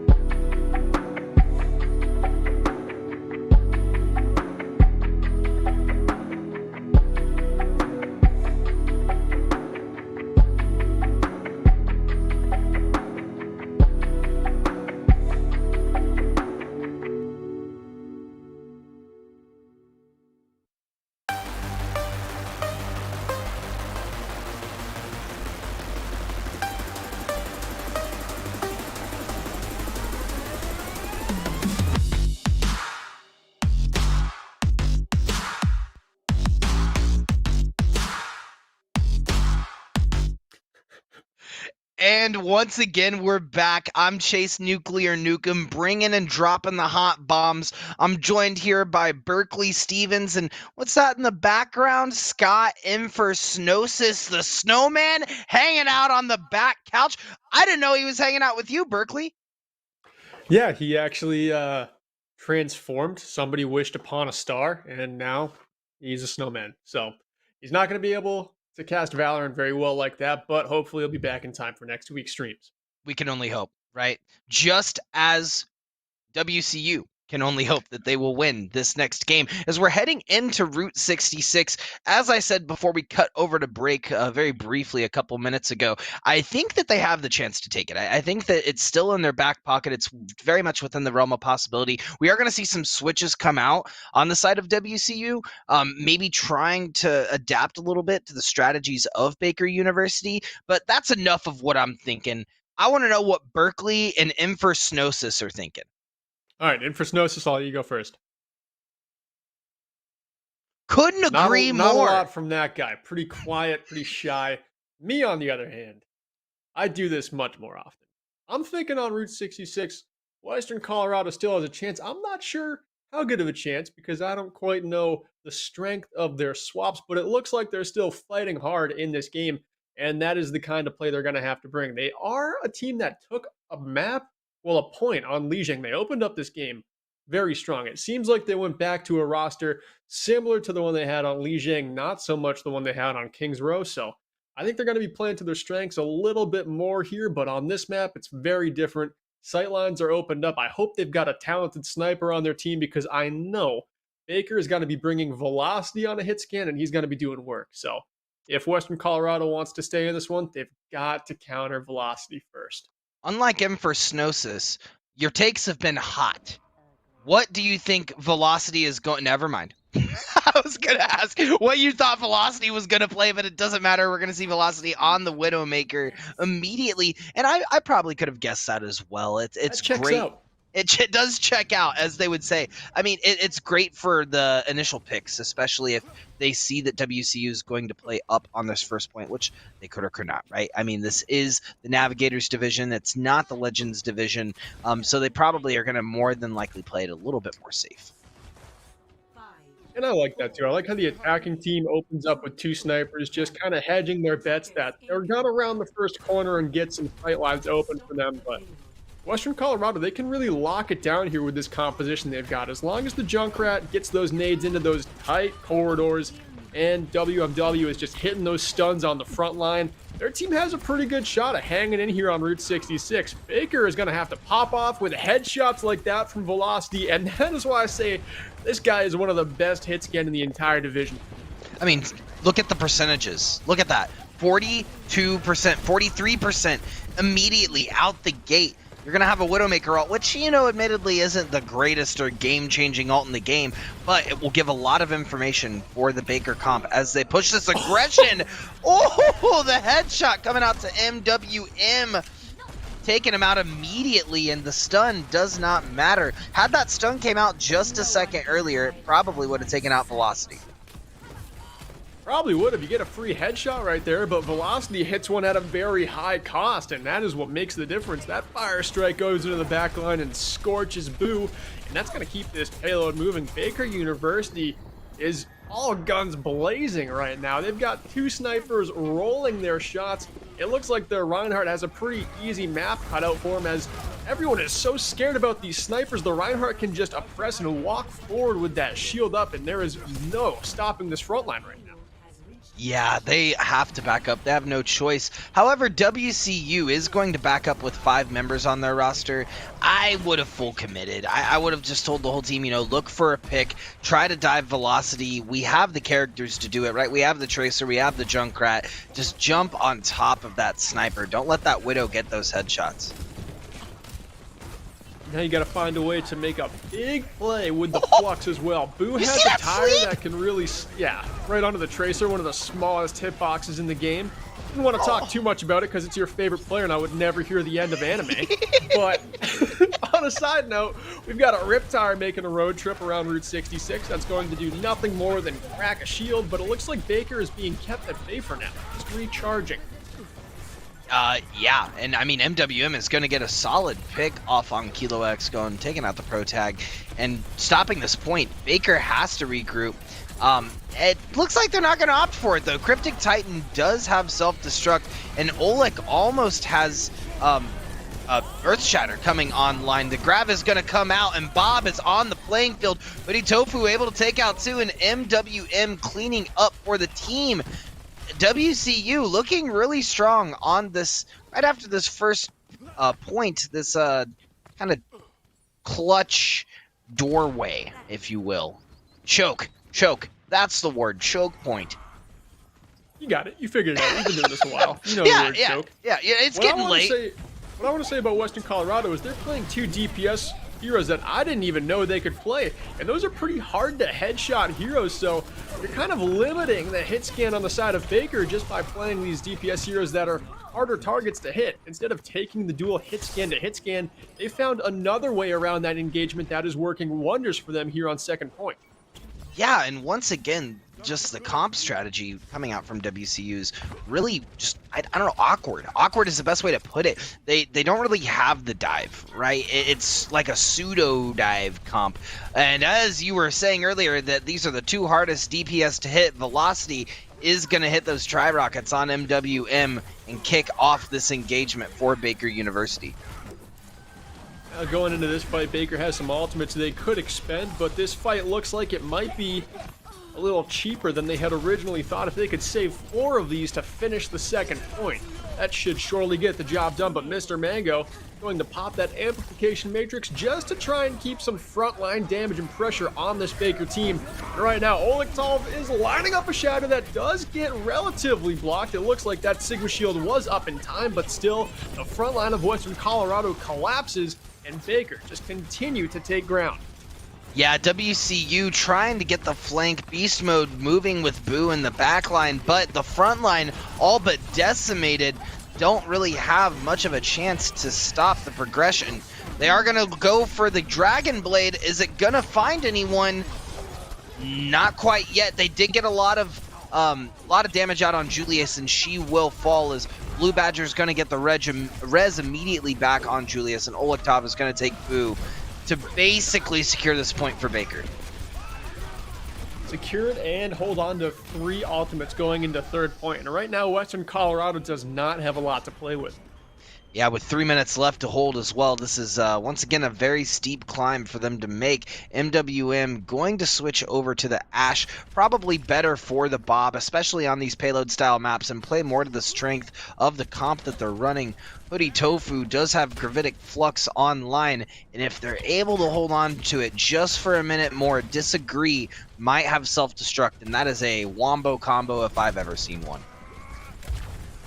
That is a big one, and I love what Velocity's doing here too. This left side of third point for the attacking team is the most crucial one to take if you're playing these hit scan. A good duel taken here by Boo, but using that deflect before the visor is a sure sign of death to come, and Boo feels the wrath of Velocity there as Velocity continuing down this left side looks to take the truck next and continue to just hold these big sight lines on third point to just be relentless against Western Colorado in that pressure applied from the Soldier 76. Yeah, WCU's got to finish these kills, and they're slowly starting to pick up that pace and do it. Julius is going to decimate kind of from the long distance, going to opt to back up, realizing that they're now getting encroached, getting pushed on by the entirety of WCU. WCU definitely taking that a little bit more in their favor, but Hoodie Tofu's held on to this ultimate for quite some time. The Gravitic Flux hasn't come out, and we've already seen Disagree pop that self-destruct. Or no, wait, no, Disagree might be baby mech'd right now. That might be why the percentage is going up so much.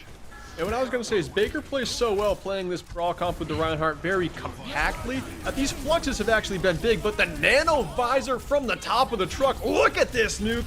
3 kills, wow. 4 all on his own. Velocity is going bananas. That's a 5K if you want to count Robert. That should be the third point sealed up. Yeah, Velocity moving at like 300 miles an hour. The rest of the group trying to get on payload, and Disagree's not going to notice. Not going to make it there in time. And WCU taking a page out of Fanshaw's book, not touching at the end is going to be their detriment. Baker University taking that with 57 seconds still on the clock. I feel like WCU's issue and what we've seen all set is finishing these kills. Don't leave your plate uncleaned. You got to clean your plate, make sure it's all done so that we're seeing Velocity step off a lot and just heal. Able to back up, and not even Velocity. We're seeing that with Blue Badger, with Kila Xgone, even with Julius. These backliners, the DPS and the healers primarily, are backing up, healing up, and then re-engaging in the fight. So WCU in this, I guess this switchover, we're going to have to see them clean up their kills if they want to take the series. Yeah, Baker's done a great job peeling for their own backline too, and then playing these self-sustainable heroes like Velocity on the Soldier 76. Doesn't always need the nano boost, doesn't always need the Mercy Pocket to be popping off and staying safe from dives that come out from Western Colorado, because Velocity, he's been the focus this entire game, I feel like. Just, you have to shut him down. The tanks on Western Colorado know it, but for one reason or another, whether it's peel from the supports or Cryptic Titan playing the Diva or just Velocity running away, he's just able to stay alive for much longer than he should be. Yeah, and we're seeing a massive switch from WCU. They are going to switch over to virtually a full dive. They're not going to run the Lucio, but virtually a full dive on their end. Boo is going to run the Echo, which could be really good. You could have a second Shatter now, which with the dive comp, having that third tank, we're basically running goats at that point. Pretty much. I mean, and dive goats at that too could be very scary. I like how Mango is already farming up this nano boost like crazy. That could go on the Winston early or be saved for the Genji blade, but I would like to see it get thrown on the Winston. That is how you can really start to take care of some hit scans. Definitely get Julius out of the fight, or Blue Badger. So first nano boost of the game, throw it on your main tank. After that, that's when you start to combo with the Dragon Blades. But right now, Western Colorado is making their way through Route 66 with relative ease. Velocity has to get back on top of Big Earls and start to make a stand. Yeah, with these dive comps too, they're creating and making a lot more space, more than they've made before. MWM is going to take out Julius immediately, and Boo finding the target on Velocity. Olaktov is going to take out Beast Mode on the front line, and it is going to be a bit of an even fight until Boo says, gotcha, sparked ya, startled ya, earth shattered ya, nailed ya into the wall just like the coffin, and looking to finish out this fight with another earth shatter. Oh my lord, Boo spooking us all. Boo's out here causing earthquakes with that hammer, and if you want to make another anime reference, I will just say, the Echo copy onto a Reinhardt from the skybox, that is like as Attack on Titan as it really gets. No, 100%. It really is. Honestly, as they dropped in, needed some. We're gonna need some more of those movement suits. Moving around like Spider-Man on the map. Bob is gonna get thrown in the back line and immediately taken out. I don't know if that was a misclick from Julius, but I feel like she did not want to use that in that situation, as WCU was not able. Wow. I don't know what to say about that. Julius spiraling out of control right now. It really is. Mr. Mango gonna die in the backline from a random, I guess, grenade from Julius. Kind of a bit of an awkward play for WCU. They're gonna have this nano blade online here, and it could be sharp for MWM. It's gonna have to be very huge. There's no immortality field or sound barrier on the side of Baker to save them, so it could just spell disaster. Already starting to cut up the backline, able to find Blue Badger.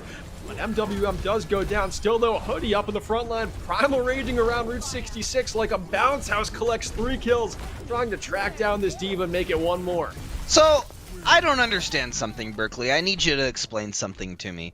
We saw WCU run dive on the very first point of control, and they won that very first point of control. In the entire rest of the series, they have not ran dive until this moment. They throw it back to dive, and now here they are, running it down mid. Why have we not seen this dive since then? Well, like I kind of said, going into this map, they had a different roster in on King's Row, and it was a different look entirely, and really didn't work very well for them. I mean, we saw how it went. Now they've got a much similar roster as to that one they had on Lijiang, and I think that was what they were thinking. I think they realized exactly what you said, which is we won a round on dive. Let's just go right back to it. Even if it's not our most bona fide roster, it's working tonight. So let's just run it back and see if we can take Route 66. That's what matters. I mean, it doesn't matter what your most quote-unquote bona fide. It's what you're playing to the weaknesses of your team, or of the enemy team, to be, right? And they've identified that weakness to be this oppressive dive comp that Velocity's not able to get as an easy of a target as what you would if you're just standing there. Oh no, we're gonna see the Reinhardt pop out. Echo gonna swap over to the Rein, gonna hold up that shield for the team, trying to keep the rest of WCU alive, but Velocity is just gonna go through yet another tear with that tac visor. Those visors have been lethal all game long, and you can see Velocity during that defense holding that truck, always being conscious of just going up to the high grounds, having to be a threat that Western Colorado has to deal with up front. You've got to dive them, you've got to get to the back line, get to that gritty part of the map. But Velocity is still just able to hold it down fight after fight and get those massive ultimates off with relative ease. Now they're going to have a Shatter to work with here, Nuke, and going up against a Winston comp, once that bubble is down, Shatter's looking very free. Yeah, and the bubble's gonna get thrown up top. Most of the fight is going on up top. Maybe they recognize that the Shatter is there and they don't want to play down in front of Olektov. Boo gonna take out two. Both of the supports on Baker University are dead and dusted. WCU finding their window of opportunity to push and take this to the end. They have a Nano Blade to finish. They already popped Valkyrie, which is fantastic. This ultimate lasts so long that you could really get the job done here if you're just able to hang on. The Nano boost does go right onto the Genji as he cuts up Julius on the, the Cassidy. Still not quite used to that. Velocity, the 2K, 3K visor in response. Nuke, how are these visors so big every single time?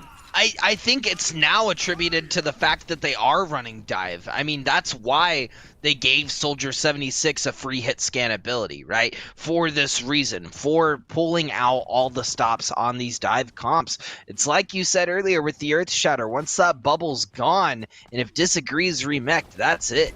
That's all they have. And while MWM was able to get a couple of picks for WCU going into that what would have been final engagement, Baker was able to pull it back, getting Velocity on that tac visor.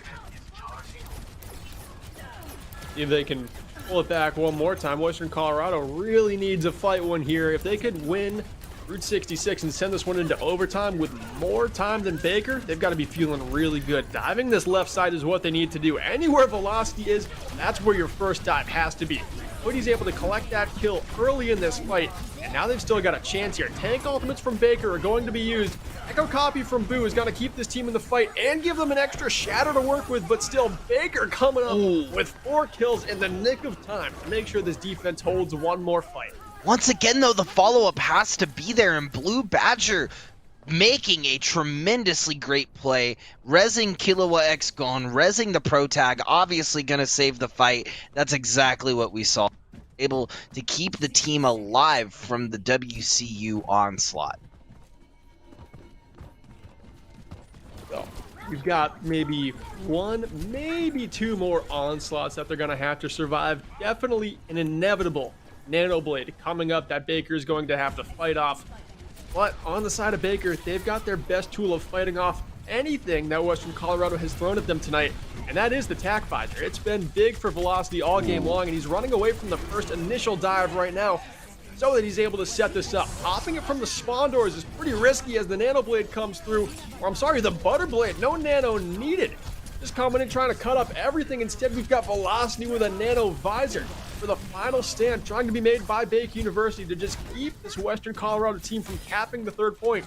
I don't know if it's going to be enough, though, Nuke, as Western Colorado collect a lot of kills, and a big sleep dart negates the high noon. Julius not able to get that ultimate off, and that is the kind of play Western Colorado need to make to stay in Route 66. Wow, the back and forth coming from this last fight has been nothing short of stellar for both of these teams. Trying to stay on this payload, WCU pulling out all of the stops, and Baker University is going to make their way back. Olektov does have Shatter on point and may be able to use it to defend as they are pushing back. They do have 3 alive. That is going to take out 2, but they're not going to go for beast mode. No one even saw beast mode there.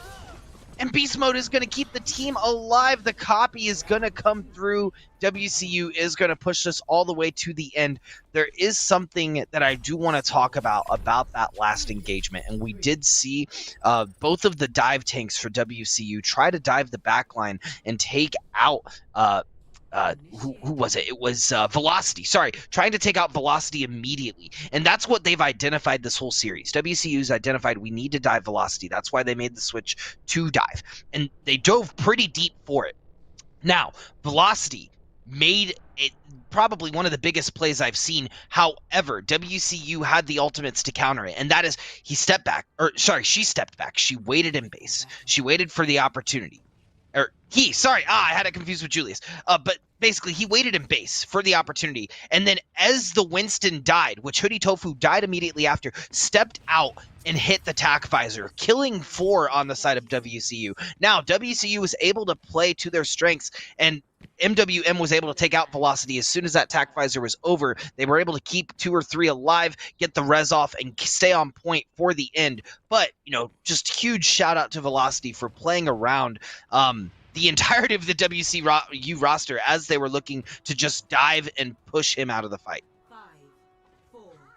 Such a hard member of this Baker team to push out of the fights, too. A lot of the times, Velocity will just run away and push himself out of the fight just to live a little bit longer and go back in with more cooldowns. We do see Western Colorado running a dive comp again, so clearly, like you were saying, Nuke, they identified that is the strength that they have to play to tonight. Baker seems to be much weaker against this than they are against Western Colorado's brawl comp, so hedging all your bets onto the dive comp to keep this overtime going for your team as they try to just steal one map in this series against one of the top teams in their division.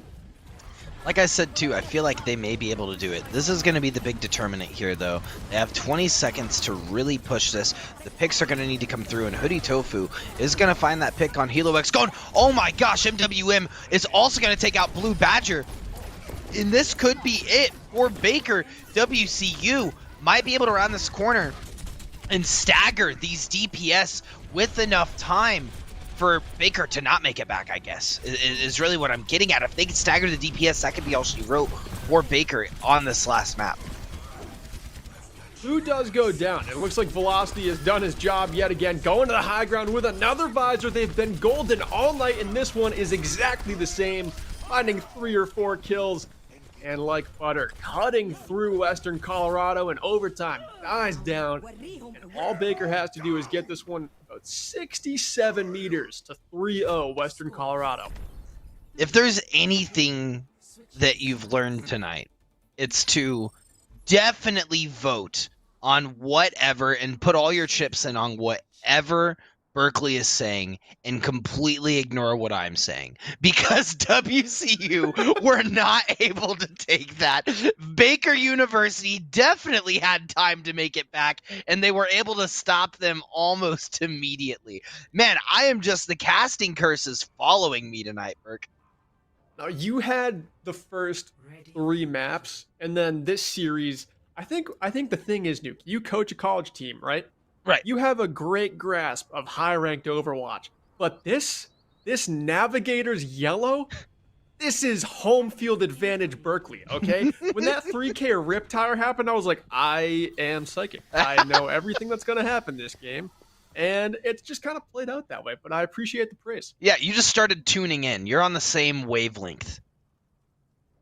Yeah, exactly. I know that Soldier on the high ground with tack visor just decimates in this division, and even though Western Colorado has done a great job going to mobile tanks, mobile DPS, and going after the biggest threat on Baker, one of the best damage players in this whole division, that's a great adjustment for them to make. It's still just Baker having such a strong team supporting their best player in Velocity this game, and it is just shining for them as Velocity goes right up to the high ground and gets the first pick. There is no res on the side of Western Colorado either, and Velocity is right back in this fight. Wow, and Western Colorado is really stuck right now. They went to commit with a hard double shield comp, but 2 of their members right out the gate weren't even standing behind the shields and paid dearly for it, as Velocity was able to get an early pick and really set the pace for Baker University. Mr. Mango keeping his team alive, and Hoodie Tofu is going to prioritize and take out Velocity. Julius finding the headshot on Mr. Mango, and WCU is only going to find themselves with one healer. And Julius, despite going down right there to MWM, she's been great this game. I mean, kind of a little bit of a supporting cast to Velocity, only because Velocity's ultimates always get 3 or 4 kills, and it's hard to outshine that. But Julius has played every hero around Velocity's hit scan and proven that she can flex onto Pharah, onto Ashe, onto Mei. Pretty much anything Baker needs her to play, she's able to do it. Very true. She has been very oppressive in this series and taking the bag for Baker University. Oh no, Tac Visor coming out yet again from Velocity. It's gonna find one. It's gonna find two. The Helix Rockets is gonna find one. It's gonna find a third, a fourth, and nothing can stop this 100-mile-an-hour train coming through, bringing the pain and doing the push-ups on the payload as Baker University singing all their praises, gonna take the series in a 3-0 fashion. Velocity is just the big train in this game. Just something that nobody can stop. He is steamrolling down, going to build those ultimates up, going to use all of them from a deadly high ground, and make such an impact fight after fight from the Soldier 76 slot. And that's just fantastic. Nuke, if I had a player of the game for this one, I would have to say it's Velocity. You know, Velocity definitely had the Tac Visors. I'll give you that one, Berkeley. And before I mention my play of the game, I want to give some crazy shout outs in this game. On the Western Colorado team, Hoodie Tofu really put up a fight on that Winston, on the Sigma, on the Reinhardt, putting out the damage and hitting those ultimates like crazy. We also saw towards the beginning of the series a lot of Jay Rizzle getting a lot of those boops. Boo did an exceptional job on DPS, but looking over at Baker University, my player of the game, player of the week really has got to go to one of two people, and that's either Velocity or Killua X Gon. You know, Velocity had the kills. Velocity definitely carried the team and did their job, but Killua X Gon kept the team alive, and the sleeps that were coming out were absolutely unreal and constant. I think the sleep percentage is what does it for me. So I got to give it to Kilo X Gon, keeping people out of the fight when needed, hitting the backline with darts. I mean, whether it was the Tracer or whether it was the Ana in the backline, those minuscule hitboxes, just lining it up and hitting it every time without the need of a visor to do it. I don't know. It's got to go to the pro tag for me. Yeah, you actually kind of convinced me that the Kilo X Gon should be the player of the game, because here's the thing about Velocity's Tac Visors. Those bullets hit themselves. Kilo X Gon, that's a skill shot every time. There is no work being done for you by your fancy goggles hitting all those bullets for you. Kilo X Gon had to come through and sleep those high noons around the corners in the blink of an eye, or just completely counter the Roadhog that Western Colorado tried to run at one point. So I think you're actually very spot on here. The support player for Baker University really shined the brightest. Yeah, and not to say that Velocity didn't carry the team. That's the job, right? Velocity's job is to carry the team, and Velocity had some really crazy plays this set. Just time after time, pentakill.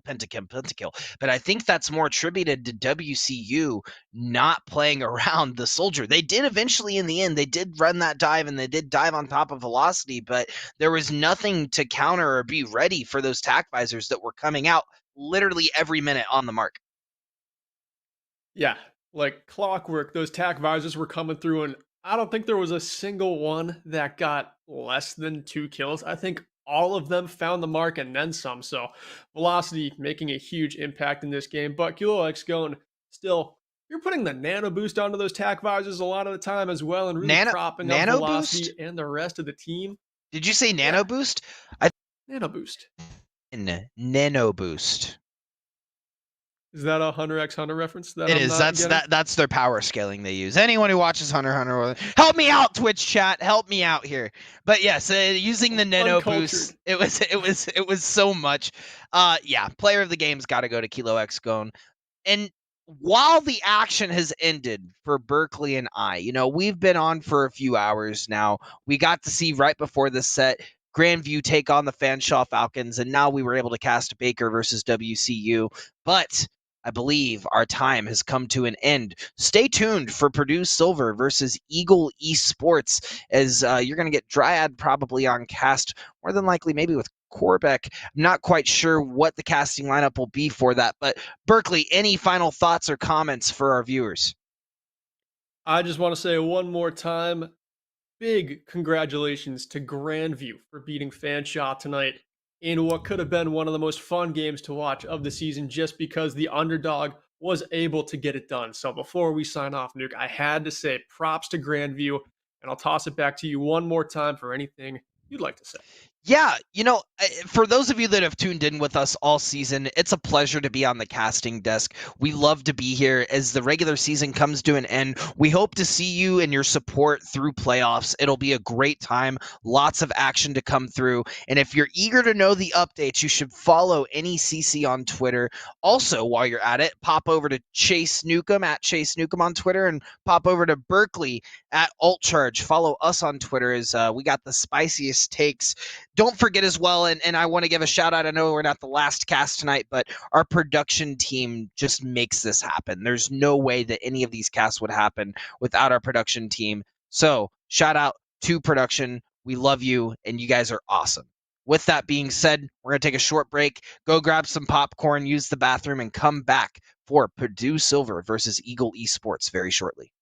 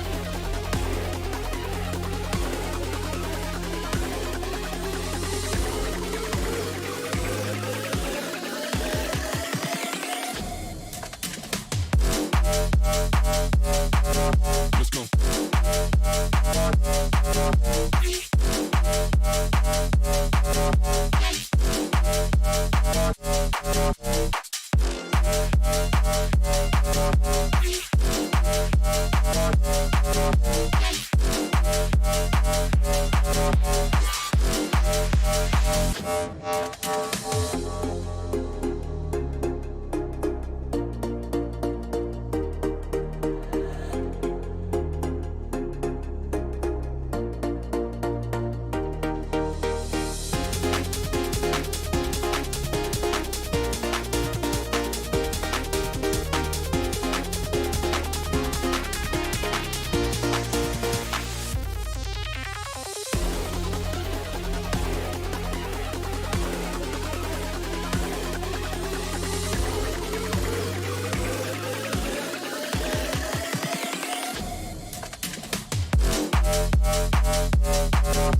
go.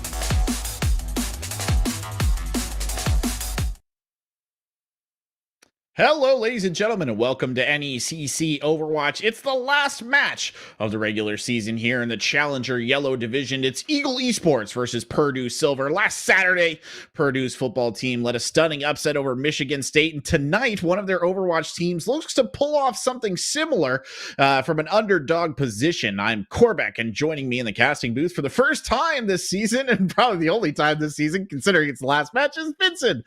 Welcome aboard, my good man. Oh man, I'm excited to be here. I'm excited to see Purdue can do it again. If we're gonna see one of those upsets, it's 3-4 for Purdue Silver on this season.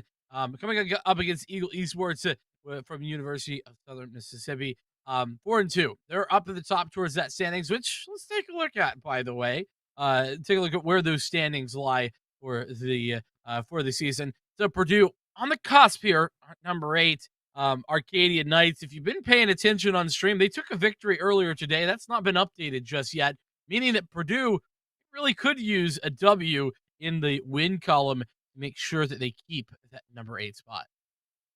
Yeah, certainly feeling the pressure on them tonight. They do not want to sort of biff this one. Eagle Esports obviously running a little bit better here, Vincent. They're not particularly fussed about winning or losing, though surely for seeding purposes, they want to try and maintain their edge as best as possible. Of course, pride matters as well, right? To a certain extent, gotta count the pride.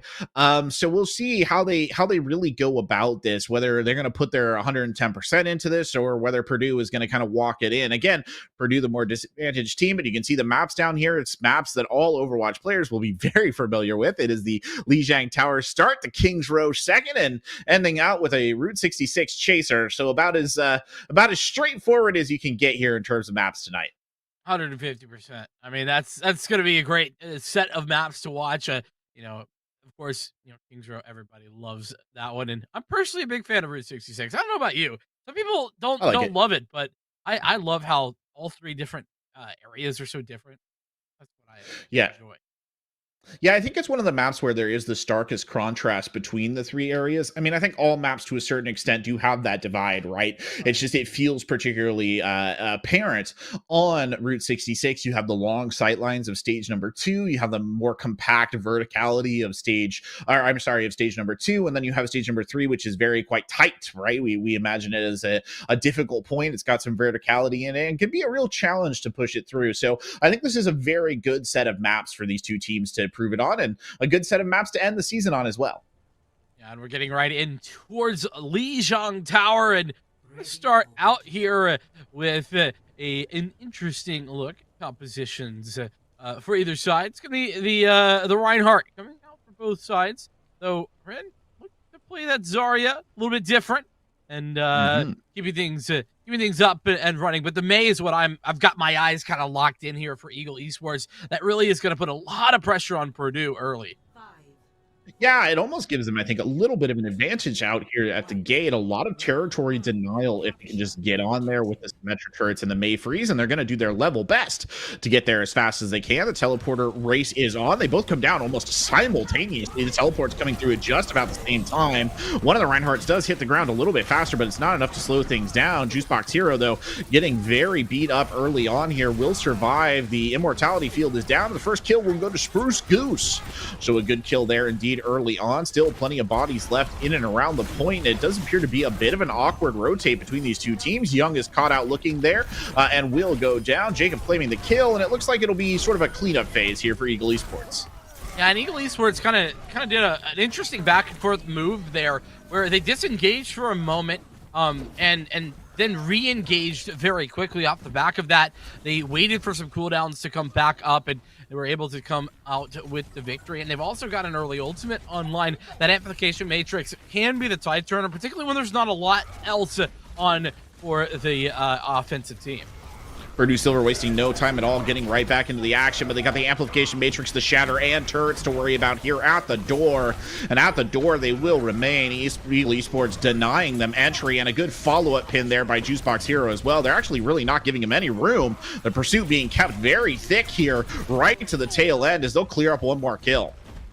Yeah, and with all those ultimates coming on at the same time, I think it was maybe a bit premature for Meme Hunter to throw the Earth Shatter in there, but nonetheless, still lots to work with your Purdue, as well as the Graviton Surge that's coming up for Ren. The real problem is that time. It's taken away here, Korvik, and sure is. There's a lot of ultimates for Eagle Esports to kind of play with and stall you out.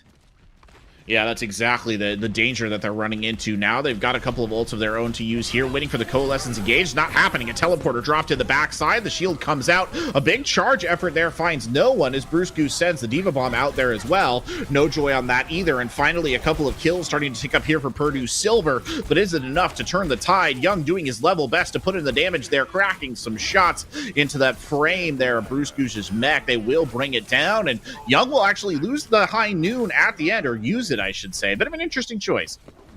Yeah, using that Deadeye to clean things up, I don't dislike, actually. It makes some sense, and it's pretty easy to get all the way back up. The good news for Purdue is that they didn't actually utilize this Graviton Surge. That is the big ticket item that's left online for them, and they need to be able to pull this off in this next fight. Well, aim small, miss small there with the Graviton. They've got to make it stick. They've got to shatter here as well. A fight win on deck from either of those ults. The Implementation Matrix coming out early, but Crescent is down. A good kill early on. The grab coming out. It is good, but the sound barrier there almost immediately from Riot will keep the team up. It doesn't save Spruce Goose's mech, or Bruce Goose's mech, I should say. Reflex is down. The rest of the team cleaned up there as well. Yeah, that was an early Earth Shadow from Juicebox Hero, and it wasn't really connecting with Rin and Meme Hunter, both converting that those big ticket ultimates for the tanks into kills. Purdue Silver in control for now, and with both of their support ults online as well, I don't know that Eagle Esports can dislodge them all that easily. Yeah, this could be difficult. I mean, one of the hallmarks of this site is it can be quite difficult to shove people out of the dojo once they're in it. Goose does have the Coalescence online, has so far not really yet used it. This is probably the good time to do it, and I think it will come out there. The sound barrier coming out is too late, though, to keep the rest of the team up. The Invisible Coalescence of Doom burning forward. Goose being very careful about not overextending. Good composure right there, and will maintain the life of the rest of his teammates, but the fight still very much in flux here, at least temporarily. Meme Hunter doing his level best to get back on the site, and I think they might have held. Indeed, the hold is there. Both of those support ultimates being utilized, and that's a bit rough. Sprout coming in to get a nice little kill there onto Riot, especially because that's going to mean respawns are very, very long as the final attempts come in. Oh, it's a huge opening kill series, though, from E.G. Jacob. He'll get 2 down. Immediately traded back out, goes down Crescent. Here comes the rest of the team. Reflex has the ult if they choose to use it, and the Blizzard is out, and it is fat. Bruce Goose cleaning up in the meantime, and they will win. Decisive use of the ultimates there, carrying them through. Still got it. Probably 2 fights in this, maybe just 1. Yeah, I'm thinking probably closer to 1, considering the ultimates online for Purdue.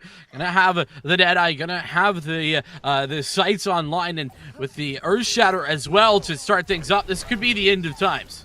Oh, 2 big kills really early on. The main heals down in the form of Goose. Cash Poison trying to get around the backside and unleash the tack. Visor, the sound barrier was down to cancel it out. Cash Poison just getting swarmed by enemies in the back. There's no touch to be had. Oh, and by the skin of their teeth, Eagle Esports take stage 1. And they do, man. And it was by a very slim margin.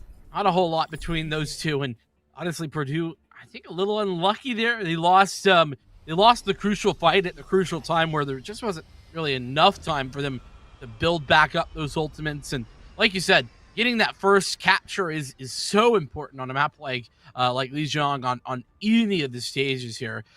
Nonetheless, though, we move along in towards Garden. Garden, it's been a minute for me. I think it's Garden. It is Garden. You're correct. There we go. And we've seen some adjustments here, especially on the tank line. It's going to be the Monkey followed up by the Diva for both sides, but a little bit different here. Eagle Esports are going for that Sombra, so deadly, especially if we can get the hacks on that was right targets. You got to connect, and those are the real big question marks. Reflex coming in hard here, an attempted boop, I think, from Riot back into the rest of the team. Not really happening. Riot doing his best to stay alive, forced to use his amp early on in that fight. Crescent there, popping out some healing, but relatively comfortable in this positioning. This is sort of the classic support position as the hack does come down, and the members of Purdue Silver forced back just a little bit here. A difficult engagement for Meme Hunter, kind of goes in on the back line, but really quite isolated, and he will pay for it, most likely with his life. And I was about to say, nobody's capped. Nobody really played on the point.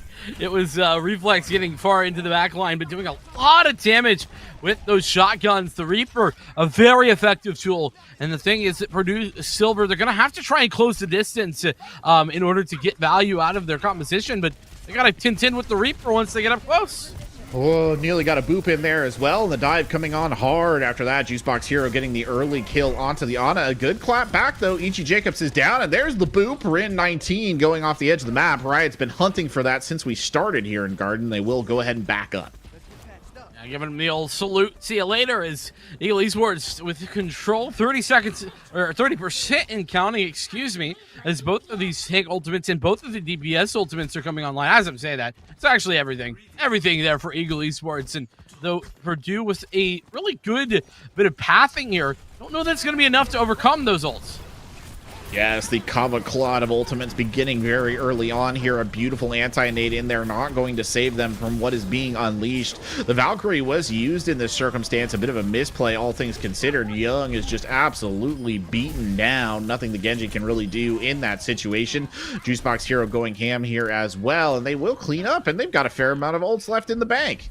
I was about to say, that was really well played from Eagle Esports. They barely used anything, just the Coalescence and the Monkey ultimate. I mean, that's really, really strong. Now, granted, they're coming up against 5 from Purdue Silver, so it's really going to be a Q fest in the coming fight of who can press it first. Oh, and that's a big Q to use early on, and look at the follow-up right there. 2 ultimates invested, both the DPS ults, and a complete slaughter of Purdue Silver. That's the old classic 6-man EMP. You know, it happens to the best of us. And, yeah, nothing you can do, especially with the follow-up from the Reaper. But last fight, here we go. They're going right into it. Young coming out with the blade. The sound barrier was there to cancel out some of the effectiveness of both of these DPS ults. Neither one of them getting a lot of traction. Still hunting for a kill with attack visor. Won't find it. Demon Bomb coming over the top. That's Young down. The Bruce Goose hits one more with the remake there onto the top of Goose. Little goose on goose violence as Cash goes down as well. Bruce Goose is just honking away on the point, except his honk come in the form of 2 portable shotguns on the battle mech, doing more than enough there to clean things up as Crescent comes around with the Coalescence and puts this map to bed. I kind of goose, Corbeck. I have to be completely honest. I'm that loving goose that. Game, Goose. I know, for real. Giving everybody a hard time. Overtime taken away, like you're talking about. One last touch came through, but it wasn't enough. And it's a quick 2-0 here for the Southern Mississippi side. Eagle Esports up by 1 in this 3-map series. Yes, peace was never an option for Bruce Goose, as we can see right here on the kill cam feed. Wonder what one it's going to be. It's got to be the triple kill. Yeah, it most certainly is. This is where the bomb gets one, then the horrible remake comes down, does the whole Titanfall thing, and go ahead and add Cash to the end of the lineup there as well. Very impactful fight for the off-tank player in that situation. Well, there you have it, ladies and gentlemen. The first map coming out here in favor of the Eagles, but it's not over yet. Still 2 more maps to play. Map score very much a factor in this one. Don't go anywhere. We'll be right back after this break.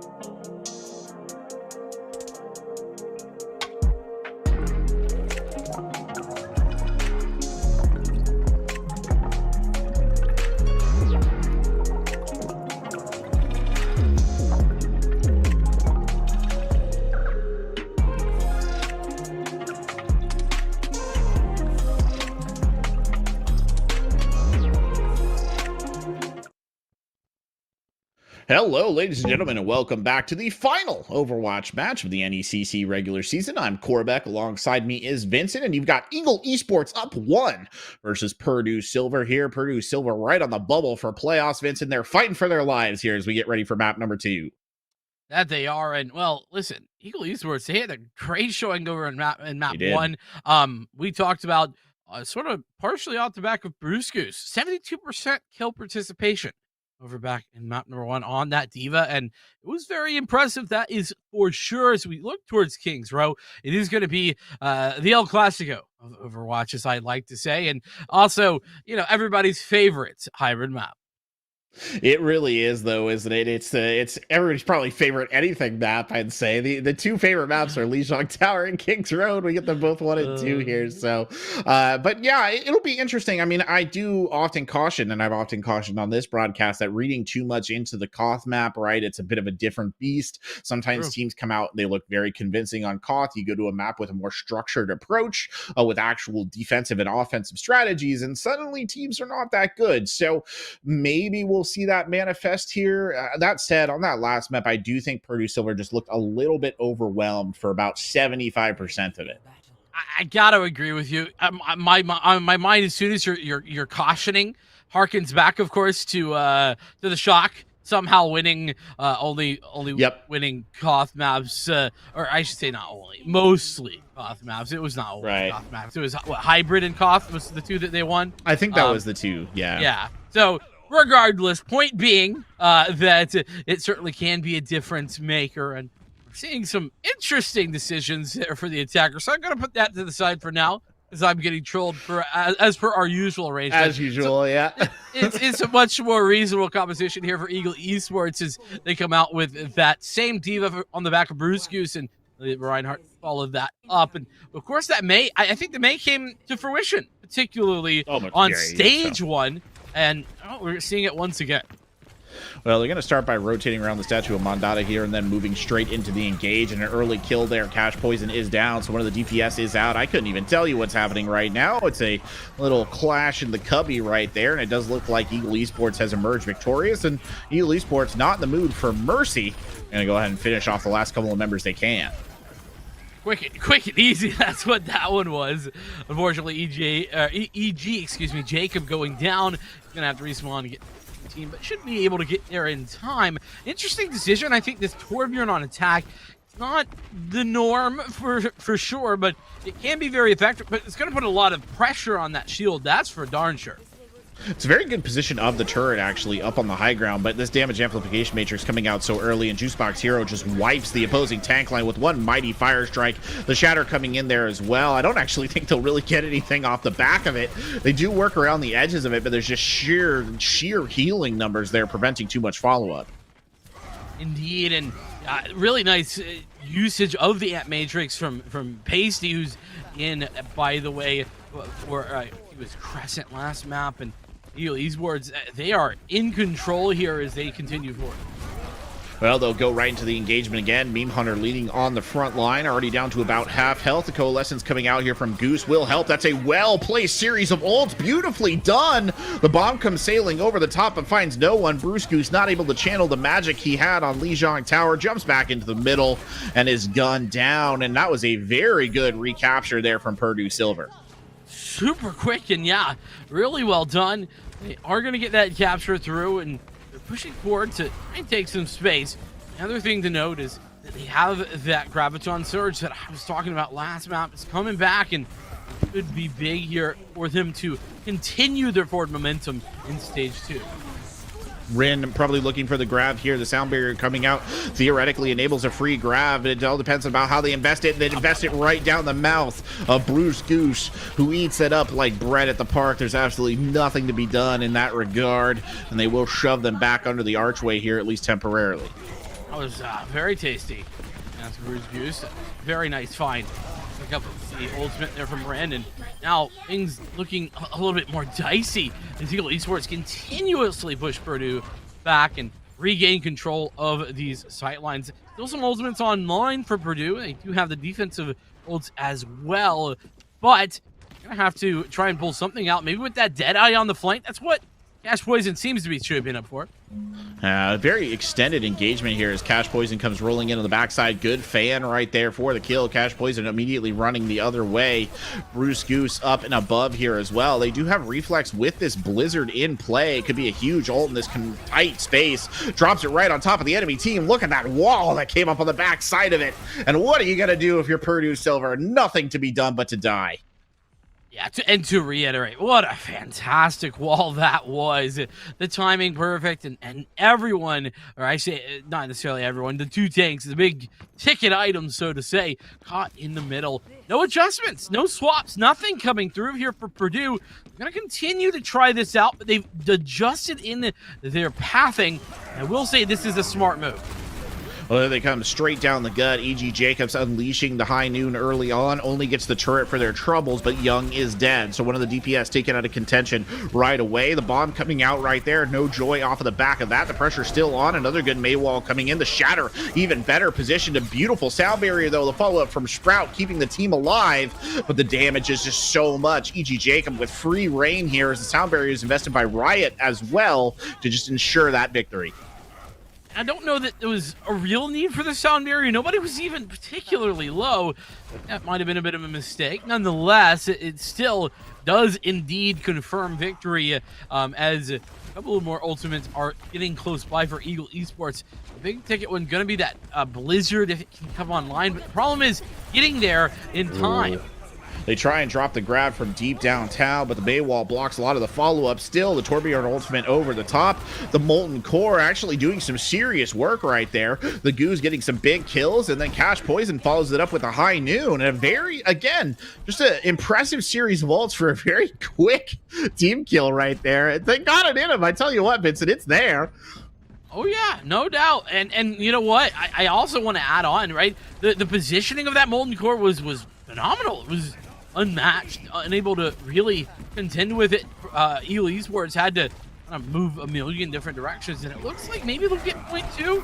Oh, it's going to be close. Oh, it's good. Shatter early on right there. Bruce Goose taking a bunch of damage, will survive. The Diva Bomb goes sailing in the wrong direction, gets no one. But Pasty and Bruce Goose respectively have gotten some kills. Goose is doing their level best to try and turn it back, but there's only so much the Moira can do. And they're so close to that second point touch, but I just don't think they have the bodies. They're going to continue to invest time and effort into this, though. They might be able to turn it around. If they can just get one kill here, it's really all they need. Unfortunately, it just won't be. Here comes Juicebox Hero to make sure that they continue to push them back. 45 seconds on the clock. That's a crucial stop. That really is. You know, Purdue, they did it. Honestly, a good job of getting such a forward position. It was a valiant effort. They kind of threw everything that they had at that push, and it was the right play. They did the right thing, but Eagle Esports just got back in time. Now, well, they have a sound barrier to utilize here in the final fight of the half, potentially, unless you pick up a touch here on towards point two. Cash Poison is down, the only player with an ult. E.G. Jacob in the back line has an ult of his own. If he chooses to use it, he'll hold on to it here. I don't even think he will need to deploy it. Reflex getting two right there. The May continuing to be an absolute mess. Some kills coming back the other direction, but is entirely too little too late. And the touch just not coming through there on the final leg of the cart. They're backing up here in the face of a solo Moira. What am I watching right now? They're giving him a ton of space, and that actually allows for the recontest for the rest of the team. Oh, they capped it. They back capped it. I'm so dumb. Yeah, that's what I was about to say. There was a back cap on the back end, and unfortunately for Eagle Esports, they just give it up big time. I don't even know who did it. You'll have to tell me after this little bit of action here, because the ults are being laid on fast and furious here for Purdue Silver. Caster slow in the boot tonight. It took me a couple of seconds to pick up to that as they continue to push forward. No break being applied here, though. They're really just hard engaging, and finally there will be a moment's peace. Indeed, I didn't catch who it was actually to pick up the back cap, but because we were all the way back in there, but nonetheless, it's a sound barrier to come in from Riot to keep everyone LV. Molten Core going out immediately. That one, the least effective of the cores that we've seen so far. And it looks like there might be an opportunity here to stabilize their Eagle Esports, and they will push Purdue Silver back, at least temporarily. Yeah, and the time, it's really not on the side of Purdue to get the full cap. They're going to have to do it really fast. 10 seconds left, and, well, they're not quite to that big ticket Graviton Surge. They're going to have to pull that off very fast. Got to go fast here. Rin leading the charge, nearly gets booped off the edge of the map. Has a grab, could use it. It's a good grab. Just run past him and get some more distance, honestly, at that stage. The amplification matrix coming out right there. Both the Reinhardts down early on in the fight, so the Hammer Bros being removed. And a good coalescence here. Wow! Cash Poison coming in big on the backside with the high noon. E.G. Jacob gets one kill in, and somehow, despite the deck being stacked against them, Purdue will complete. Yeah, that's a bit of a surprise, all things considered. I think Eagle Esports, they're going to look back at that and feel like they've been robbed. It's been stolen away 100%. from them. And I think that they're sort of fair in feeling that way, but they ain't got nobody to blame but themselves. As they unfortunately allowed the back cap to come through. It's tough because it does happen. We see it even at the highest level, but nonetheless, they're able to pull that back, and it's what, 3 last moment touches, last moment grabs at each individual point. Not quite last moment over on point 1, but still close enough as Eagle Esports now look towards their attack phase and hope to put at least some time on the clock, as opposed to that big goose egg that is sitting up there for Purdue. Yeah, it's interesting what happened there. I mean, I think it might have been Goose who got the back cap. I'm not entirely sure, but like you said, unfortunately, you really do have no one to blame but yourself, right? You left the vault doors open and unguarded, as it were. But, I mean, still, genuinely, it did feel like Eagle Esports was in the driver's seat for most of that matchup. I don't know what to make of those sudden, blitz moments, though, that Purdue Silver they just suddenly come alive. It's electric, and then they kind of go back offline for a while.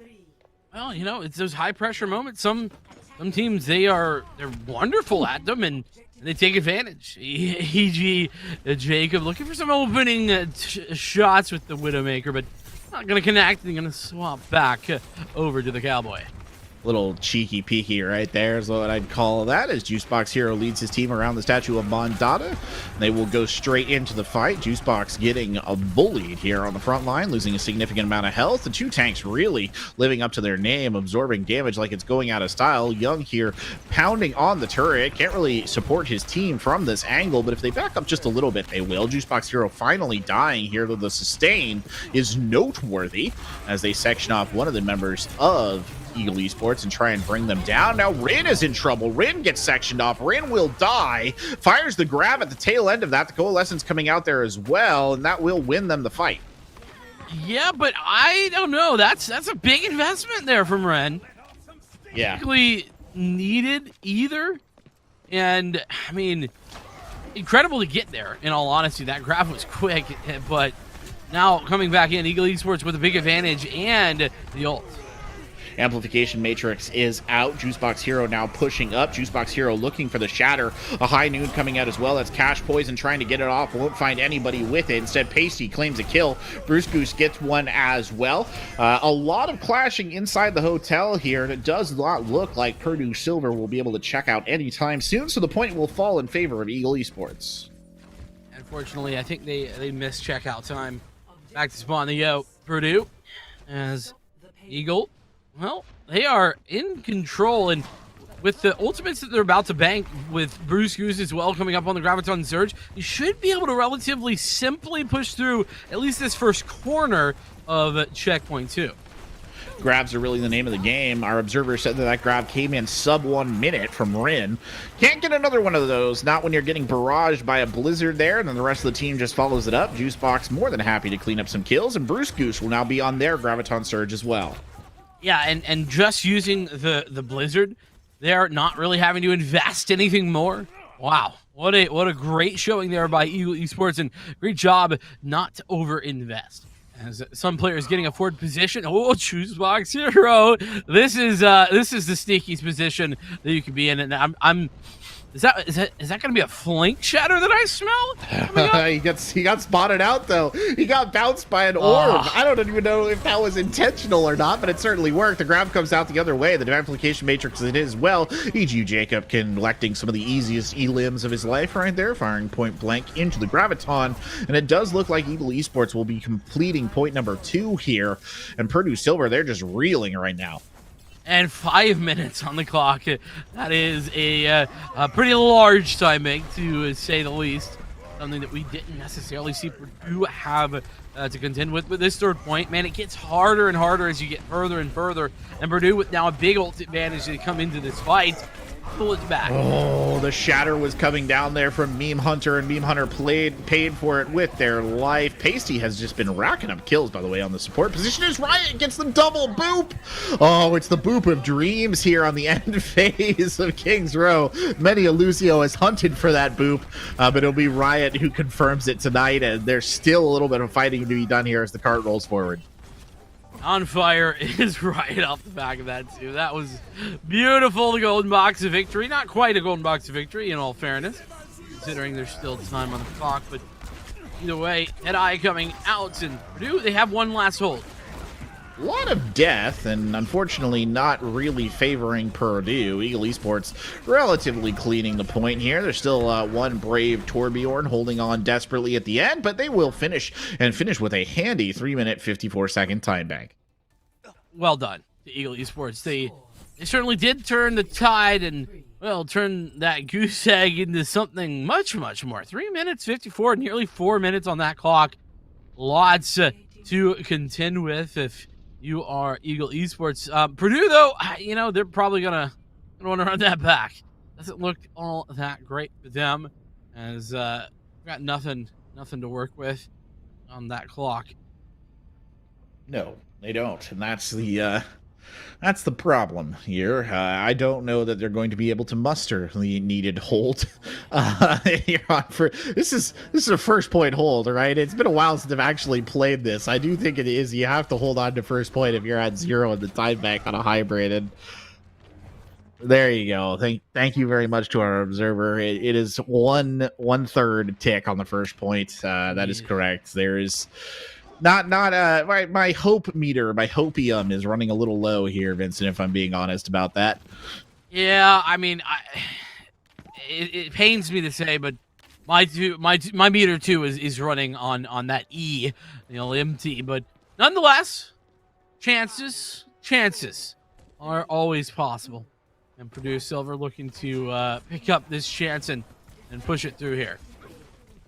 Indeed, but we're talking about a slender chance, an absolute Everest to climb here for Purdue Silver. As the engage comes in, the May wall coming out right there, the aggression being applied almost immediately. A very bold strategy here in the face of such dangers. The immortality is taken down early on. Juicebox Hero does die. It looks like they might catch the other tank here as well. Indeed, they do. Bruce Goose will go down. Managed to clean up the support there as well, so they'll win fight number 1. Now they just have to do that maybe like 6 more times, 7 more times. Yeah, I think your math's pretty darn close. And, what I will say, Young being on the May, it's an adjustment. It's something we haven't really seen. And I think it's part of the reason that first fight went so well. It's really, really good to see them kind of take the May mirror and go for it. Here comes the aggression again, but unfortunately Meme Hunter is caught early on. The Maywall coming up there almost to slow down the enemy team. Still bodies left, but the deadly amplification matrix coming out there from Pasty isn't enough. Cash Poison getting shoved back into a corner. The Maywall comes in. Somebody's got a touch here. Goose jumps on. There was another quick grab there from Rin, but it's not enough to bail the team out, or is it? Really solid effort by the survivors here. And look who's back. It's Meme Hunter going straight into the gut of Juicebox Hero, trying to confirm that kill. And my God, Vincent, just when it looked like they were going to lose it, I think they managed to stabilize here. Yeah, just barely. And I mean, it's off the back of the respawns, right? Everything coming up perfectly. All those ultimates being used, but now that's a blizzard. Oh, that's a blizzard, and a good blizzard indeed. The Maywall coming up there. There's Goose down, Meme Hunter's down. Once the core of the roster has just been eliminated, the kills tacking over on top. An absolute blue wave here as Eagle Esports rotates onto the point. A last desperate efforts from Rin 19 means nothing in the face of such unrelenting aggression, and Southern Mississippi will take map number 2 here in this series. Quick and easy. That's what it looked like. Eagle Esports, especially on that attack, Corbeck, it was phenomenal. And here we go. We get to see it in real time. The old double boop. Let's go. It's genuinely so hard to get this boop, so you must be very pleased. And the sound barrier as well to keep things reasonable. Yeah, 2 maps towards Eagle Esports in this series. 1 more left to play. It's an unfortunate one, but Purdue Silver not taking a dub home tonight. Unfortunately, they will not, but they still have a chance to play for a very critical map number 3. Don't go anywhere. Route 66 and the final map of the final match in the NECC Overwatch season coming up right after this break.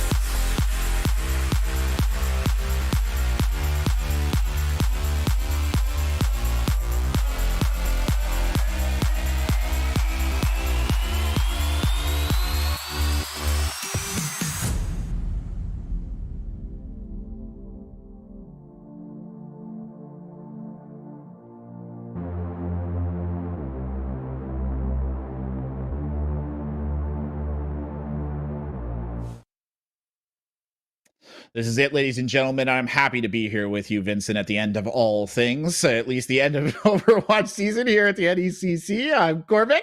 Alongside me is Vincent. And we are going on to map 3 here between these two teams. Purdue Silver, they are out of it at this stage. It's 2-0 already to their opponents from Eagle Esports, but a very important map for them. They want to get this map score in their pocket for playoff reasons. Yeah, it's tight, and that's the reality. We talked about it at the outset of this series. It's not something that is guaranteed, forward or back, the win or loss. We don't know, and so for that reason, you want to be better safe than sorry. Every map win in that win column, it's an extra tick in your direction. So a third map here looking good if they can pull it off. If they can pull it off, that will be the key, trying to provide a little bit of stability here to Schrodinger's playoff spot. But I don't know. I really don't know. I do feel like, and we've said it before, but Eagle Esports has looked the stronger team on most levels. That doesn't take anything away from Purdue Silver, who have definitely had their moments and some very impressive plays throughout these matches. It's just on balance, Eagle Esports, even if you were to look at the scoreline, not even look at the scoreline, they have felt like the stronger team for these matches as we get started here on one of the classic sort of long haul escort missions. That's exactly right. Beautiful, this area. Very much so. Yeah, gotta give credit. Blizzard always doing a good job of that. And Eagle Esports, they're on a bit of a different composition, a bit of a different look than we've seen them thus far. Gonna have the Brigida and the Zenyatta here for the support line, along with the Sigma and the Ball on that tank line as well. The Ash, wanting to get a little bit more long range hit scan DPS, and that's why we're seeing that pulled out. And Cash Poison coming out on the Soldier again has been favoring the hit scans for most of the night, and that is not an engagement you want to take. E.G. Jacob just takes his head off right at the beginning. He will get brought back to life. The Necromantic Auros there of Mercy keeping him in the game. One of my favorite Skyrim schools. Young just gets nailed right there at the top of the deck. E.G. Jacob continuing to be an absolute nuisance. Reflex getting involved in the act as well, just to demonstrate that, well, they can at this stage. Reflex is taking a little bit of a nap, but unfortunately, I just don't think that the kill is there. The cart continues to move forward, though, despite this absolute barrage of violence from on top of the gas station. I think it might finally have stopped. Yeah, and, I think Juicebox here are doing a good job of sort of trying to interrupt that cart here and there, making it difficult to push forward, and that's kind of the problem. You have to dislodge Bruce Goose from the top of that gas station. It's going to be quite difficult, all things considered, but that's a fantastic sleep.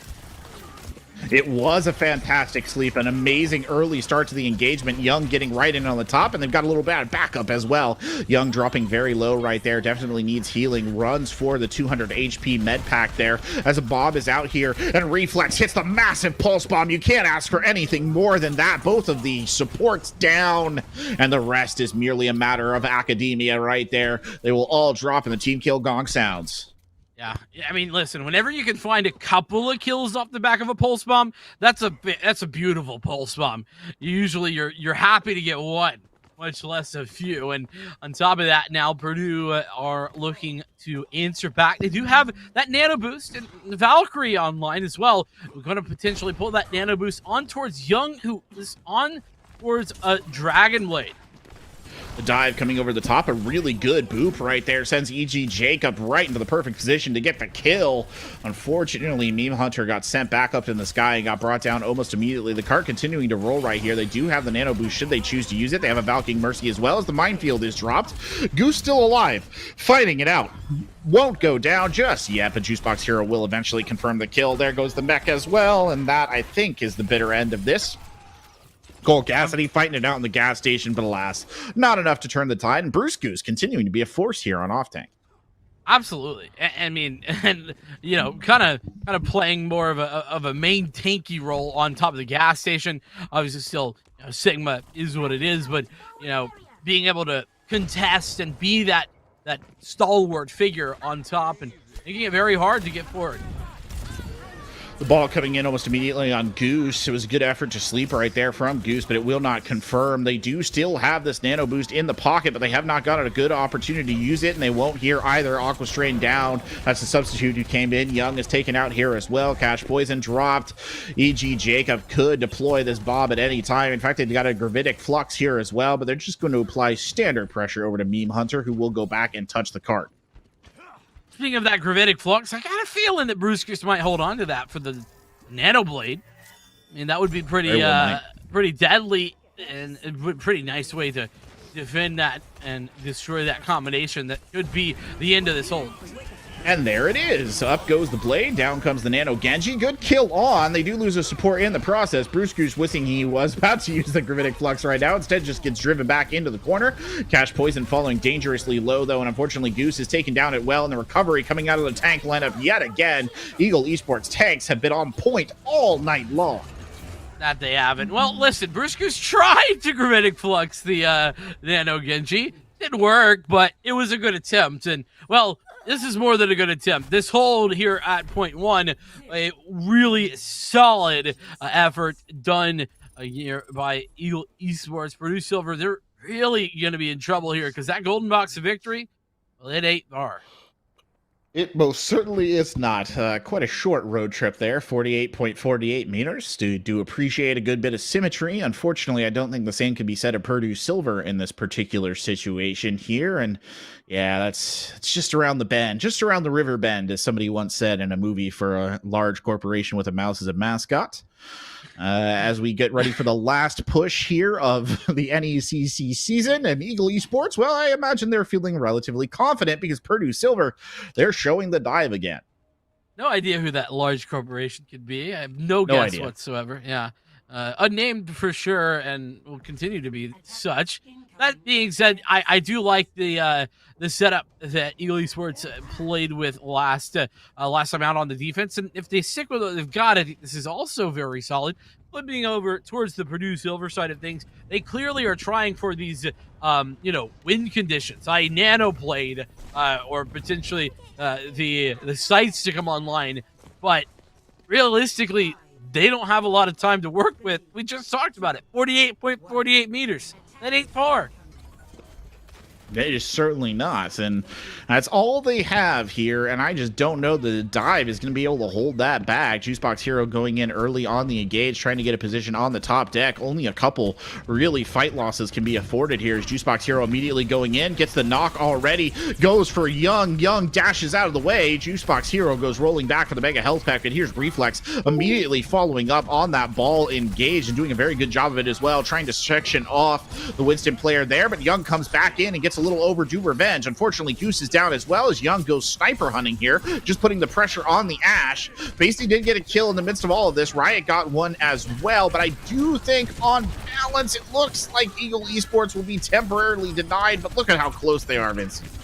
Yeah, I mean, that's part of the issue here. Oh no! It's falling apart! They were so close to holding on to this, and Pasty, who has been holding it down on the support all night long, wins it back. Here comes Meme Hunter dropping in, but it's far too late. The dream is dead. Purdue Silver about to be knocked out here. They might still make it to playoffs, but it certainly won't be a very big opening.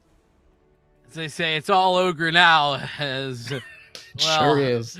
This is unfortunate, but a fantastic showing overall from Eagle Esports. Like you said, a bit of a rough one here for Purdue Silver, but it will be the potential there for playoffs. Still alive. Nice stick. That was that's like best case scenario. 2 for 1 in both the supports. Yep. Oh, beautiful. Yeah, you really can't ask for anything more unless they were all stuck in a pulse or in a grab or something. That was about the ideal, but that will do it here for us tonight and for the NECC Overwatch season. Thank you so much for all of you who have supported us. And of course, thank you to our wonderful production staff as well, who have pulled a very long day to be here. And thank you as well, Vincent, for joining us. I know you've pulled a long day to be here too, so I appreciate you filling in. This has been Vincent, and I have been Corbeck. Oh, wait, let me get it on the right side. There we go. And we have brought you this wonderful match. The victor at the end of the day, University of Southern Mississippi over Purdue Silver 3-0. Thank you so much for watching. And from all of us here at NECC, have a wonderful evening.